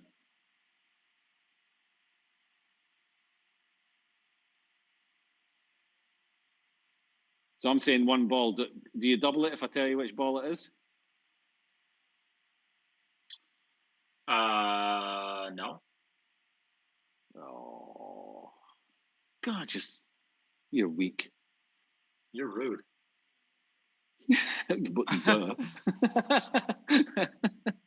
Demetrius, it's your turn. Oh, I mean, I'm counting this as a 0. Give me my $1. I think he's. One ball. I think he's going to make the 8, and that'll be it, or the 3, maybe the 4. Maybe the 1 through 10. 4 balls. In. Come on, something fluke. One going. Something fluke in. 7. Oh. Yay! Gross. Oh, back in the money. So, Nice. So something must have slightly changed because he was making the 8 in the right middle and the 3 in the top right. Now he's making the 4 into the left middle. Mieszko has 3 racks remaining, right? No, Mieszko has 4 remaining. Should be 4. Yeah. Mieszko's played 4 and Demetrius has played 3. Yep, this is okay. So I think the 2 ball does go past the 9, I'm pretty sure. So that's not really an issue. So he's actually okay here. Yeah, it looks pretty open. He just doesn't want to come on a high angle on the 2 really, because then if he has to contact that 10 ball, I think the 6 then becomes a problem for position on the 3. So he'd like to be a little bit lower, even just straight in on the 3 would be great. That you can just draw back a little bit. I don't think there's straight in on the 2 to draw back a little. I don't know if there is an angle on the 2 ball that's really bad. I mean, you should be able to draw above the 10 and just take a longer on the 3 ball. Yeah, but obviously you prefer not to. Again, he's stretching a little bit. Oh, it's got to get past the 7. Yeah, it's going to be a bit. That's That further away than we'd like to be. He can center ball this and just come 2 rails, or he could draw it out. I think he can draw it straight into the left-hand rail. Demetrius doesn't like drawing too much, so I think he'll probably do a center ball hit, is my guess. Okay. Yeah, he's a fan of the rolling cue ball. Maybe he'll draw this one out, but just knowing him as a player, I think he'll probably center ball at 2 rails. It doesn't look like he's playing it too deep. There it is, the 2 rails. No, he just needs to be careful with this one. Nice high outside hit here, coming above the 7 ball. So over on YouTube, Schnooker wants to know if there's going to be a commentator cage match later because we really like going at each other. What does he mean by cage match? Well, if it turns into a wrestling match, I don't like. I was going to say I don't like Chris's end of it. I don't like Chris's end of it. and you know, it took us a little bit of time to come up with the concept for virtual pool. I'm not sure how we do virtual wrestling. And that's going to look a little bit silly as well, no? Are we just supposed to roll around in our own living rooms pretending that the other person's pinning us down? Well, if that's the case, I don't like either of your action because that's a typical Friday night for me. Yeah, rolling around with your cats. Yeah, you throw some bacon grease in there, a little inflatable pool, and it's Friday night. Full of yogurt or something. Little inflatable pool full of custard. Woohoo! Nate and his little leopard thong rolling around his custard. What a terrible thought. That's horrible. Get that out of your head, Jim. Can't go to bed with that in my head. Kyle Boutte from Facebook is saying it's Jim Telfer is Irish. That's my story, and I'm sticking to it. Kyle. Really? You don't want to go there? I thought we had a good relationship, Kyle.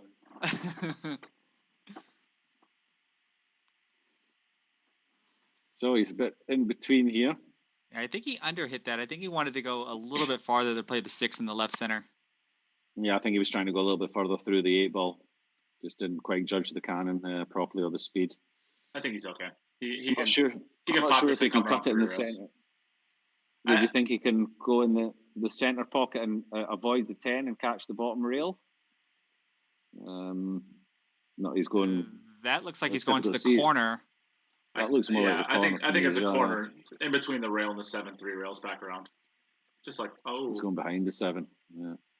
That's the first mistake I think we've actually seen Demetrius really make. I mean, that's a hard shot. It always is going to be a hard shot, but you have to expect him to make it. I think it's the first time I think we've seen Demetrius make any mistake at all, or at least the closest thing to a mistake that I remember. Yeah, it's the biggest mistake he's made. Yeah. He made a couple of mistakes in his first set. I don't think you can call the second rack of this set really a mistake. It was a real horrible rack that he ended up having to play. Yeah, it was always going to difficult to call that a mistake. So we're still at 2-2, and we're halfway through the set. Both players have played 4 racks, and we have 29 and 28. Demetrius and Mieszko, respectively. I have 27 and 30. 27 for Demetrius and 30 for Mieszko. Okay, I had 29 for Demetrius and 30 for Mieszko. Okay, so my 29 is right. Then I'm saying my 29 is right. My 28 should be a 30. Well, I have a 10, a 2, a 10, and a 5.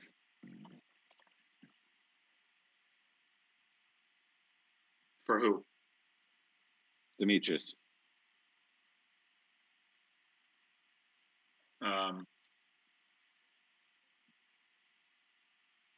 The second rack was definitely a 2. He made one on the break, which I won $1 on, and then he potted the 1 ball, so and didn't get on the 2. So it's a 2 for the second rack. Demetrius, your other camera turned off again. So I don't know how he gets to 29 on your score, because that means he would have had to have a 7 in the last rack, which he certainly didn't get. It was a 5. That seems right. Yeah. And Mieszko has 30. And the stream is messed up again. There we go. We can look back and check it if the ball count comes into it. Then we can go back and have a check at it. But I'm pretty sure that my scores are. Not a Hoffman. You had 30. I appreciate your thought on that. I like it. But I think you can get more creative. I think that there's a lot of other things that you like in English. Our extensive vocabulary here in the commentary box is second to none. I mean, it's basically Shakespearean how well we use and articulate the English language. So you could make up an excuse for that. Okay, I'll stop at that point. You could BS anything for any class. You do automotive. I don't know. Look at the physics that go into playing this game and apply it to vehicles. I don't know. Just make it up. Who cares?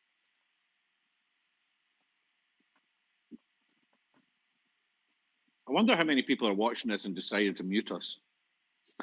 That's a good question. If you're out there and you've muted us, let us know that you can't hear us.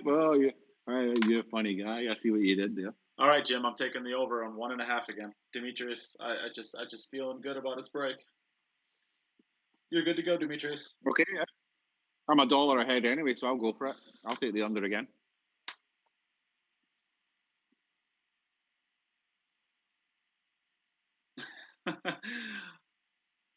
Oh, 4-ball. That's just mean. That 4-ball should have. Oh, he made 1. Oh, that's $2. Hey, that 4-ball doubling my money. But in Demetrius's favor, the layout of the rack is much better. I think the 4 to the 5 with the 4-ball's in a good spot to get to the 5. The 5 is in an awful spot, probably the worst spot on the pool table. Yeah. Or in that near vicinity. Of course, there's a spot on the jaw where you can't make it from really anywhere, at least easily. The second did. Yeah. Crazy shot that was. I don't abuse the English language. I treat it very nicely. Jim abuses the other commentators. That's what abuse looks like.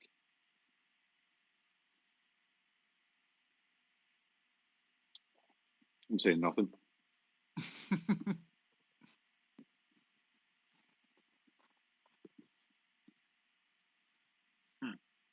Well, he doesn't want to be below the line of this 3-ball because he really has to be on the right side of the 4-ball.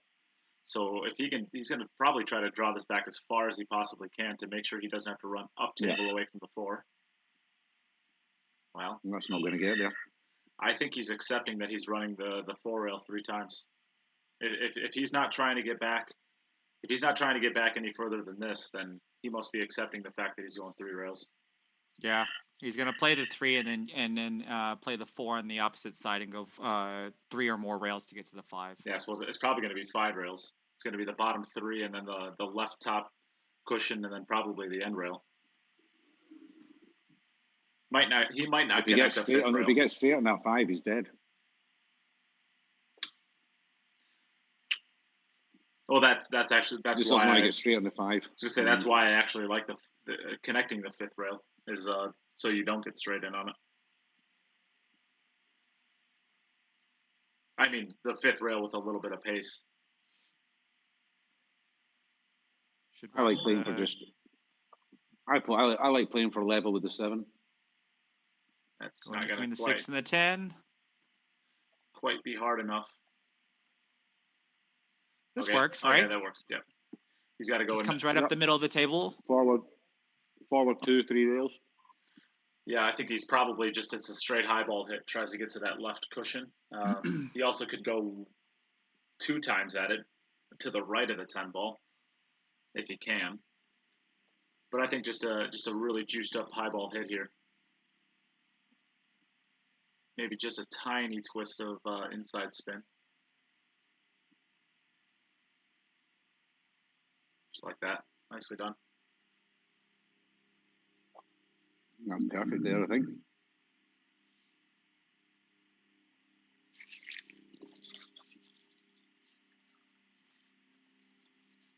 Good match, this tight match. These two playing for first place in the group.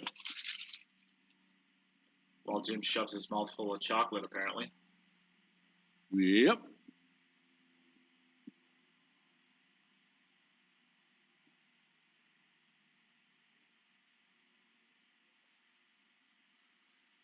And Mieszko has 3 racks left, right? Yes. Yep. He's at 2 and 30. Yep. 40. 3 and 40. 3 and 40. That is 3 and 40. Yeah. Demetrius is about to be 3 and 37. Yes, I have that as well if he completes this one.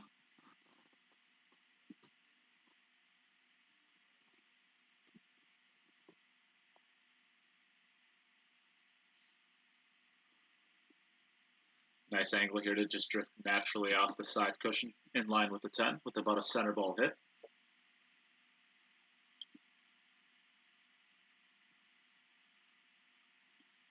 Very good.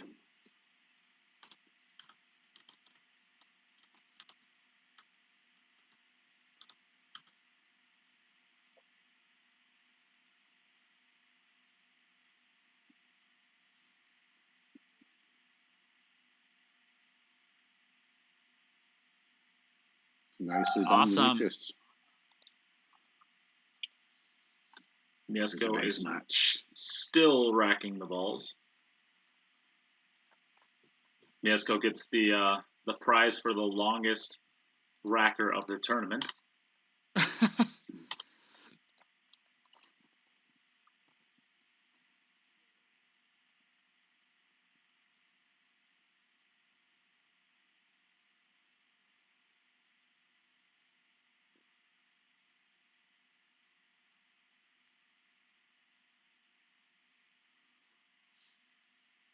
Making balls again. He likes to make randoms into that left-hand center, doesn't he?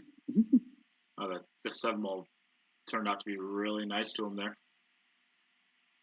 That goes. Made the 4 and the 6. The 4 ball's still on the table. I like leaving that 7 ball. Don't make it with a combination. Play for position on the 2 into this bottom left-hand corner pocket. And then your 5, transition 5 to 8 is a lot easier with that 7 over the corner there. Yeah, where the 5 ball is though, where does the cue ball get on the 5 ball to where you can make the 5 ball where it isn't easy to get onto the 8 ball? I mean, it definitely is easier. I'm not arguing with that, but it's not even close to being a difficult position. I don't think at all. I like ignoring the combi, playing the 2 down at the corner. Gives you easier position on the 4. You never know how the combi comes out if you play it. Yeah. You've got natural position on the 4 to float down for the 5, and you've left that 7 there. It doesn't matter where you get on the 5, you've left the 7. He's decided to play the combi. There's not a huge amount that can go wrong, but you are increasing the chance that something funny happens. If you look at the side view, it'd be really hard for anything weird to happen here if you hit it soft. But it can. But I think if you hit this in just pocket speed. Of course, you never want to have to take a combination if you don't have to. So I definitely maybe trying to make both of them. Yeah, try and make both of them. Yeah. Just drifting down to the right side of the table here for the 5 into the bottom left. You could also draw it back to the left cushion about where the magic rack is, but I think he's got a good enough angle that he can just go forward. I think you've got more room going on the right-hand side. Yeah. More room going on the right-hand side, I think. Yep, I agree.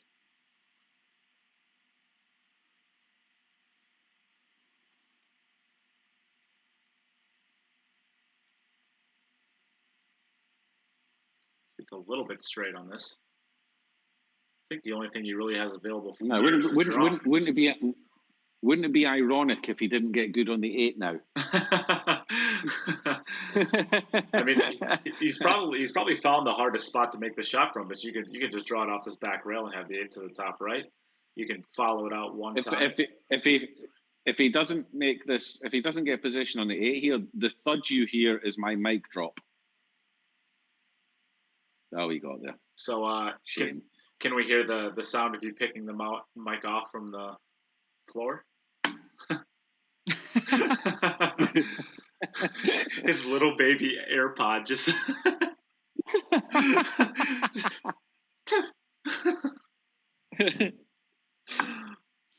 Is it still a mic drop if it's an AirPod? That's my mic, yeah. Headphone drop. Headphone drop, yeah. I played that 5 ball nicely. Still would have been easier if the 7 was over the pocket. Well, you're technically correct. But see, I need to leave myself easier shots because I don't have the same ability as these guys. You don't have their cue power. No, I think if you do have anything from these players, you do have their cue power. Oh, I've got the cue power. I just don't have the control of it.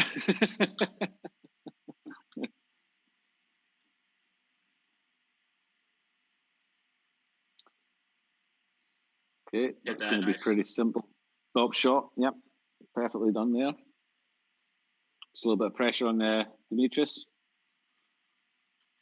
Shaping up for a really good match. And Niels is loving 4-3. Niels is loving the sight of this. If there's anything that Niels is yeah. The nails are being driven into the coffin as we speak. As long as Demetrius continues forward, he's got 3 more racks. I'm $2 up. Are you just holding? Are you just going to keep doing $1, or do you want to go double or quits? I'll give you the over under 1.5. Over under for $1 right here. You're up, Demetrius. $1. You're taking the over, are you? I'm taking the over for another $1. For another $1. God, I'm getting rich. I might have to take up another shift at the local club, but I got lots of dollars to give away. 4 ball, you're so rude to me. It's going to be the 1 ball's going. Oh, the just 1 ball barely made it there. Jimmy makes another $1. $3. It's a hard game. Woo! $3. This is a really hard game. I thought the house was supposed to always win. I think the 1 ball being down there is actually pretty helpful here. So you can really get your proper angle on the 2 ball to get onto that 3 ball. It's actually the 3 ball. I'm not sure if the 4 ball passes a 5. It doesn't. If it doesn't, then you're right. That's why I'm saying you really have to be good on this 3 ball. You got to be as close to that 8 ball as possible. Yeah, you got to be good in the 3. So you want to get the cue ball back to where the 2 ball is now, really, off the 3. Pretty much. Yeah. And I like being a little bit closer to the 8 ball there. He's going to have to hit this with a lot of outside spin now to get this around 2 rails. I like it closer to the 8 ball so you can just use the natural path of the cue ball. It depends where you want to track. I think if you want to track to the left-hand side of the 6, then this is a good angle. I don't think you have to give it much. And you give it just a tip of left-hand side and you will track past the right-hand side of the 4-ball onto the perfect line. He's hitting. He's going straight. He's hitting with hitting just a straight center ball. ball. Yeah. Yes, this will still get him around to. Oh, it so goes it past does. the 5. Okay, it does go past the 5. If not, that was the worst shot in history. I was going to say that was really bad. I guess here's the other view that we have. It looks like it goes, but it does not look like it's a full pocket. Well, I'm assuming it must be comfortable, or he wouldn't play it. He had options. He had to play for a much better pocket. So over in the comments, Ginny Birdtown, we would love to answer your question, but we need you to share the stream first. Little Chris, crushing it. Yeah, you want it, Chris. You need to have a share badge above your name. With the share badge, we answer all questions. Sharing is caring. Kyle Booty, where are you? We're promoting your pickles. Why are you not abusing the non-sharers? I will answer it anyways, though, because that's just the type of person that I am. So the overall score for today, I don't exactly know what that question is actually asking, but I have to assume you're asking for the results thus far. And Mieszko Fortuński coming into this match is 2-0 with a score of 12. Demetrius is 1-0 with a score of 6. Nick Malaj is 0-2 with a score of 7, and Niels Feijen has finished for the day with a score of 1, or with a record of 1-2 and an overall score of 12. So if Demetrius wins this match, it is going to be between these two as to who is the number 1 and number 2 seed, and a lot of it will be decided right here.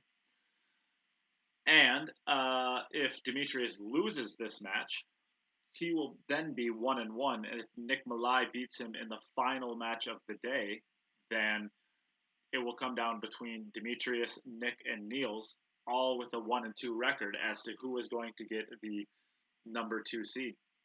Demetrius will have a big advantage of that because he is at 6 right now coming into this match with 3 more right here, and this is looking like a solid 4th.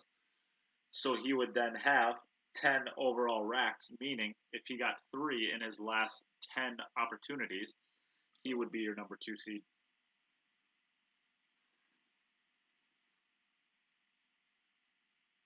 Well explained, Nate. Well done. Thanks. I practiced all night. No, it is almost like you've done it before.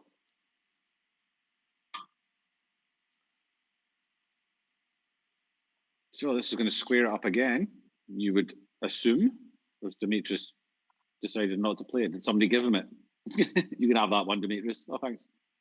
He is really bearing into the shot, going through an extensive pre-shot routine, making sure that this tiny little cut on the 10 ball does not become more than it needs to be. Yeah. There it is. There it is. Nicely He slightly overhit the 9 ball and got more of a cut than he wanted, but he handled it just fine. I think it's safe to say he is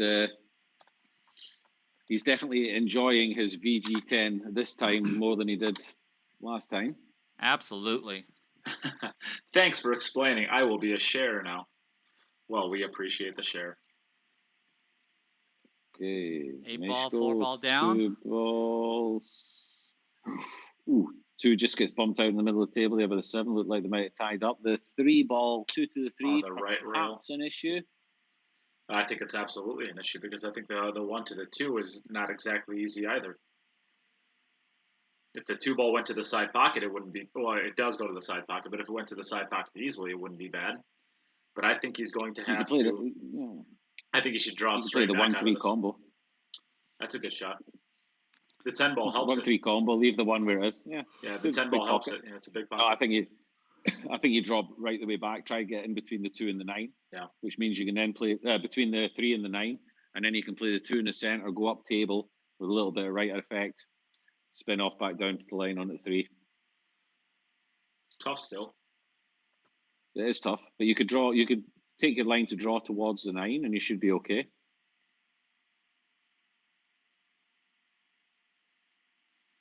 If you draw towards the 9, you've got plenty of room. That's nicely done. much Oh, room. maybe Yes. a little. Yeah, I would have. Yeah. He's okay. Maybe better to aim for the other side of the 9, but that's perfect. Now he just goes up table. Yeah. Now, but the only thing, because he got a little bit of right hand effect. Yeah, I was going to say, just because he got a little bit thinner, he's going to want to throw a little bit of right hand to help that bottom spin get it over to the right rail. You'll see the right catch right here. There it is. Anything except stuck to the cushion. Anything except stuck to the cushion. Ooh. He's still okay. It's not an issue making the ball, but he's not going to be able to do a lot with the white he just when playing the 5 ball. Just needs to get it back about a foot. What I like to do with these shots, depending on what angle it is try and get the cue ball over the middle pocket, because then you can get your cue in behind it. You don't have to worry about the rail. And then you can, if you need to, you can get your cue in behind the white ball and stop it or play a little bit of effect. But I think he's okay there, just to run forward probably. That's not, well, I don't know. Yeah. Yeah, I think forward coming off. It'd be useful. Coming off the bottom rail. I think it'd be useful to 6. I think the 6 goes to the right middle. I think you play this one to the right middle off this. I think you just kind of give it a little extra and follow it through. Probably all you can do is go forward with it. Really, there's not a lot else you can do. Just like he needs to come down. I was going to say he's there. He's got enough. He's far enough. Yeah.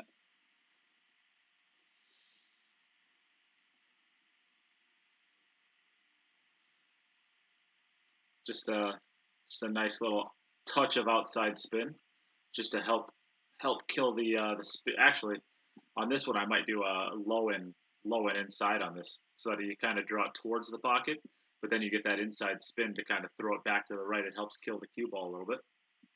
No, I just play this straight up. Yeah. I thought he was more thin than that. He had a little bit of room there that he could have. That ball would have ended up going about a diamond past the pocket still, so he actually had a little bit, way more thicker than I thought it was.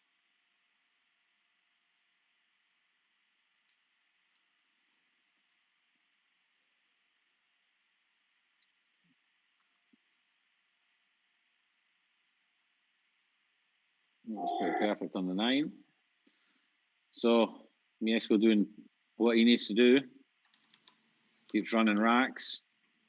Asking the question of Demetrius.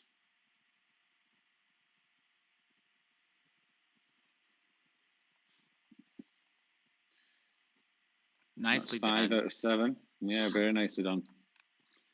So we'll go back over to Demetrius. So you're $3 down, mate. Are you going again? Under, over, 1.5? You got it. You're taking the over? Well, this time it's $2. You're taking the over for $2. Over for $2. I'm so confident. I'm all in, baby. I'm so confident this one time. Ball, Demetrius.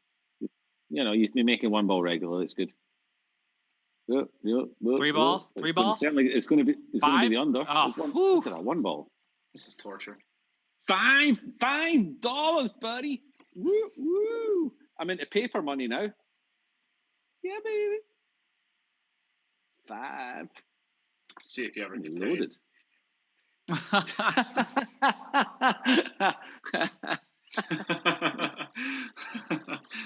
I'm sure there's some animals on this stream watching that'll go around and visit you just for $4 of the dollars. So yeah, you can keep 4 yourself. Go around and get that $5 off Nate. Take one of your cats hostage. Make it the fat one. Make it the fat one. It costs me too much. He eats everything. It'll save money in the long run. Nate, do you have 5 and 60 or 5 and 70 for 5 and Mieszko? 70? Oh, should be 5 and 60 though, right? Correct. I think I just typed the wrong button. Yes, 5 and 60. Fat fingers. I thought you just said average hands. I never talked about my fingers though. All right. So what he's thinking about here. The 4 ball looks to be free into every pocket except past the 7. So it can be anywhere on the 3 really. What's he tried? Okay. Yeah, that's also fine. He might just have blocked that middle pocket for the 4, which would have been a nice pocket to go for off this position. I think it's the only good one. You don't want to be playing this 4-ball to the right or to the right bottom. The 7-ball covers up most of the lane for that. I'm not sure why he took the little cannon on the. I think maybe he thought he had the a good angle to get through there without bumping it. Maybe, I don't know.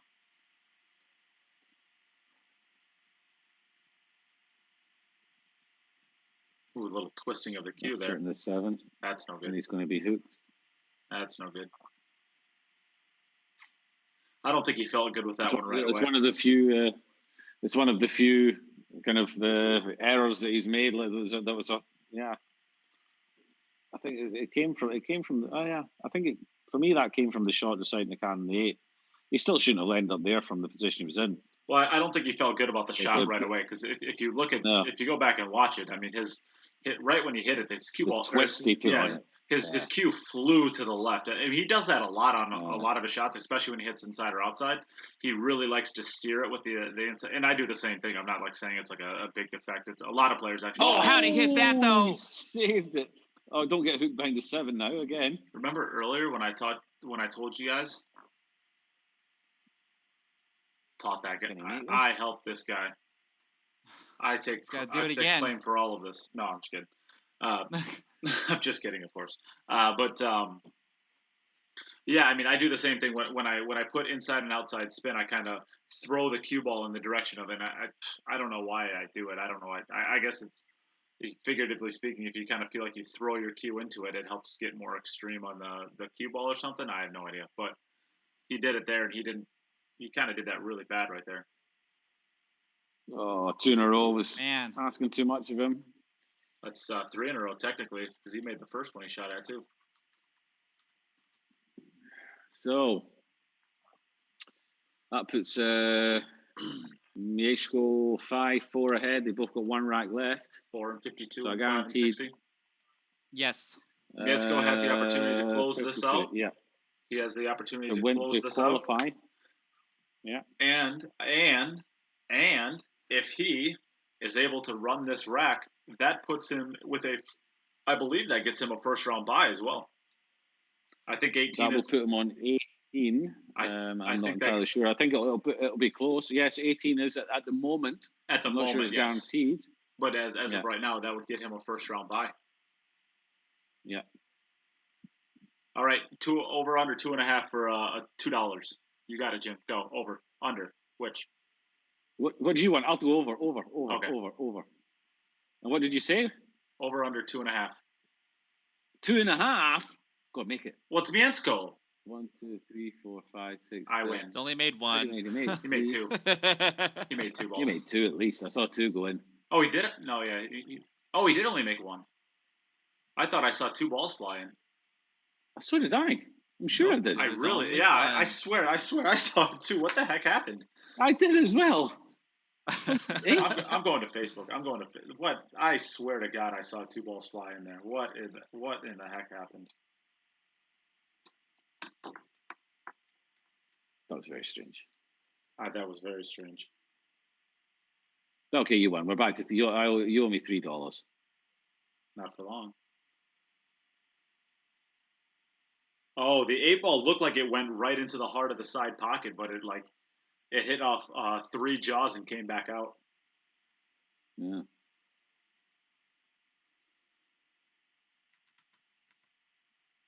So this looks okay. $3 back off paper money. So let me see. 4 to the 5 isn't too bad. He just needs to draw it underneath the 7 ball over to the left side of the table, anywhere really. I would say right above the side pocket would be fine. Right around the 3rd diamond on that rail. You could also you don't. Yeah, you have to about the 3rd diamond on the left rail above the side pocket is about where you want to be. And if you can, he wants to check this up with inside and come between the 6 and the 10. I would agree with that. If he can't do that, he's coming all the way around on the right side of the 9. But I think if he can, he's checking I this think up he's with going to inside. check it. Yeah, I think you have to check it up. Gotta get up there. He doesn't want it to be thin. Yeah, he's okay. He might have to go 2 rails at this now.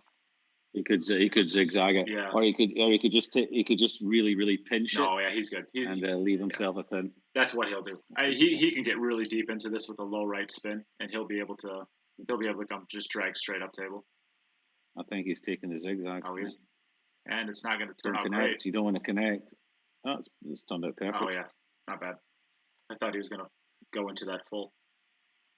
Well, it's still not perfect because that 8 ball is covered up by a lot of that 9 ball, and his cue ball is going. He's got to play the 8 ball to the side pocket. I think he's got to go straight down the rail. Right? I mean, he certainly can't get to the left of the 9 ball anymore for the 8 ball into the bottom right.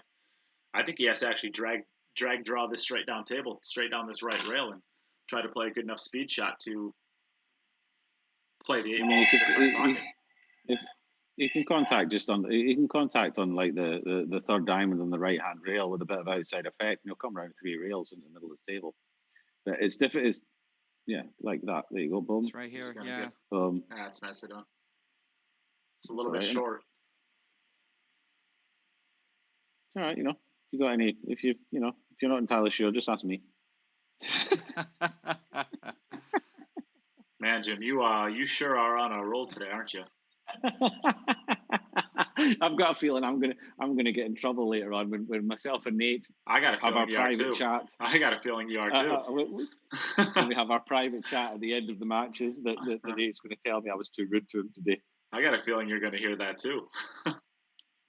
Right, I guess I'm just not answering that phone call. Okay, so Mieszko 2 balls away from, and I will tell you now, if he makes this, he will be guaranteed. He will go into the number 1 seed. Mieszko Fortuński will be the number 1 seed if he runs these 2 balls. The overall number 1 seed. The overall number 1 seed for the whole tournament up till now, with 1 group to go. Wow, with an 18. With an 18, we have 2 number 2 seeds that are higher than that. Yes, we have, but they didn't win their groups. They didn't win their groups. That's how it goes, yeah. So congratulations. We're over to Demetrius for his turn. Demetrius, you're up. All right, Jim. We're at $3. I'll take the over again. I'm just a glutton for $2. For $2, all right, then I'll take the under. 4 ball, 8 ball. There's the 2. Yes. Right. Oh, I'm still $1 ahead. I'm still winning money from you. The 2 ball though. Now he's got to get underneath it. Well, I don't care about that. I won my $2. Totally just kidding. You're brutal. That was me rude. That one was a bad one. You say that I've been rude. That's horrible. You're a horrible person. 70, 138, 201 balls, 18,201. First place for Mr. Fortuński. So we have at least 2 polls now in the playoffs, and a possible third. Wojtek is sitting back, begging for Demetrius to make any mistakes because he is sitting at a 15, and Demetrius is now at a 10. With 9 racks left to play. So if Demetrius gets 6 additional racks from here with his last 9 opportunities, he will move. Yep, it's around about the average he's shooting as well. It's around about the average he's shooting as well. So there's it could be very close. It might even come down to the ball count. This is a nice shot to get on the 2 ball. Don't get frozen to the rail. It's tough, but it was always going to be tough. It's going to be hard no matter what. But I mean, this made it. A degree harder. I mean, if the shot off the rail 1 inch is a 50-50 shot, this is now probably close to a 30% shot. I mean, queuing over that rail makes it a lot harder. Do you take it top corner? Or do you take it center pocket? I think on these diamond tables, I think you're much better going up to the corner. You have to play the corner, I think, for positioning wise as well. If you play that into the right middle. I think if you want to hit it with any pace for comfortability, I think you're going to be kind of on the 50-yard line for the 3-ball. Okay, bear down on it. Keep your head straight. Just put everything into the pot, really. Yeah, you can deal with cue balls. No matter what you the get on cue the 3-ball, balls, the cue ball can only go in one place. Yeah, and the cue ball can only go in one place. Oh, great shot! Oh, come on. You couldn't do anything else with the cue ball when it's on the rail like that. The cue ball is always going to take that track. You can't do anything else with it. No, you just hope that after you make a shot like that, after a shot like that, you just hope that you don't have to work this hard afterwards. Yeah, you just get down and make another one. I'd be taking this into the center pocket. He's going to be, I think I'd be taking this into the center pocket, and I'd be coming around 3 rails. I would be playing this into the bottom right, I think, because the cue ball then tracks. You might fluke the 6-ball. I mean, you're not trying to make the 6-ball. You're going to cannon. Are you not going to cannon directly into the 9? I don't. With how thin it is, I don't think so. I think you want to put just a twist of outside spin, and how thin it's going to be. I think you missed the 9 ball. You're going to go in off the 6. You're going off the 6. Maybe. If you don't hit the 9. Nice. You should still have a shot at the 5 there. One more shot. Well, 2 more shots potentially, because even if you make this 5-ball here, I think you're still going to struggle to not get hooked on the 6-ball. So he might have to shoot another jump shot after this, but you shoot it, come back and forward, give it enough speed so the 10's never an issue. Yeah, 2 rails back to the middle. Yeah, your white ball's going to be going forward slightly anyway.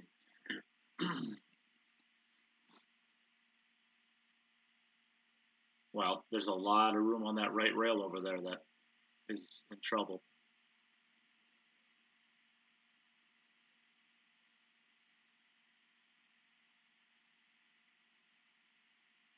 Oh, no. We caught it thick. After all that work, he hit some great shots. So he did. We went up with a 4. Mieszko, I'm not sure if you can hear us or not, but if you can, congratulations. You are now into the playoffs, and you are currently sitting as the number 1 overall seed. So you will get a bye in the first round, no matter what. You have a bye into the quarterfinals, and a minimum of I believe $850. I believe is what minimum $850. Minimum $850. Congratulations! Thank you. Very well played. Congratulations. Great show. Great playing. It was a pleasure. All right, Demetrius. Man, it's just like I'm not sure if you can hear us, but you made shot after shot after shot, and they just kept getting, tough and tough and tough. You just could never get out of that. Well, can you hear me? Okay. Yep, we can hear. Yep. Yeah, let's be fair though. I had a couple blown chances. That one where I hooked myself beyond the 7. I made a great shot of the 2 to slide beyond the 8 and kind of kick it over in front of the side, and then I just hooked myself. I just caught that ball too thick. And it took my speed, and then I kind of got bad on that 6-ball. I just feel like I let a couple chances go, and against a guy like Fortuński, you just can't really do that. So then, I had a couple tough layouts after the break, and a couple of hero shots that didn't kind of go my way, but. So I'm going to have to figure that out. I don't really have much time to regroup, but I got to get a little bit better spreads. I can't have that 2 tying up. But I think that might have just been a little variance. I think it was a little unlucky the way it tied up. I don't really think that was too bad.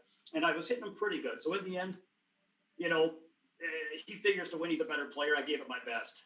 But can you give me an update? Like, if I still, I got some playoff thing or something I could still. Yep, I will give you that. You are still in the running. You are favorite to get second place in this group. With the way that it's set up right now, if you lose to Nick Malaj, then it is going to be a 3-way tie for the 2nd seed with a 1-2 record. If you stay exactly where you are, so theoretically, if you get a 0 or a 1, you will lose to Niels Feijen. If you get your magic number is 3. If Nick Malaj has a perfect 8, that puts him at 15, and then you would need to have obviously above that. So your magic number would then be 6. 5 or 6. Yeah. Yes. So I can advance if I either 1, win the next match, correct, or 2, get the 3 racks and have Nick not pass 6 or 5 or whatever. Yes, Nick is currently going into this match. Nick is currently 3 racks behind your overall total. So as long as you do not lose by lose more than by 3, 2. yes, as long as you do not lose by more than 3, and you get at least 3, you will sneak. Yeah. You will sneak nicely into the number 2 seed for today. And then from there, you're still going to need work to do to get past Wojtek, because right now you've already passed Alex Montpellier, and you need to then get in past Wojtek for the last spot in the playoffs to guarantee yourself into the playoffs. Of course, there is still. Go ahead. He hasn't yet. Has he played, or do we know what his number is, or not yet? Yes, his number is 15. So I'm at 4 and 6. I'm at 10. So I need 5 or 6 or something. So anyway, I just need to win. Like a win would probably just run as many as you can. Run as many as you can. But if I win the set, but don't score a lot of racks, is it still?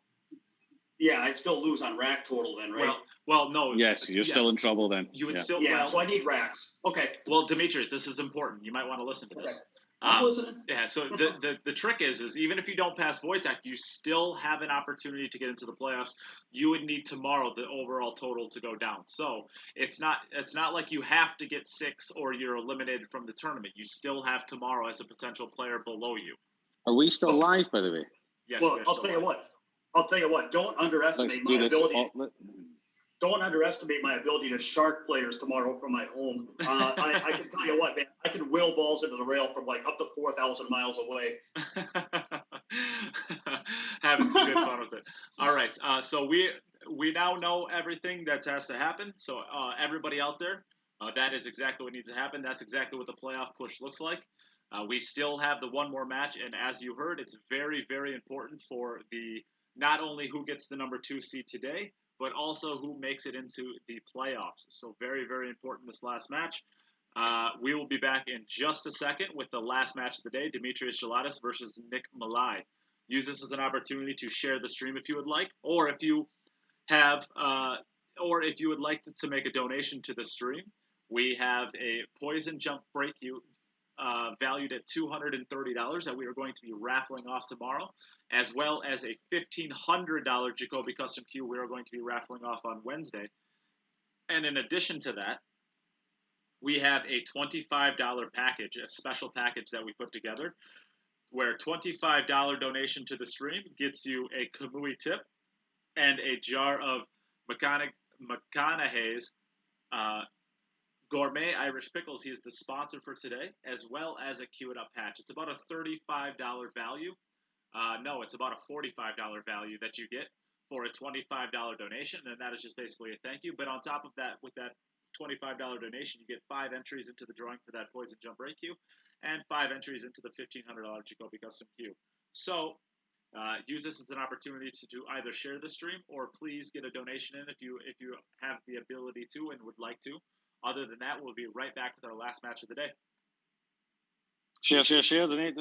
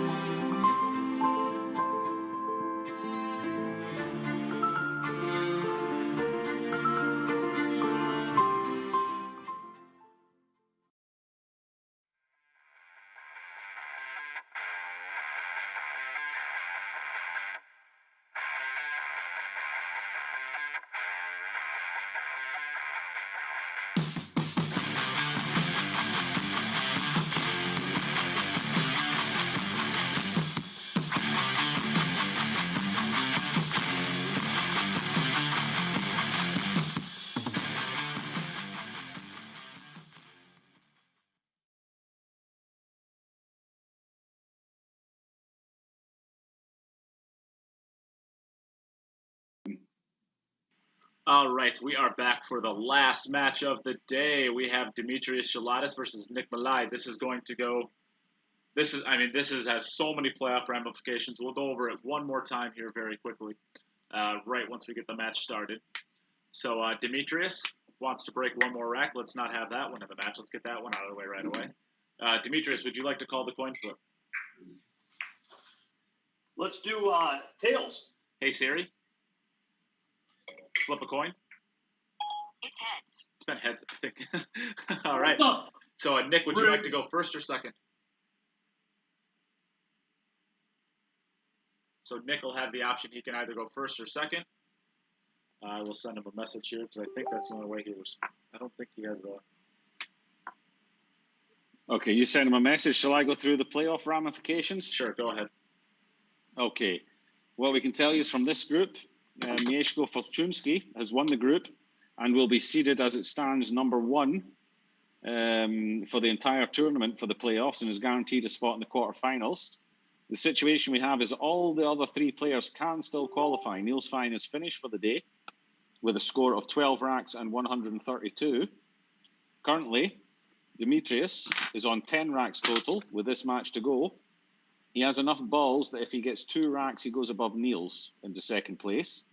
However, if Nick Malaj was to win the match and score 5, he would also go above Niels, but would need to score 3 racks more than Demetrius. So let's say it was 5-2 for Nick Malaj, then Nick Malaj would be the second place in the group on ball count.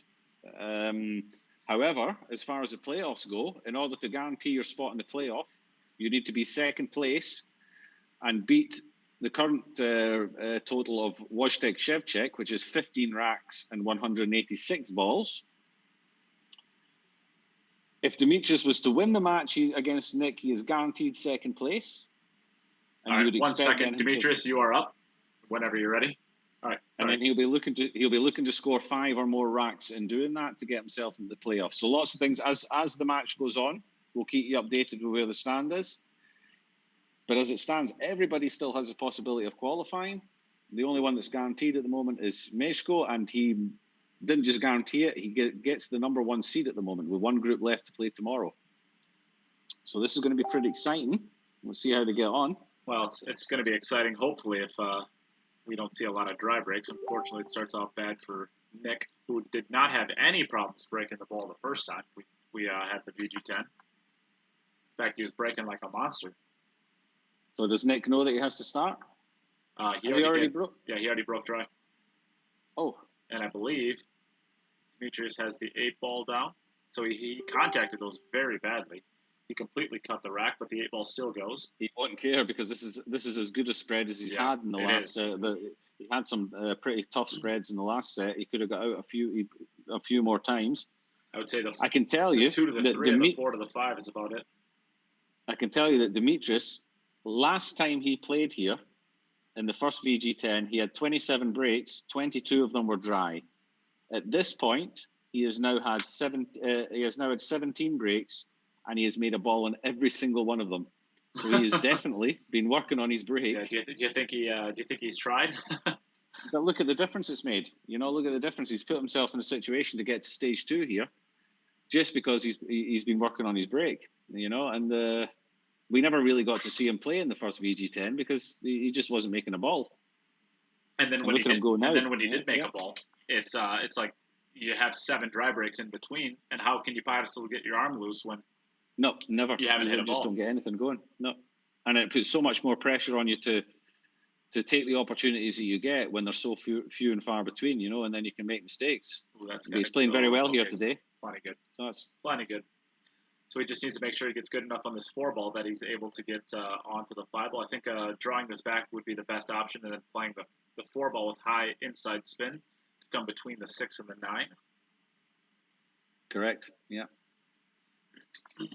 Wants to hit the rail right about above where that chalk is. Yes. I think he wants to hit just in between that second diamond and where that chalk was.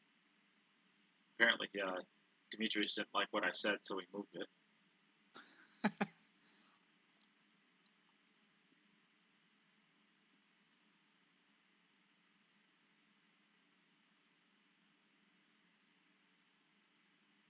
So forward, high right. Just don't overdo it and contact the 6. That's perfect. Nicely done. Little bit tighter of an angle than I was saying, and you saw that he almost clipped the 6, but he would have clipped off the 6 on the right side of it, so he would have been okay still.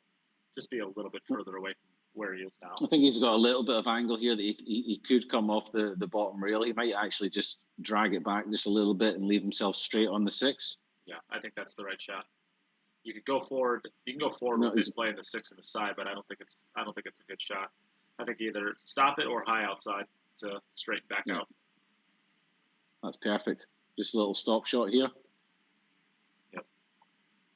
And we still do not have any of the $25 packages claimed. So apparently the packages aren't nearly as popular as what I was told they are. I was told by several people that they were really nice and they felt like they got a lot of stuff for the donation that they gave, but apparently they're not quite as popular as I thought they were going to be.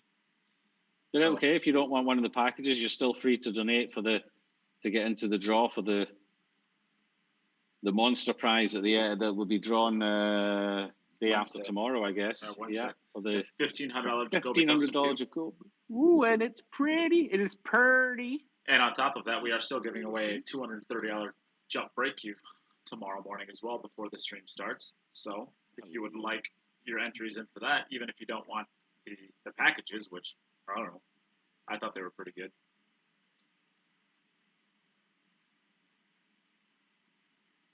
Slow down a little bit. Don't want to be too thin on it. Maybe overhit that just a little bit.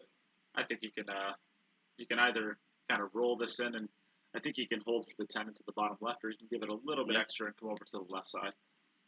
You'd have probably liked to have been half the distance from the rail that he is now, that you could just screw back out for the 10 in the bottom left-hand corner. I think the best shot here is just coming over to the left side for the 10 into the right middle. You could also hit it with also hit it with some inside spin and come down to the bottom rail. 2 rails in line with the 10 into the side pocket too, but I don't necessarily like putting that much inside on and that's what he's looking at right now is the line where he's going to come off if he puts high and inside on it. He'll be trying to contact the bottom rail just right around that first diamond inside the left corner pocket. He might just be looking to float straight across underneath it. That's the shot that I like. Sure. He was looking at the bottom. Yeah, he's going to contact it. Oh, he went There's contacted. No, it's easy from straight behind, but he is having to back cut it slightly. And these middle pockets on the diamond tables are renowned for being a little bit tight. They look smaller than they are. He might take the bank. I was going to say, do you take the bank instead? I think I would bank this personally. I would not bank it. No, I would not bank it. But I'm not. You don't like banking. I'm not renowned as the best banker in the world. Yeah, you don't like banking. I think it looks like he is cutting it. Nice. Oh, and he hit it at a good pace as well, right in the center. Okay, so Demetrius gets off to a good start. Yeah, that means that a good start in the sense that he got a point, not a good start in the sense of, well, I guess sometimes struggling through a really nice rack like that is good. Listen, that's it. These are racks that give you the confidence. You think, God, I got out of that rack and I had to play a couple of shots to get it, and any point's a good point. When you're chasing a total, you want to get off to a good start, and it's a point, and you'll be happy with it. And this is another one that's not going to get us a 5 getting there. Yeah, 5 got there. Okay, so we're going to see Nick play. Nick is still in this as well. He's going to have to score big from here. He's currently on a score of 7. So he can no longer catch Wojtek Shevchik, but he can still win the group. But I would say that out of his last 7, he's probably going to have to run at least 6 of them, probably 7 of them to give him a chance. Well, right as I say, nobody wants the $25 packages. We sell off 2 of the 3 of them. So maybe people just wanted to wait a little while. I don't know. So Robert, come on, people, get yourself some pickles. Robert Myman gets one of them, and Patagonia Hoffman gets the other one. Great name. Although what a great name, Patagonia. Although I think the pickles are not available outside of the country, so we'll have to make it. We'll throw something else in there to make it worth it. You've been extremely generous with your support to the stream thus far, so we'll make it worth it for you. What a lovely name that is, Patagonia. Panagonia. And it's probably not even that. I think it's Panagiota. Might be closer. Okay. I have no idea. Panagiota. And Panagotia, yeah. Yeah. Nice. She's been at I think it's a Nota on the Nota Hoffman on the stream. She's been around since the beginning. She's like a super fan. We like our super fans. Appreciate all the support from everybody. And she's hilarious. She says a lot of really funny stuff.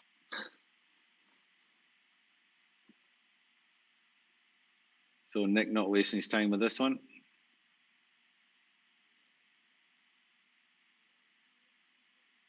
Robert Myman.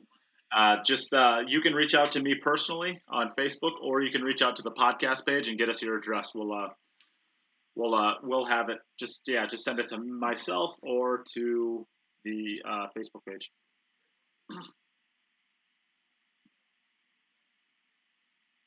No pickles, please. They will not be imported. We'll make it worth it. We'll throw something else in there for you, Nada. So there is still one more. I guess we can do two more $25 ones now that we have one more jar of pickles. We have 5 jars of pickles, and I guess we gave 3 away for the. Oh, so actually this works out. Okay, this works out perfectly. There's still one $25 one. Demetrius, you're good to go. Yeah, Demetrius, you can go. I think we.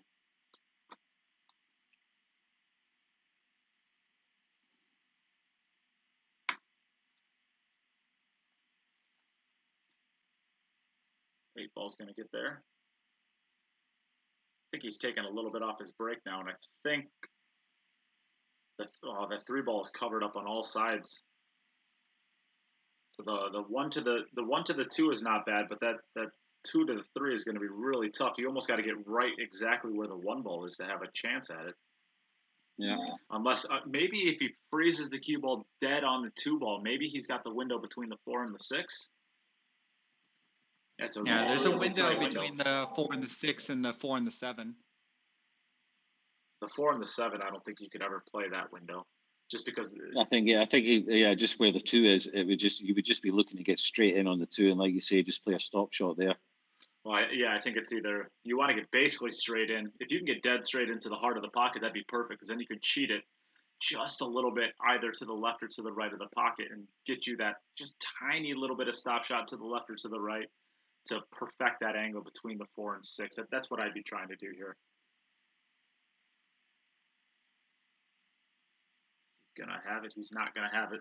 He's not gonna have it. I think he's got a little bit too much angle. Yeah, he's got too. Yeah, depends how his table plays. He may be able to draw it straight up on that line towards the gap between the 2. Yeah, I don't. But for some reason, he's looking at the gap in the 4-7. I'm not sure if. Well, I think that's even tougher to hit from that position than the other gap. I'll guarantee you he will not play that position.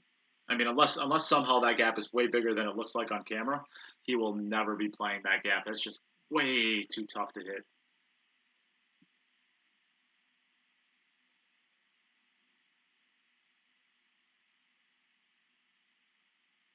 He is trying. He did play that gap. That's just no good. Yeah. It's just too tough of a window to hit. I think the angle he had, he could come all the way back up to the top of the table. And worst case scenario, give yourself a real opportunity at a bank.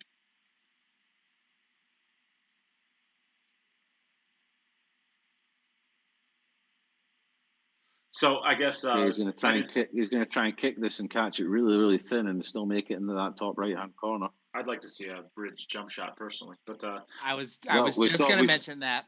We saw a beautiful one yesterday from who played it yesterday with the bridge, the jump shot, Alex Montpellier. Yes, it was Alex. Yep. Was it? Yeah, brilliant it was. What a shot that was. I think definite for the highlight reel. This is going to be a one for the highlight reel too if he's able to execute If this he can one. cut this one real thin, yeah. Oh, wasn't far So away. close. Oh, that's so tough. That was always going to be a really, really tough rack. So it's 3 additional points. The points do come into play big time if he gets If down he gets to the to point where 15. he's tied with Alex or Wojtek. Yeah, Alex, Demetrius would have to win the match. We'd have to win this match, but still score no points from now on. So both of these players would have to not win any racks for the rest of this match and go to a sudden death in order for Alex to make the playoffs, which is pretty unlikely. So it's not looking good for Alex Montpellier. It looks like he's going to fall off the stage 2 roster. And that would eliminate him from the tournament as well, because there are only 2 days left and there's nobody below him. So Alex would be officially eliminated from the tournament if that was the case. One more rack won by either of these 2 players will mean that Alex is and as of right now, he might even be eliminated from ball count. Is that right? On ball count, Demetrius is still behind him. Is Nick? It won't matter, because if Nick wins one more rack, then if Demetrius doesn't win another rack, then Niels will be second with his 12, which is above Alex. Okay.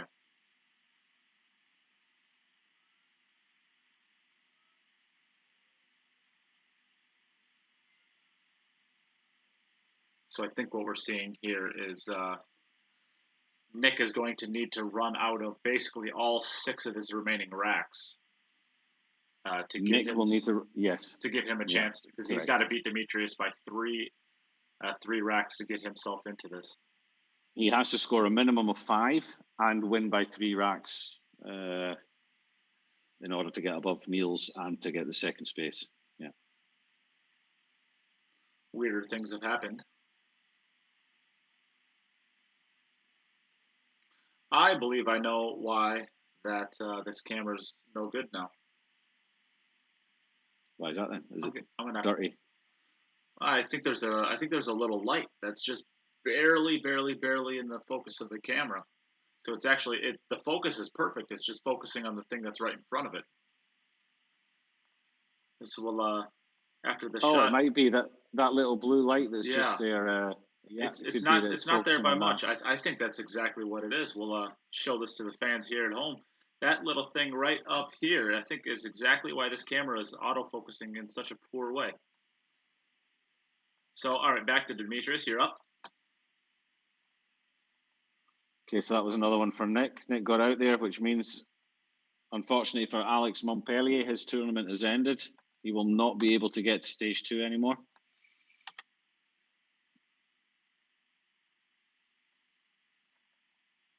Ooh, almost got kicked in, and he's got a cluster there. But I think it actually turned out okay.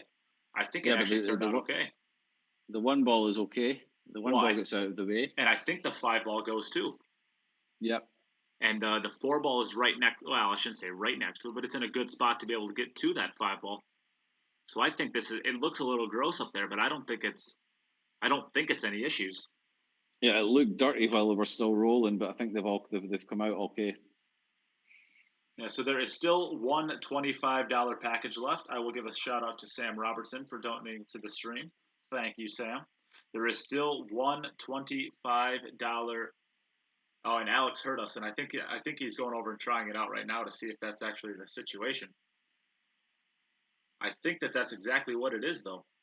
It's just a little light there, or a camera, or something that's it doesn't allow it to autofocus onto the table. And if that's the case, I believe we're going to have a perfect view of his table, because I really like that overhead view. It looks amazing. It just doesn't focus very well.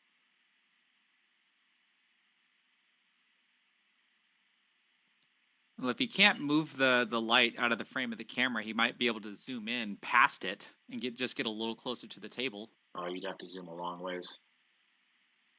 You could. But does that affect any of the focus? I don't think so. No, I mean, even if you zoom in, does the camera no longer register that object is in its view? It should. I don't know how those things are programmed, whether it just focuses on what's there or what's there on the furthest out. I suppose it depends on how the autofocus would be programmed in the camera itself. So Demetrius got out nicely there. He can come via one rail across for the line on the 5. I'm not sure if he can get position on it where he wouldn't have to can in the 7 in some way. Yeah, I think if you can, you'd want to get to this end rail. I think you'd want to get to the end rail just to the right of. I'm not sure that angle's on. I'm not sure that if getting to the end rail, if you're going to get scuppered by the 7, then I don't think you can get it from the end rail.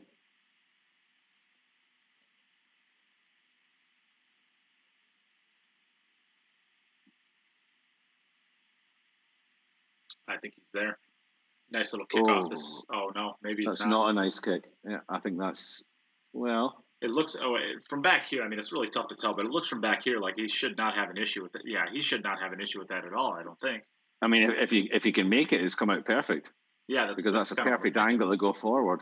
But it doesn't look like there's any place on that bottom rail except for maybe like right at that second diamond where the 7 ball actually hinders the shot of the 5 at all.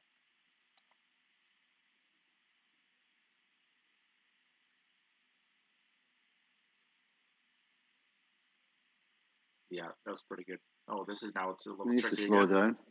Now he's got to go to the left side of the 7. Yeah, he's got to come out of the side of the 7 now, which isn't really an issue. No, but I mean, it looks like it gets to the left of the 7 ball, but it's a little tricky. And if you hit it too full or a little bit too thin on this, that if you bump the 7 ball at all, you could get that double kiss and just send the cue ball straight back down table away from the 7. Oh, I think he draws straight across towards the first or second diamond. I don't think he even goes anywhere near the 7 here. Yeah, that's a nice shot. I thought with where the cue ball was on that rail that he wouldn't be able to dig that easily into the cue ball.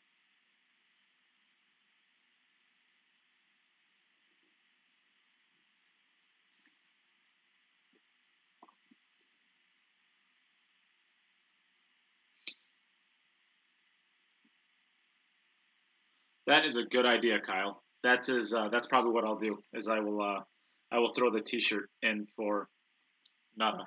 That would be a good idea, I think. We'll throw a T-shirt, one of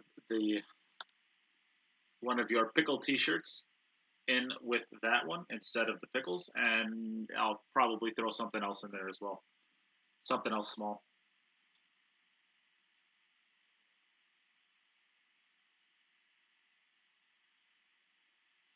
Ooh, just barely falls. It's a good shot, but he's going to have to go in and out of into the kitchen and out again. Yeah, his cue ball's just running a little bit long.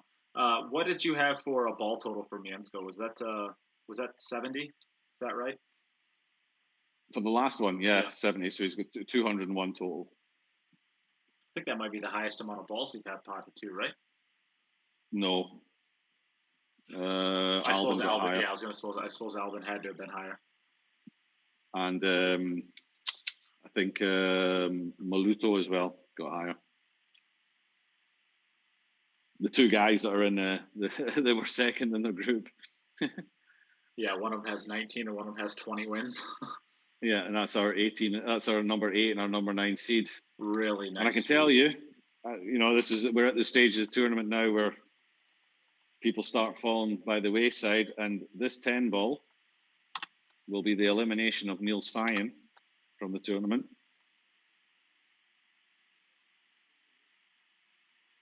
So we now know that Niels Feijen cannot qualify from this group. Nicely done there. So back over to Nick. And I don't think they were able to figure that out as far as that focus up there. Fine, let him concentrate on his pool. Yep. Yeah, Alex came into the frame and tried to wiggle it around. It looks like it's fixed pretty hard in place. So maybe after this we'll hang out a little longer in the chat and see if we can't fix that for them. Because we will be seeing Alex again. Oh, is this going to be dry? Oh, it's a dry break. Yeah, we wouldn't want them to have to rebuild the place in order to get a camera there. Well, I assume the camera could be moved pretty easily down. Yeah, should be. If it comes to that. So we go back over to Demetrius again.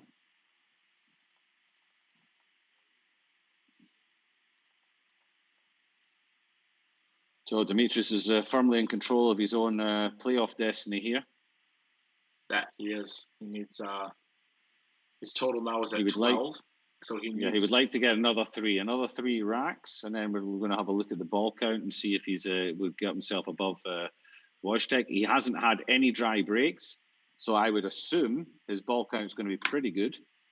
Normally, your ball count is damaged heavily by dry breaks. If you haven't had any dry breaks, then you're normally going to get a decent total. Not as happy with her pickle t-shirt. So we'll get you a pickle t-shirt. That'll be good. Pickle t-shirts. Or t-shirt like no other. As long as it doesn't smell like pickles. Why not? Pickles smell good. Pickles smell good. Yeah. But no. not if you're sitting beside one on an aircraft or something. Right then, Demetrius. It's getting to crunch time.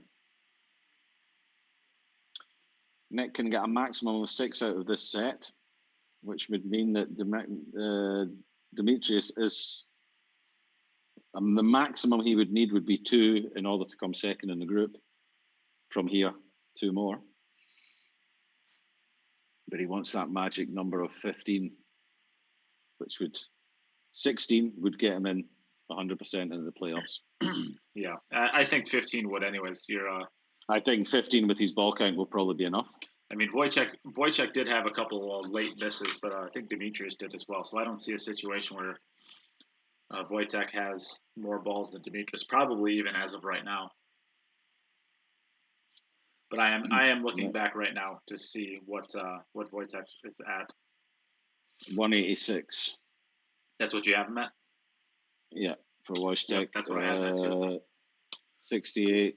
Demetrius is at 120 coming into this, so I guess he's only at 23 balls. Demetrius is 68 and 57. He's at 120 right now. Coming into this, he's at 10 and 120. Is what I have him at, and now he's got 2 and 23 right now. So he's at 143. His first set was a 68. Yeah, and then a 52. And his second 57. Oh, 57. Okay. So he's 125, 135, 145, 148 he's at the moment. Oh, so he's still a good 40 balls away. Yeah. How's that possible? We're gonna have to. Well, clearly we're gonna have to go back and verify Wojtek's. Well, I mean, it's not that much of a surprise, is it? That means he only got 36 balls on the other. Maybe he didn't break trial that much.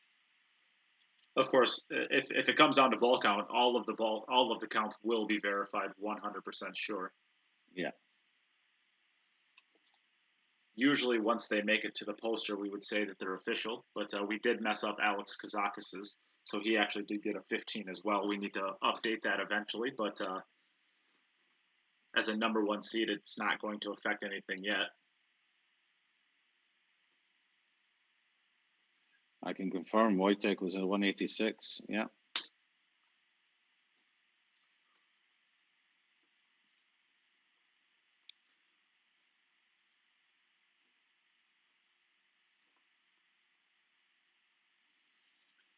But okay, for Demetrius to get to 15, he's running another 3 racks, which is 30 points straight away.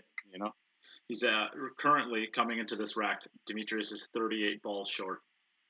Yeah. So if he gets these 3, then that's 8 balls he needs in his other 2. Nicely done there. Looking pretty strong from here.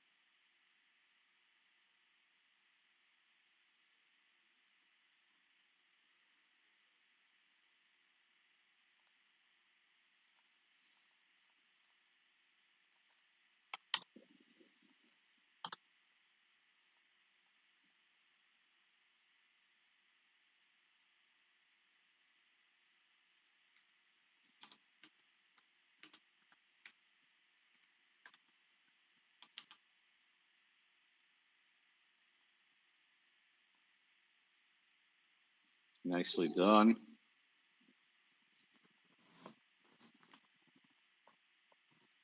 All right, so back over to Nick. Demetrius has 125 coming into this, and he now has 33, which brings him to 153. So he is 33 balls short of Wojtek. No, another dry break. Okay, what I can tell you now is that Nick Malaj cannot qualify from this group. Yep, Nick is no longer available. He needed to beat Demetrius by 3 points. So definitely for sure, Demetrius is the number 2 seed, and from there, he is at least snugged into the number 6 seed or the number 5 seed of the number 2 seeds, which means that as long as nobody beats his score tomorrow, he is still into the playoffs, but he can still, of course, pass Wojtek and maybe even pass Jim. He could get past me still, yeah. So, Demetrius, you are up with your next break.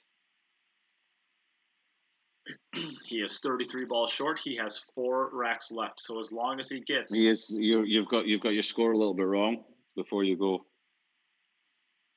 too far.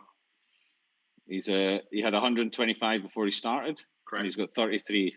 Puts him on 158. Puts him on 158, which is 30 balls short.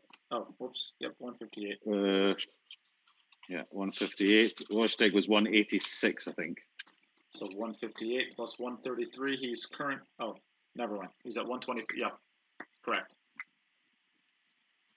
So I think we're looking. So he needs 28 balls, or he's got 29. He needs to get. Well, but he needs 2 racks, and he still needs the racks as well. Let's just wait and see how he gets on. The 3 balls, it looks like a decent plan. The 5 balls not sitting great. This is not a standard out. But how well is he breaking? Yeah, he's breaking them crazy. Well. He's had a shot at every single rack. I think the 3 and the 7 combination is looking pretty good still. I think he's just. The combi is not difficult, but you've got to negotiate the 5 ball at some stage. I think if he could make this 2 ball and draw back a little bit, he wants to be close to straighted on the combination, I think, because the 3 ball is going to squirt to the right. So if he's straight, he can kind of keep his cue ball exactly where it is and let the 3 ball go to the right, so he'll have a shot to the upper right. Mm-hmm. I think that's the way that you want to play that combination. And he agrees. So he's going to settle for a longer shot here and let the 3 ball squirt over to the right off of the contact. He just needs to maintain the speed to not only stop his cue ball, but to get the 3 ball off of the rail and back out. Not too hard to where the 3 ball comes up and you have a really difficult shot at it. So he's controlling 2 things, the 3 ball as well as his cue ball. I was gonna say it looks straighter than it did. Yeah, I was gonna say I was gonna add. Do you really think it's gonna catch a rail, the 3 ball? But he's played it good. Yeah. Now this is all about the angle of the 4. Where does he want to come? Is he going to give himself the cut on the 5 there, or does he fancy the shot into the middle? I think he's got to leave himself the cut. I think the into the middle pocket from that angle on these tables is quite tough.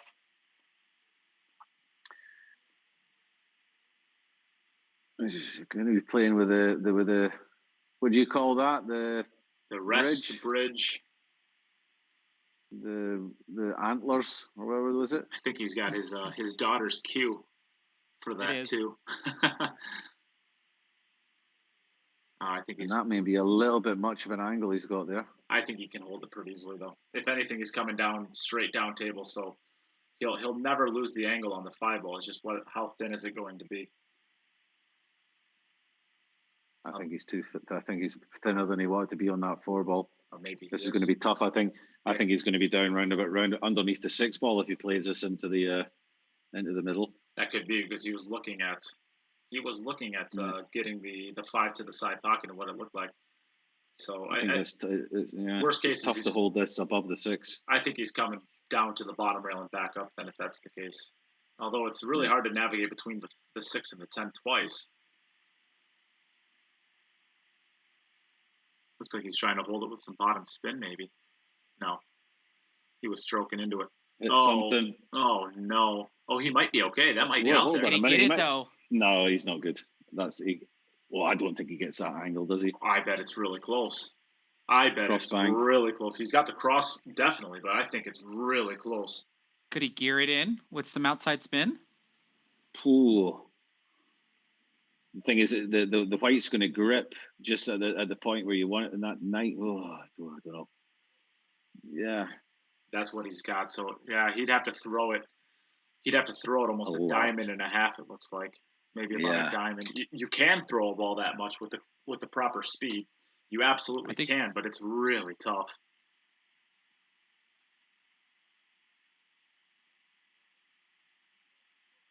And he tried to, and he threw it too much. He overdid it, wow. yeah. How good did he hit? Oh, how good did he hit that? That's just one of those shots where you throw it as much as you possibly can, and Exactly. hope that it's it's enough. very difficult to control. Exactly. It's one of those ones you're not really controlling the amount you're throwing it. You just think you have to give it everything, and it turns out you gave it more than you needed. So he still gets I guess he gets the 7 balls there. 6. Yeah. 6. Yeah, 6 balls there. So it still gets him a little bit closer. Actually, that looks nastier than it really is, to be honest. Yeah, the 4 goes to the side. You just got to get the 2 balls. He made the one ball's down, so yeah. the 2 ball's not bad. The 9 ball looks like Yeah. it goes. The 5 The goes 3 by the is 9. natural. 3 is natural to the 4. And The I think 4 is natural to the 5. The 5 to the 6, 7, 8. Yeah, it's not too bad actually. The 5 goes Looks by the watching this. 9, but I think he'll be playing the 5 into the bottom right. I think he's anyways. playing the 5 in the bottom Yeah. right. Yeah. I think he just follows through from the 4. Oh, he's going to be running. Is he going to be running the 8 ball? Maybe not. No, he's playing it quickly. So 3 and 39 and 2 and 20.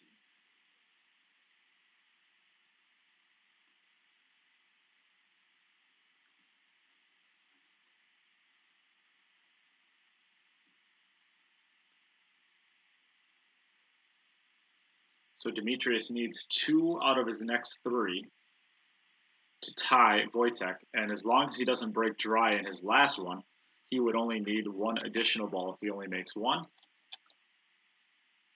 Oh, this is closer. Oh, this isn't. Don't. He's not there. He hasn't broke dry all. He hasn't broke dry all match. Don't do it now. That would be awful timing if he did. But yes, we can comfortably say that a dry break would eliminate him from being able to pass Wojtek. Good shot that from Nick. Good shot. But we don't have to worry about that. He's breaking too good for that, I think.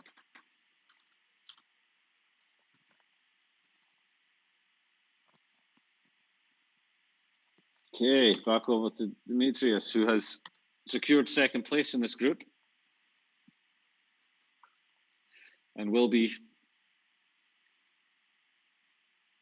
seeded as one of the second place finishers, but he needs to be one of the top 5 out of the 7, and he's on the cusp at the moment of doing that.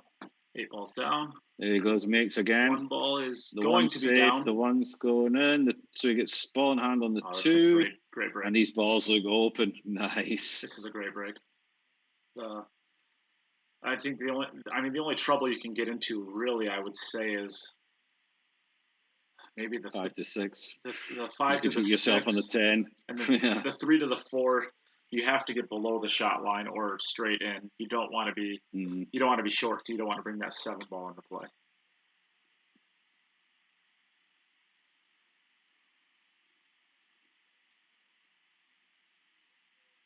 So I think just shooting the 2 ball. I think I would shoot it past the 6 and just stop the cue ball. I think that gives you your perfect angle to do what you need to do with the 3 ball. He's playing to the side pocket because he wants to play the cue ball off of the rail, off of the 3. So he'll be playing this off the. He's looking to take the right side cushion. rail. Yeah, he's trying to. Off the side rail. Yeah. If he didn't want to play the side rail, he would have just played the 2 ball into the corner pocket. And You just got to make sure you get off the rail and make sure you can get your cue behind it, because if you can't get down on the cue ball here, you're not going to get to the 5 regardless of what angle you're on. There's nothing wrong with running past the shot line here. Now he's going to dig down. I have to dig down on the cue ball. Yeah. Well, yeah, that's. It should be okay for him, but it's yeah. I think maybe he ended up a little bit shorter on the 3 ball than he wanted to. I feel like with the way he played that, he should have wanted to try to get to the rail. But I mean, if there's anything good about what's happened thus far, is he has more than 2 balls. So even if he doesn't run out of this rack for whatever reason, he still would be able to. He still has a chance with the next 2. He can still break and run the last 2 racks.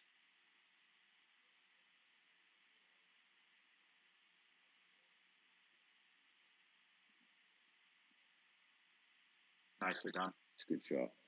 Now, I think you stay above the. I was gonna say, yeah, you stay above the 10 here.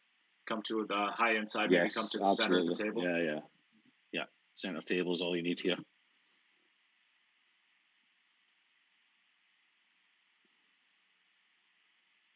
Just put a nice stroke on it.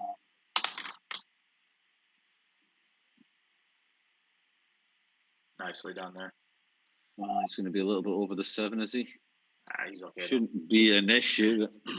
I think you can either dig into this one and come 2 rails out to the center of the table again, or you can just go 1 cushion. I think 1 cushion with just a little bit of inside, spin. You want to stay to the right of the 10 ball. 1 cushion is a shot. Yeah, if the 6 ball was off the rail, or maybe another half diamond, I think 2 rails would be a better option. But as is, I think the high inside is the right shot here. But that does make the shot a lot easier, or a lot more difficult if you do have to bridge over the 7. I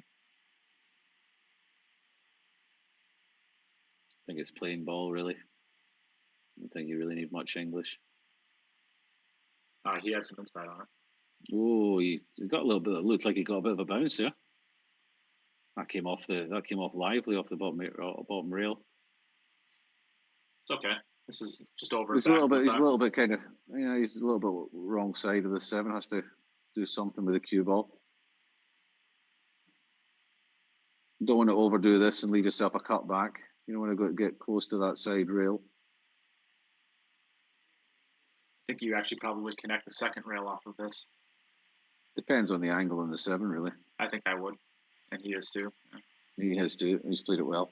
Yeah, he kind of again looked a bit lively, a bit bouncy there. Because he tapped the table. I think he knew he overhit that one just a little bit. Now he'll probably want to come to the left side of the 10 ball now. You could hold it easily for the right side of the 10, but there's just no reason to. No, if you can play it center ball, you play it center ball. Yeah. No, I would. Especially it is almost hit exactly the middle of the ball. It's basically hit the bullseye on the white, and you're gonna check across. You could also run a high ball at it too. Nothing wrong with either one of them. Nicely done. Good speed. Nicely done. Falling nicely into the line of the 10 ball.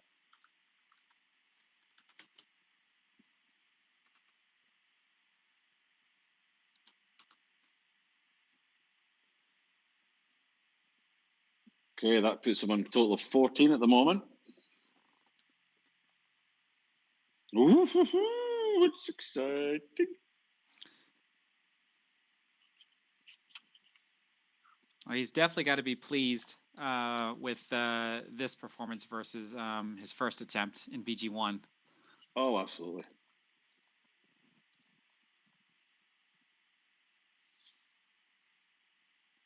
Oh, this is going to be dry too. Oh, no, it's not going to be dry, is it? Oh, man. It is, man.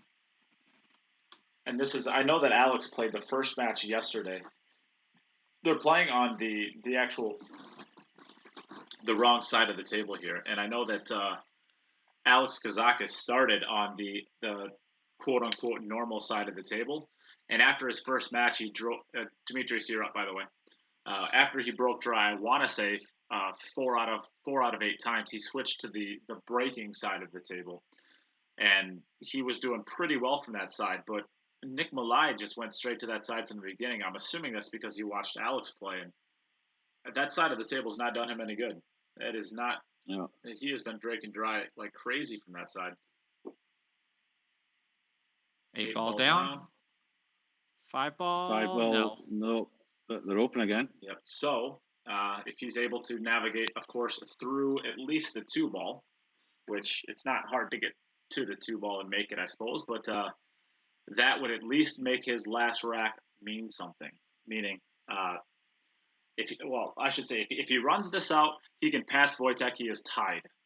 But if he makes 2 balls and does not get out here, 3 balls really, and does not get out here, he could still break and run in the last one to pass Wojtek by 1 ball. And if he runs both of them, then he goes above me. Correct. He goes past me in the ranking. Yeah.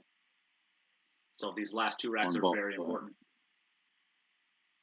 Which I think, Jim, you would prefer not to have happen, because that might put you up against Ivan, or are you already below him?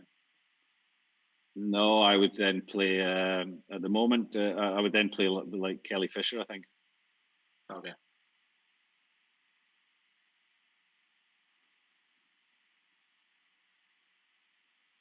As it stands, Ivan Maluto and the 2 highest scorers of the tournament so far, Ivan and Albin, they will play each other in the playoff as the number 8 and 9 seed. Oh, that's gross. Crazy, yeah?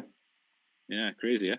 That's pretty gross. But I suppose that's why you got to win your. That's why you got to win your group. Because the number 1 seeds don't have to play those top number 2 seeds. Exactly. If you play a football match, you can win twice 10-0 and draw once 1-1, and the guy goes above you or another team goes above you, winning 3 times 1-0. It's all about the wins.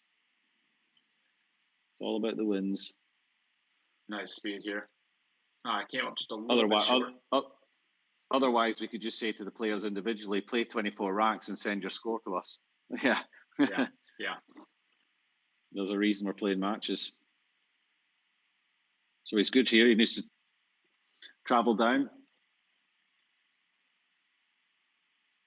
On the 5. Yep, just needs to track his cue ball to the left of the 10 ball.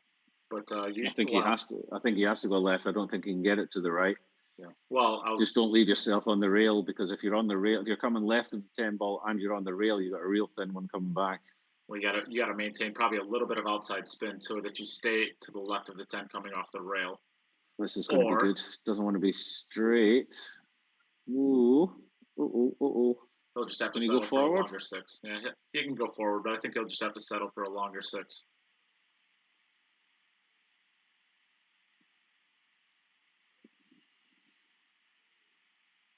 Just overhit that. He's going to try and go around the back of it to play it in the center. No, he isn't doing that. No way. You want to bet? $1. I think he's going to try and play the 6 into the left center. All right, $1. I think you're up $1. Yeah. There's no way he'll play that shot. Okay. I can't. There's just so many things that could go wrong. At least if you stay above it, you got a chance at it. $1.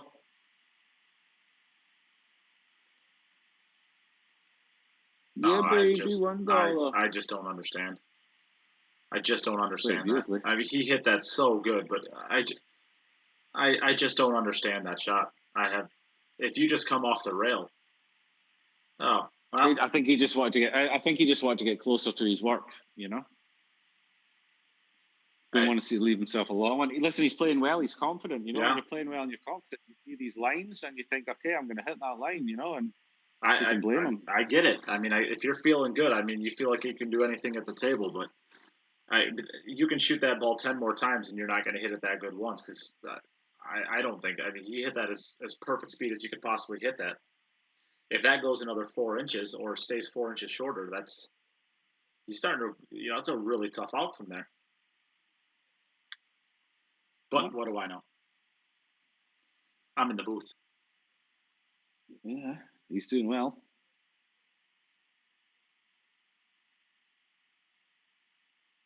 He's going to go out again. And what's he going to need on the last? Oh, don't break dry on the last one. Oh, no. Nothing against Wojtek. I'm sure Wojtek is praying for him to break dry on the last one. But he needs 3 balls. Way. He would need 3 balls then. So 59. Put some on 184. So he's on 15,184. Wojtek is on 15,186. So Demetrius needs 3 balls to get above him. And Nick is breaking dry again. Ah, that's just brutal. Oh, no, he has one ball down. Oh, 2, 4, No, he doesn't. 6, 8. No, he doesn't. Oh, man. All right, so back over to Demetrius for his last opportunity. So all of the ramifications on this, if he breaks a ball in and gets 3 points, he is locked into the playoffs. If he breaks dry or does not get 2 points on this, I'm going to actually have to go to the rule book as to what happens if they tie exactly.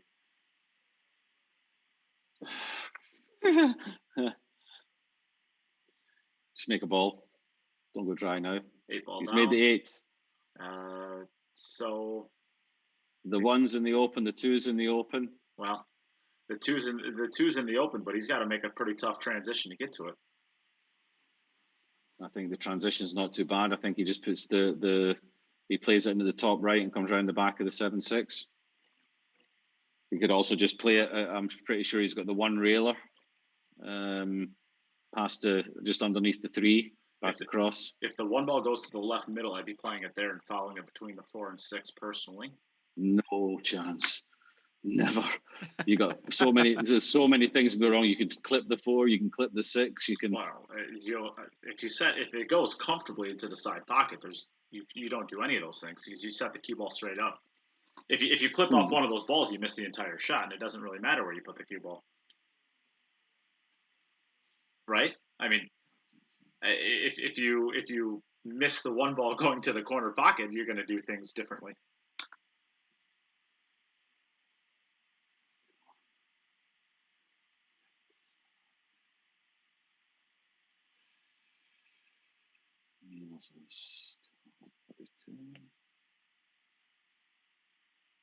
I think he underhit it. We are going to see a tester. And this is for his qualification. 1, 2, 3, 4, 5, 6, 7. Oh God! If he misses this, we've got a situation. We got a real situation, buddy. Oh no! I think. How do we sort that out? Maybe the 210. Well, I got to go to the rule book. We have a 4th tiebreaker. I just don't remember what it was. So we're gonna have to a dance off. Yeah. I would say a wrap off. Let's see.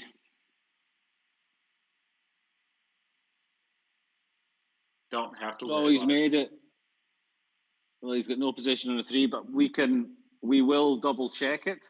Yeah, of course, we need to check all the balls. It seems, for me, I do remember I did check the scores up till now in the other groups. So it will just be a case of just going back and checking this group again. But I think that means that Demetrius has qualified, and Wojtek is waiting for tomorrow's results. He still has one more chance. Yep. See if he can bank this, and I think he's banking it to the top left. Oh no, it stayed out. Oh, and he's ready to snap his cue. But we'll give him the preliminarily good news. So that's 3. So Demetrius, I'm not sure if you can hear us. Yep, here he comes. We'll see him over here. Well, Demetrius. Hello. We believe it's an unofficial count. We got to go verify it, but we believe you just made the playoffs by 1 ball. If I had known that, I would have dogged it too. Well, listen, we were crapping our pants too, because that puts us in a situation where we need to go through the rule book and find out what the next tiebreaker is after balls. Well, if we flip the coin, if we flip the coin for it, I wasn't going to call tails again. I'll tell you that. I don't think anyone will call tails again. But hey, congratulations, well played today, mate. I know you wanted to show everybody that you could play this game after what happened to you last time, and you certainly have done that. You have made 24 legal potted breaks out of 24, which I think is a first in the VG10 ever. a perfect breaking record. So well done. And of all the people to do it, we never expected you. We would never expected you to be the one to do it. Brilliant performance. Well done. I laid low, so I got great odds at Atlantic City. Okay, no, seriously, I want to say two things. First of all, little Chris, he came up over the holiday, and so anybody that doesn't know, check out his YouTube channel because he showed me a little bit about the 10-ball break, and I didn't hit it as well as he wanted me to, but I apparently hit it well enough to get the job done. So I want to say thank you to little Chris, and encourage everybody to check out his videos on YouTube, little Chris Pool. And then at the same time, I'm sure you've already plugged my boot camp for me, right, Nate? Well, variously. A little bit, yeah. We found out that most of the viewers who are watching this are coming to you apparently in the next 2 months. Yeah. Okay, that's cool. Just anyway, that sounds good. So anybody that doesn't know, I do pool training for good players here. People fly in for 3 days and train up. So you can check that out at MN, like Minnesota, poolbootcamp.com. I just got to make sure I plug it at least once. But hey, listen, I'll tell you what. You guys all are players, so you all know this, but there's probably nothing. I mean, the reason why we play this game, it's not to win, it's not whatever. It's just there's nothing more satisfying than working on something that held you back, developing some skills, and then using that to overcome the challenges in front of you. And I'll tell you one other one. Remember that very first rack I ran into that 10-ball and had that thin cut in the side?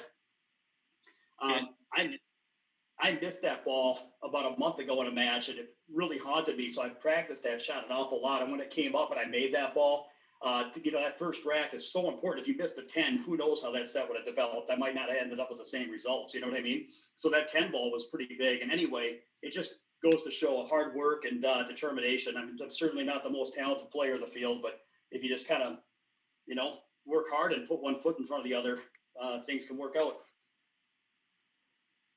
Well, I don't think anyone's going to argue with that. I think you've had a great showing here. You went from having the most dry breaks in the first VG10 to having the most balls or the most successful breaks in the second VG10. So it's only been maybe, 5 months since we had the last one?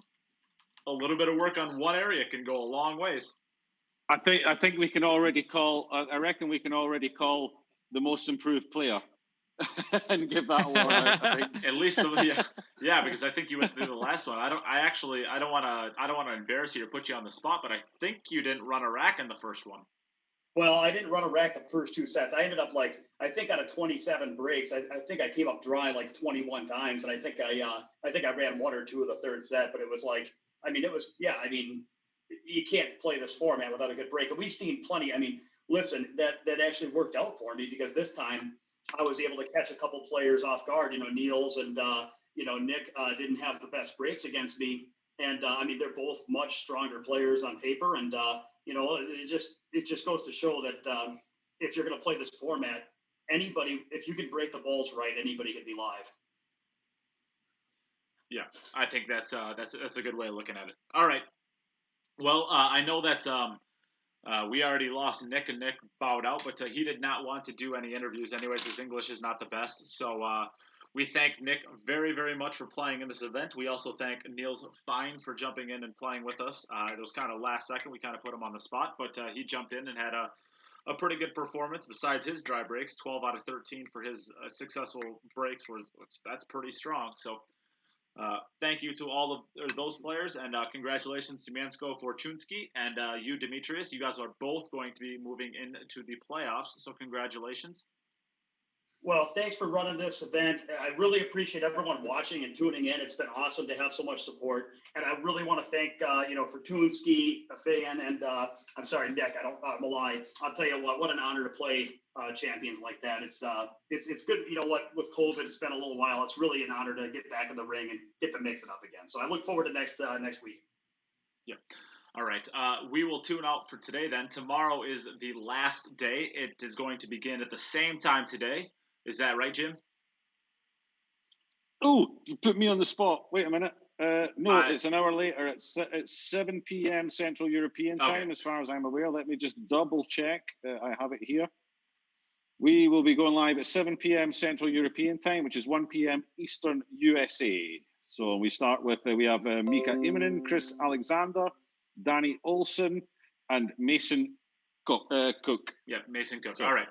So perfect. That is, yep, that's everything you need to know as far as tomorrow.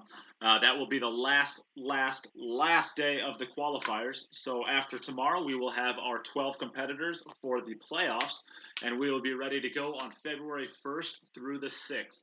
So I'll say one last time, we still have one more $25 package.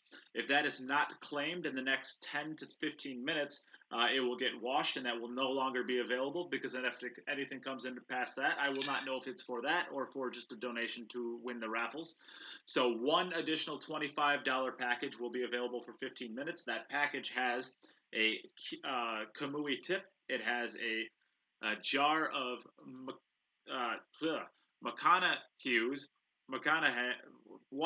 pickles. Leave me alone, Kyle. McConaughey's pickles, and a Cue It Up patch. It's about $40 worth of gear that you're getting for $25. And on top of that, you're getting 5 entries into the drawing tomorrow for a Poison Jump Break cue. And you get 5 entries into the drawing for a $1,500 Jacoby custom cue. Lots of great prizes can be won. Yep, and it's a pretty cheap way of doing it, and we hope that you guys want to support the things that we do. We lure the pros in by adding $4,000 to this event. There's an $18,000 prize pool total, so we're adding almost a quarter of the money to the field. Actually, yeah, almost a quarter of the money to the field to try to get the best players in the world to want to put on a show for you guys. So, if you want to donate, or if you're able to donate, please do. And if not, don't worry about it. Please share the streams whenever you see them. That helps out a lot as well. All right. Until tomorrow, I guess we're done for the day, huh? What a day of pool we had. Wow. I mean, this is what it's like when it gets to this stage. Then you see how the playoff situation is working out, and there's people just on the edge, and then it gets close and gets exciting. Okay, unfortunately for Alex Montpellier, that means that he will not make it, even though he came second in his group. We still have Wojtek Shevchek. It will either be Wojtek who goes into the playoffs, or it will be the second place player from tomorrow who will go into the playoffs. The rest of the places are all taken. Yep. Hello, Chris. Thank you so much for joining us for commentary today. Thank you for having me. And Jim, as always, thank you for joining me in the booth. It's been a pleasure. Am I going to get shouted at in like 10 minutes when you phone me? Oh yeah, you will. Yep, big time. Oh, all right. I'll put my big point trousers on then. All right. Thank you everybody for tuning in. Like we said, tomorrow at noon Central American Time, 1 p.m. Eastern American Time, and 7 p.m. Is that right? Yeah, 7 p.m. Central European Time. European. So I think we're yeah, that's right. Yep, noon Central American, 1 Eastern American, and then 7 p.m. Central European Time. All right. Thank you to everybody who tuned in today. Well, I guess we'll be back tomorrow. Bye-bye. Donate. Share.